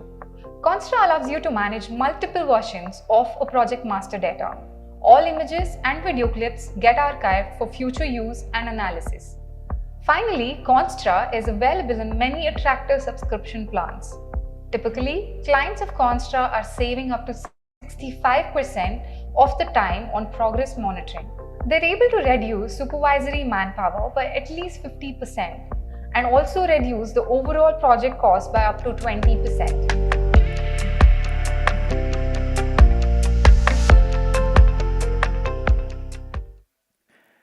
Well, that was indeed very interesting. Ladies and gentlemen, it is now time for our chat. Can we get the team to now organize the seats back on the stage so that we can get the panel on? So while the team is doing that, I'll just take a moment to introduce everyone and then we request you to kindly join us. First up, it is my honor to have the session chair. In a career spanning 26 years, somebody who's been in design management role for over 18 years. For the past 7 years, she's heading the design function at the Runwal Group, has been serving on multiple jury panels, featured in interviews in CNBC, Awaaz, Magic Brick, and eminent panelists at renowned platforms. We're talking about the Chief Architect, Runwal Group, Pallavi Ganesh, who's going to be our session chair. Let's give her a big, big round of applause. Pallavi, you're looking absolutely wonderful in that sari and carrying it with so much grace. It is now time for me to move ahead and have the honor of calling upon our next guest and our next panelist. Somebody who leads the Shroff Group that was established in 1958. Since joining in 1980, he's brought about a transition towards real estate as a developer. Also the chairman of the IGBC Pune chapter, chairman skill development Kredai and Kushal Kredai Pune. We're talking about none other than the chairman, managing director Shroff Group, JP Shroff. Thank you, Mr. Shroff, for honoring us and joining us on this occasion. It is now time for us to move ahead to somebody who's heading the business and operations at Tikitar Danosa India Private Limited and Indo-Spanish JV in the construction, chemicals, and building materials. His previous stint was with BASF India Limited, where he led the business development and key account management functions. Currently, I'm going to be calling upon the president, Tikitar Danosa India Private Limited, Himanshu Agarwal, on the stage. Thank you, Mr. Agarwal, for joining us today. Next up, we're talking about somebody who started his architectural consulting firm in 1986 with office spaces in Mumbai, Pune, and Daman. He has designed and executed many industrial, commercial, and educational projects, having won highest appreciation at national level. He's designed projects in various countries that include Sri Lanka, Indonesia, Algeria, and Middle East countries. We're talking about the founder and principal architect, Prashant Deshmukh and Associates, Mr. Prashant Deshmukh and Skin. Thank you, Mr. Deshmukh, for joining us on this occasion. Next up, to complete our wonderful panel, we've got the senior product expert at Constra by Huver, with a huge interest in dedicating in enabling new age visual intelligence technologies in the construction sector. He's somebody who's leading the business development and sales of Constra in North India. We're talking about the senior product expert, Constra by Huver, Varshit Maheshwari, to kindly join us.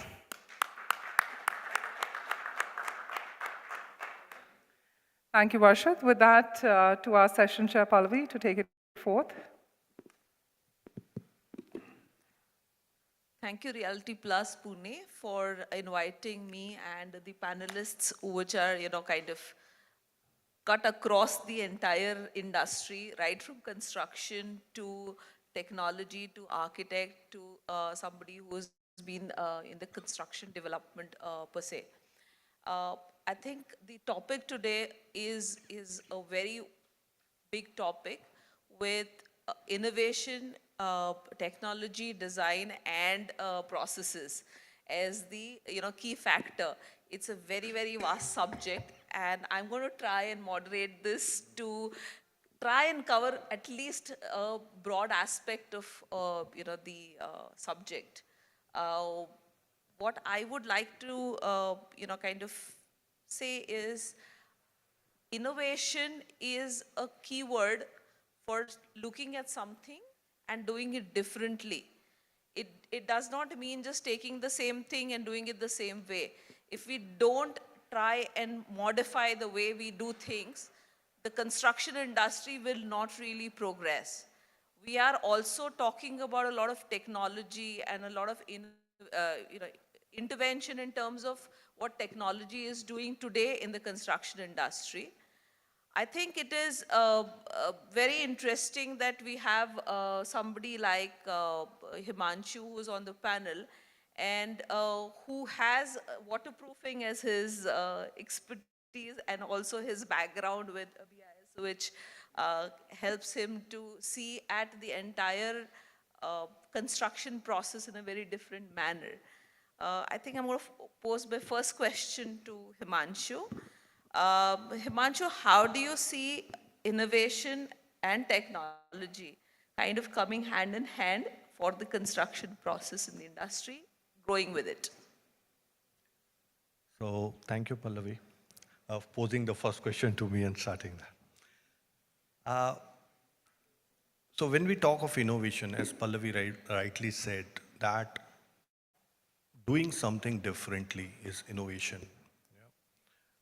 Uh, if we talk of innovation today, in every aspect of construction, new things are coming in. Like you may have heard, some of you may have heard of self-healing concrete. Today we are all in the construction industry are facing a big problem that concrete cracks, corrodes, falls. And then you need to do a renovation of it by applying, using applicators and different construction chemicals and other things. So scientists have already evolved with a concrete that can self-heal, so you don't need to repair it. Maybe sooner than later, this technology will be available to us. At this point in time, it's still in a research stage, and only few projects outside India have been done with this technology. All of you may have heard of 3D printing. Another very different aspect, yeah. Speeding up the process of construction and then doing that. You don't need labor separately for a huge team of labor to do these kinds of construction activities. You just feed it into the computer and there would be robotic arms that would do your construction and super fast. The symmetry and everything would be there and you get the best quality. So what I'm trying to tell you, I can continue to give on examples after examples on these innovations and technology innovations which are coming up. The main thing here is, can we mix these technologies with what we conventionally have? So whatever we conventionally had, I personally believe that what we conventionally or traditionally have was not bad. Yes, we need faster process, so yes, use a technology, but many of the earlier things that we've been doing can still be used in today's world. I was just talking to Pallavi outside, and I was saying that when we are building all these concrete towers, and then we try to cool them, or even bungalow, forget towers, okay, because yes, it can always lead to in a different debate that yes, we were not doing towers earlier, but say we're doing villas, a ground floor villa, and then we do the villa, all concrete, this, that, then we try to make it waterproof. We use all the technologies of waterproofing. Now, I'm not saying don't use my waterproofing, but I'm just going back to something very important. Then we have to use waterproofing, and then we find, oh, my house is so hot. And then we put either insulation into the building or we put air conditioning into the building. Both ways, we are spending a huge amount either on insulating the building, or we do a recurring expense on the air conditioning, whatever. Just go back to a village next to, say, Pune. Yeah, we are sitting in Pune, so I'll talk about Pune. Let's go to a village nearby Pune, and you'll still find houses made out of mud bricks or huts made out of mud, straw, roof, and they are very cold. I mean, you will feel a nice temperature inside. You don't have to air condition it. You don't have to do all those things. Yes, of course, the world has changed. Today, we construct differently. We want bigger, more lavish rooms and all. What I'm just trying to say, Pallavi, is architects like you, engineers, architects, can you really mix some of those conventional technologies that we had or conventional way of doing things with what we need today? We need faster construction. Yes, we need bigger longer lifespans of the building. Yeah. So can these be combined? And that's the challenge that is there. And I think that's what should be thought by all intellectuals in this field. how can we do that? I think if we can mix the two, it would be a wonderful thing. Thank you, Manchu. In fact, this brings me to a question that I would like to pose to you, Mr. Deshmukh. Is within the construction landscape, you see that there's a lot of design revolution which champions around adopting all the new age methods and technologies. Basically, the idea is to use this adaptation to lifestyle changes, and for sustainability purpose, we use these technologies. In terms of your architectural thinking, when you are doing this array of projects that you're doing today, how do you think that architects can strategize and dig deeper into their selves and find more fitting design solutions? Thank you, Pallavi. And I agree with Himanshu that there is a big challenge where we can go back and probably study our own architecture that we had in terms of maybe insulation qualities, maybe waterproofing qualities, maybe the room temperatures as compared to the ambient temperatures outside. Well, coming back to your question, and I see the theme here is technology, process, and design. As architect, I think we have more challenges than what Himanshu just pointed out. Basically because we are really talking about long span, we are talking about cost savings, we are talking about time savings.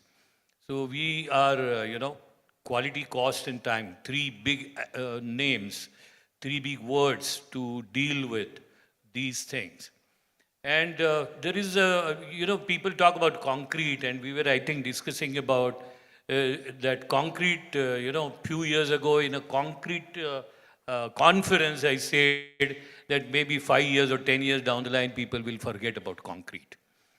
I think we are almost moving towards that. I visited Hyderabad and we have given an award to one of the buildings, which is 25-storied building, completed it in record time, along with 2 basements, everything in steel. There is not a single piece of concrete. It's all about dry walls, it's all about the total new products.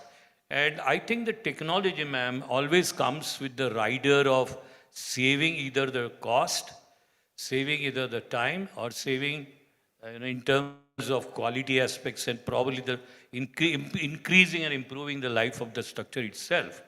Well, there is a big challenge. The process needs to be changed. Therefore, we earlier talked about a few materials that we knew, right from his mud bricks to the regular bricks to a little improvement on the bricks, and then the stones. And today the situation is that the labor cannot lift a stone to lay the stone on wall. So that is the current problem that we are facing as far as the execution part is concerned. And I recently completed a building in everything in Aerocon panels, and it was completed in record time. I completed an industry recently which is from pencil to production, took me only 45 days for 45,000 square feet. I think that is something which is a kind of demand that goes through. And when that kind of, we are talking about pre-engineered buildings, we are talking about precast structures, and although precasting is not really here the way we see it abroad, but these are, I think, the things that will probably, ask us to review our design elements. When we talk about the long spans and the, earlier we used to always sit around with the structural designers struggling for spans, and I think Shroff will also agree with me that in residential and commercial projects, it used to be a big tough time, because they were saying we could not go beyond 3 to 6 meters.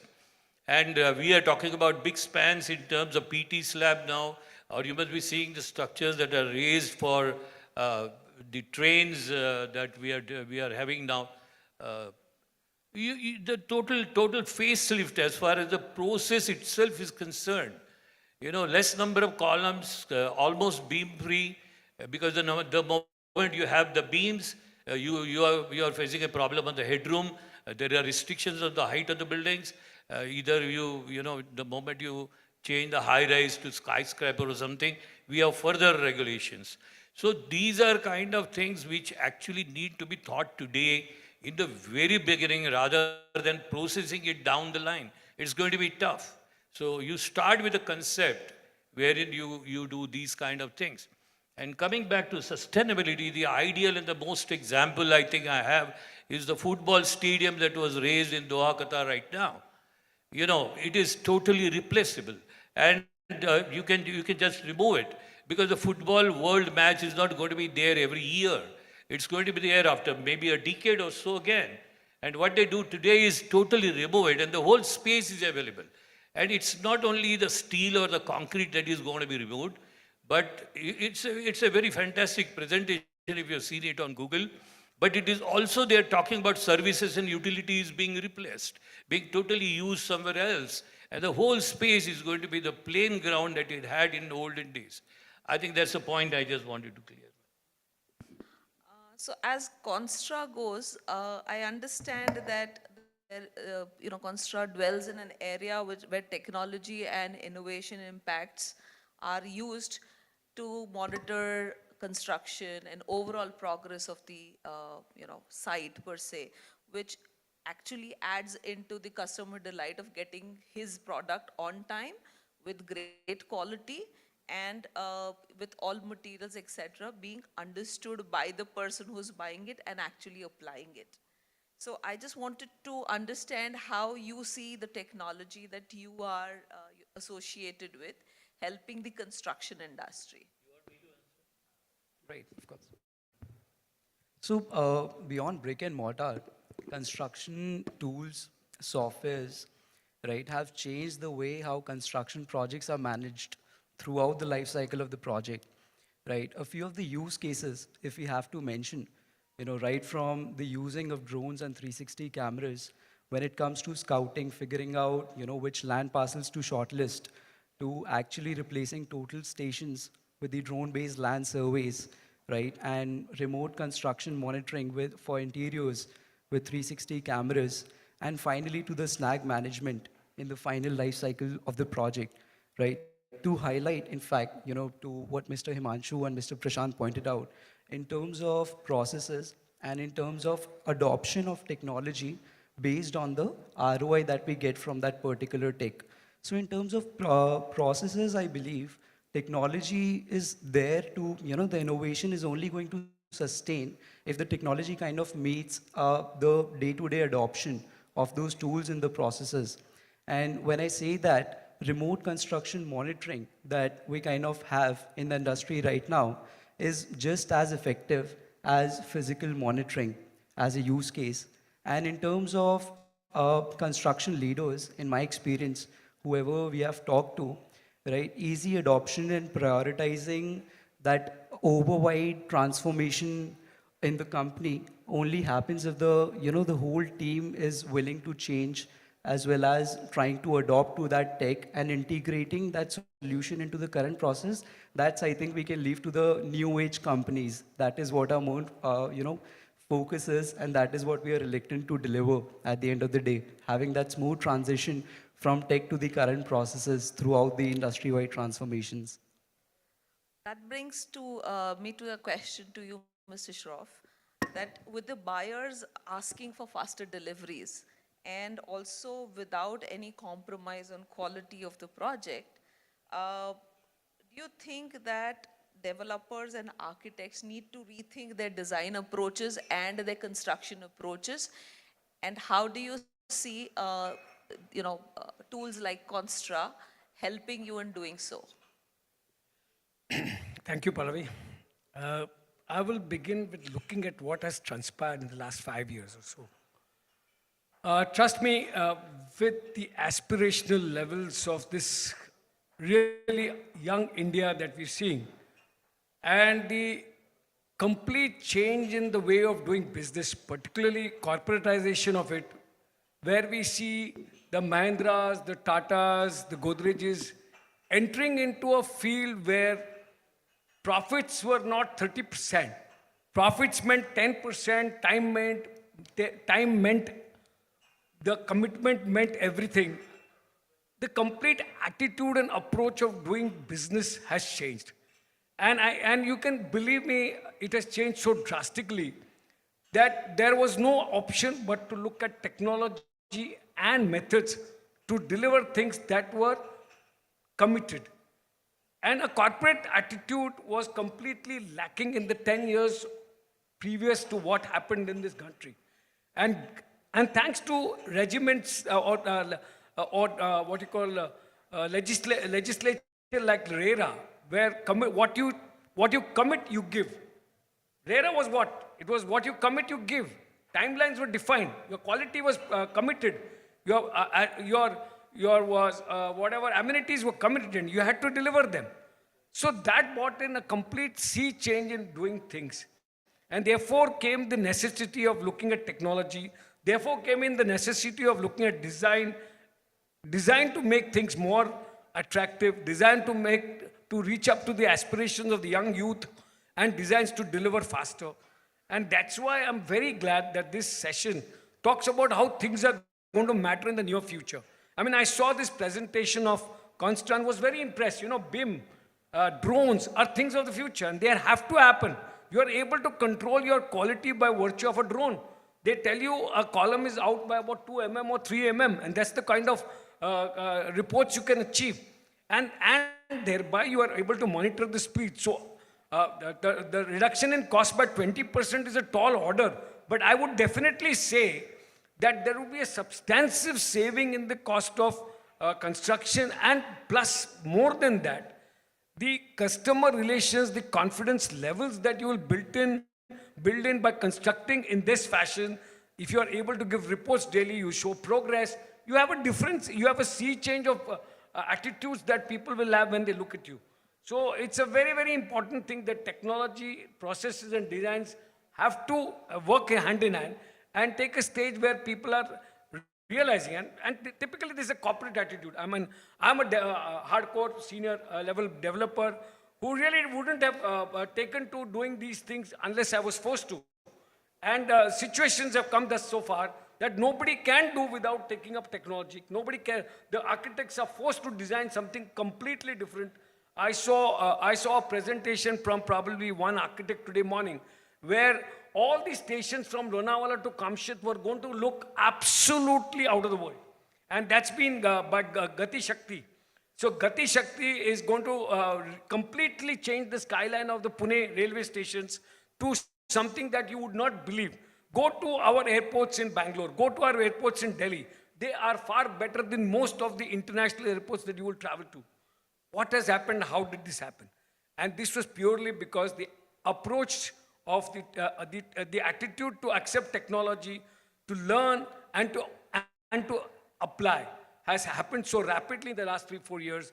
It's a great achievement by the team India in construction. It's a great achievement by the developers, the architects and the contractors who have, you know, if you don't know, today probably Pune has a company called K-Nest that manufactures the largest, he's probably the biggest in Southeast Asia manufacturing Maivan kind of formwork.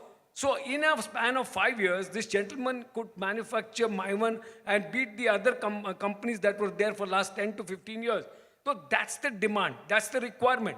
And we are in probably the most apt timings where things are going to look differently totally in the next few years to come.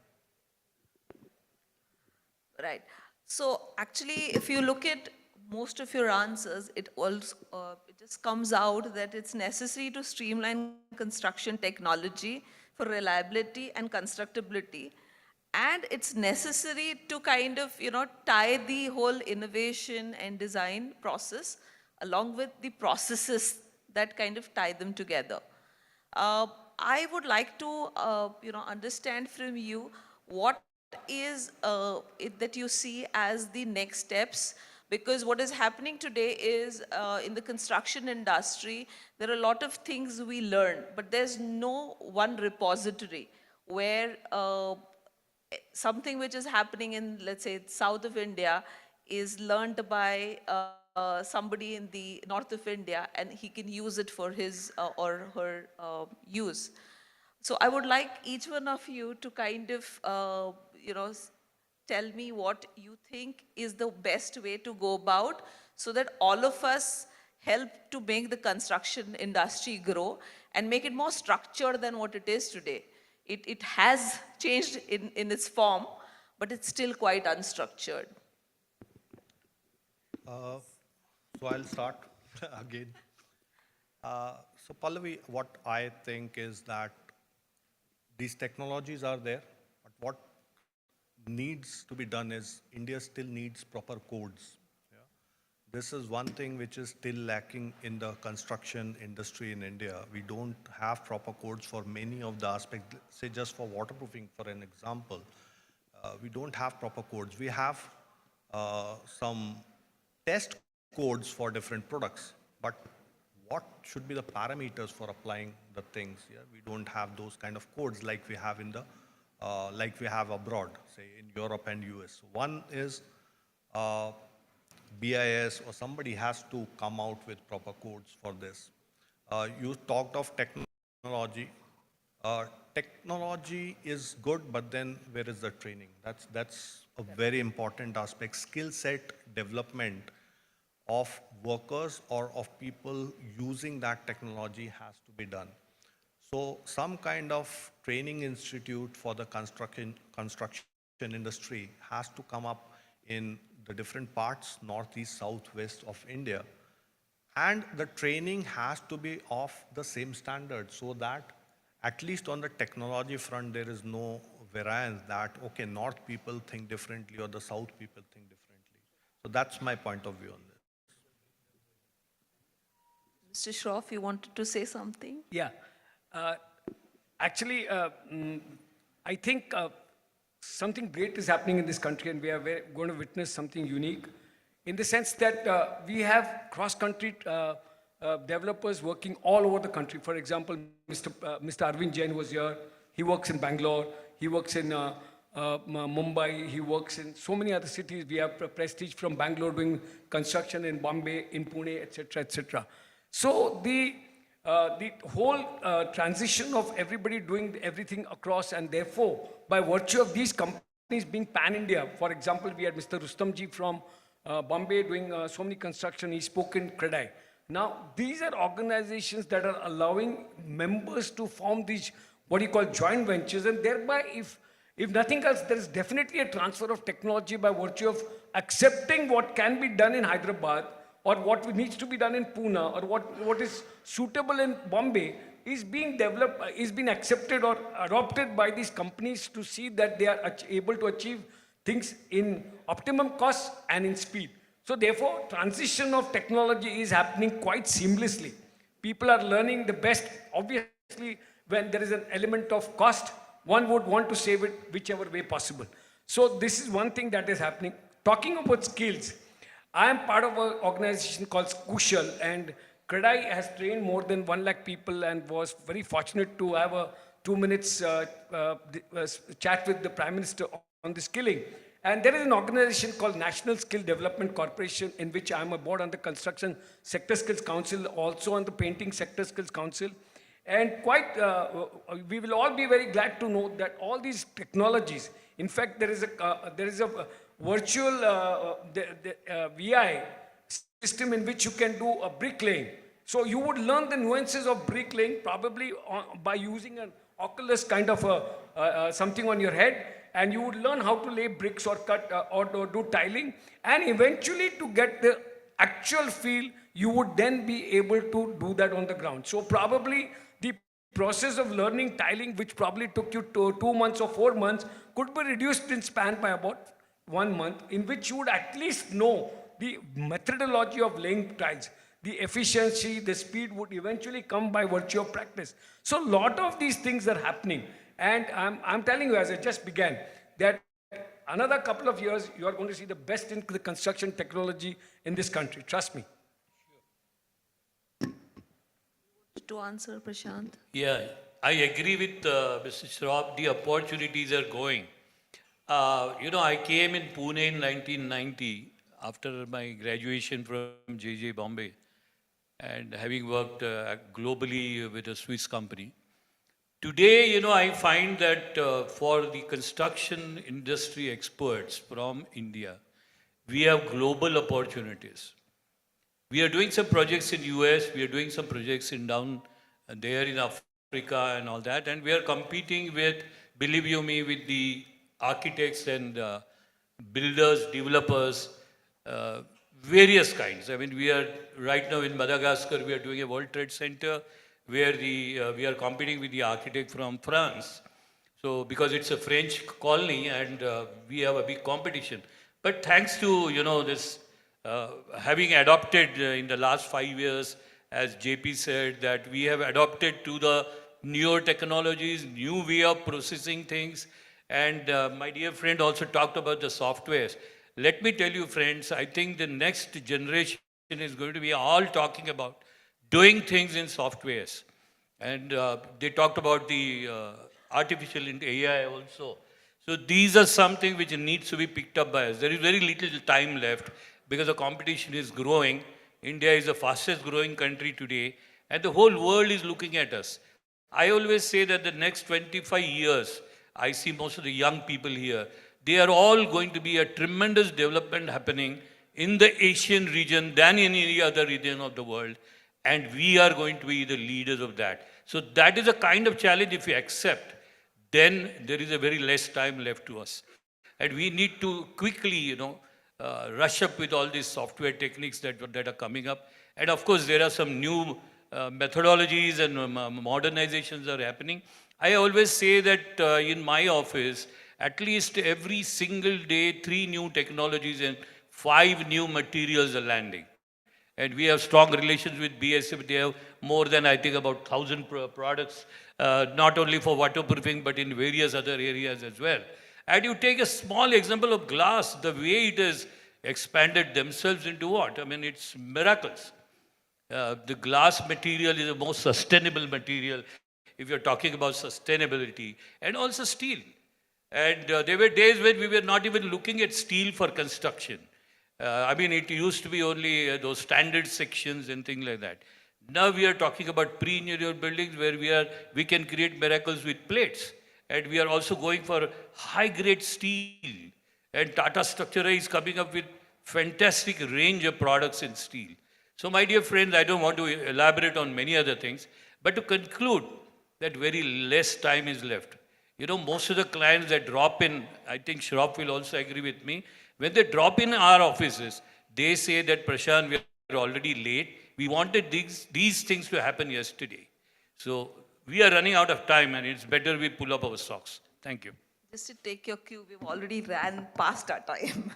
We are 6 minutes over time. But I'm going to let you kind of answer in a quick one sentence because I'm sure they have other things lined up. Of course, in a nutshell, willingness to change that I talked about earlier, that willingness is definitely there.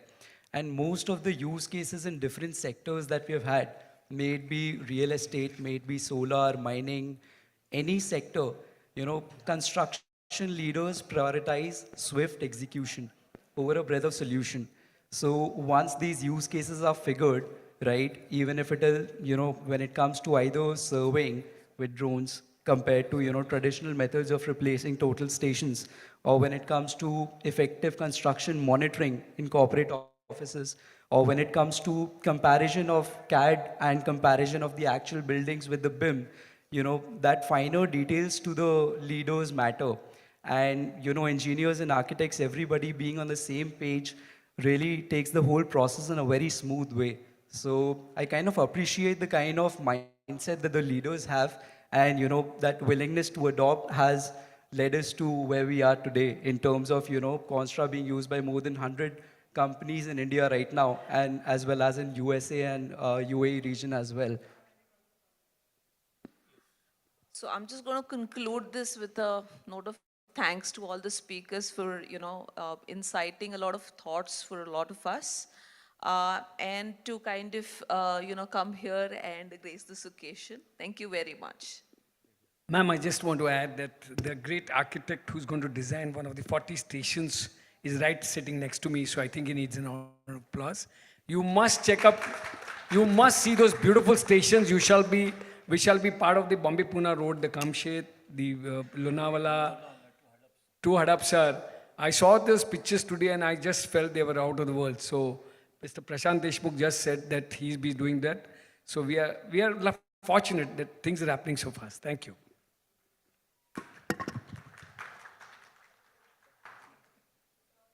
On that note, let's give them a big, big round of applause. An excellent discussion curated. Could I now have the honor of calling upon the business head, Western Region, Victoria Lifts Private Limited, Norbert Meneses, to kindly join us. Let's give Mr. Meneses a big, big round of applause. Thank you so much for gracing us on this occasion, and we'd like you to present the mementos to our session chair and our panelists. Could we have the mementos on the stage? Thank you so much. First up, a big thank you. Pallavi? All right, before Pallavi, okay. We're starting with the panelists, all right. Shroff. Sir, we just request you to please step forward. Pallavi's been very kind on that, thank you. Oh my, they need a picture perfect moment.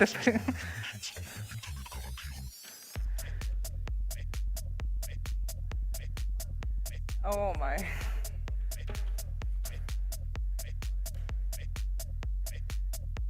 Thank you to all our panelists for their expertise, which they've brought about in the panel today.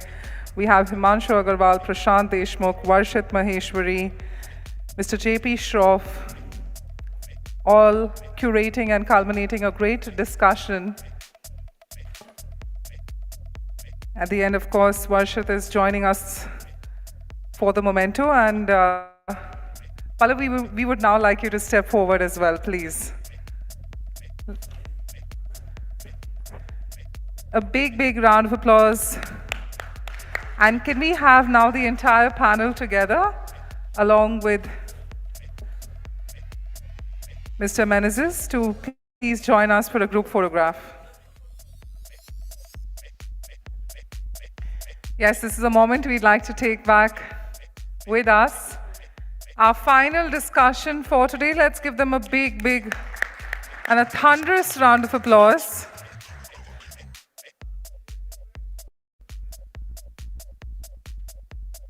With that, I'd like to thank once again our entire panel. Thank you so much, and thank you to Mr. Meneses for joining us and helping us to give away the token of appreciation from our side.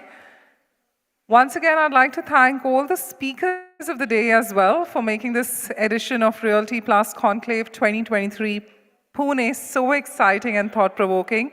We got a chance to interact with all of them, and we thank the awesome audience too, which is all of you, for being here with us today and sharing their queries and of course, being so interactive and engaging. We're going to be shortly beginning with the presentation of the Realty Plus Excellence Awards 2023 Pune. So stay tuned. Why don't we all step out, let the team prep up for the awards, and we'll shortly begin wherein we're going to be recognizing the best in the industry. So Pune, get ready. In the next few minutes, we're going to be beginning with the awards. But meanwhile, let's network with one another. Let's have a great time outside, and let's get ready for the awards. Thank you.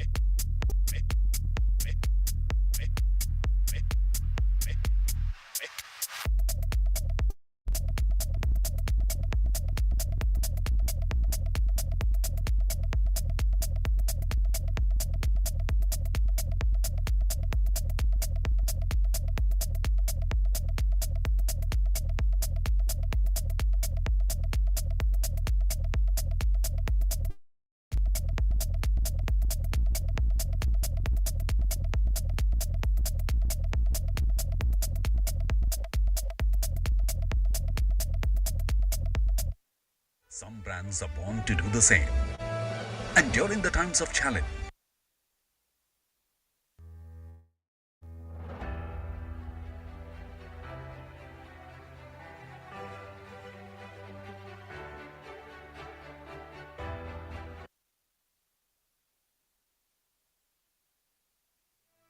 some people are born to show the world which path to choose in a crisis. Some brands are born to do the same. And during the times of challenge, the stalwarts of Indian real estate industry have chosen to do just that by showing others the way to finding opportunities even amidst a crisis. By showing the world how to go about delivering on promises even amidst adversity. Success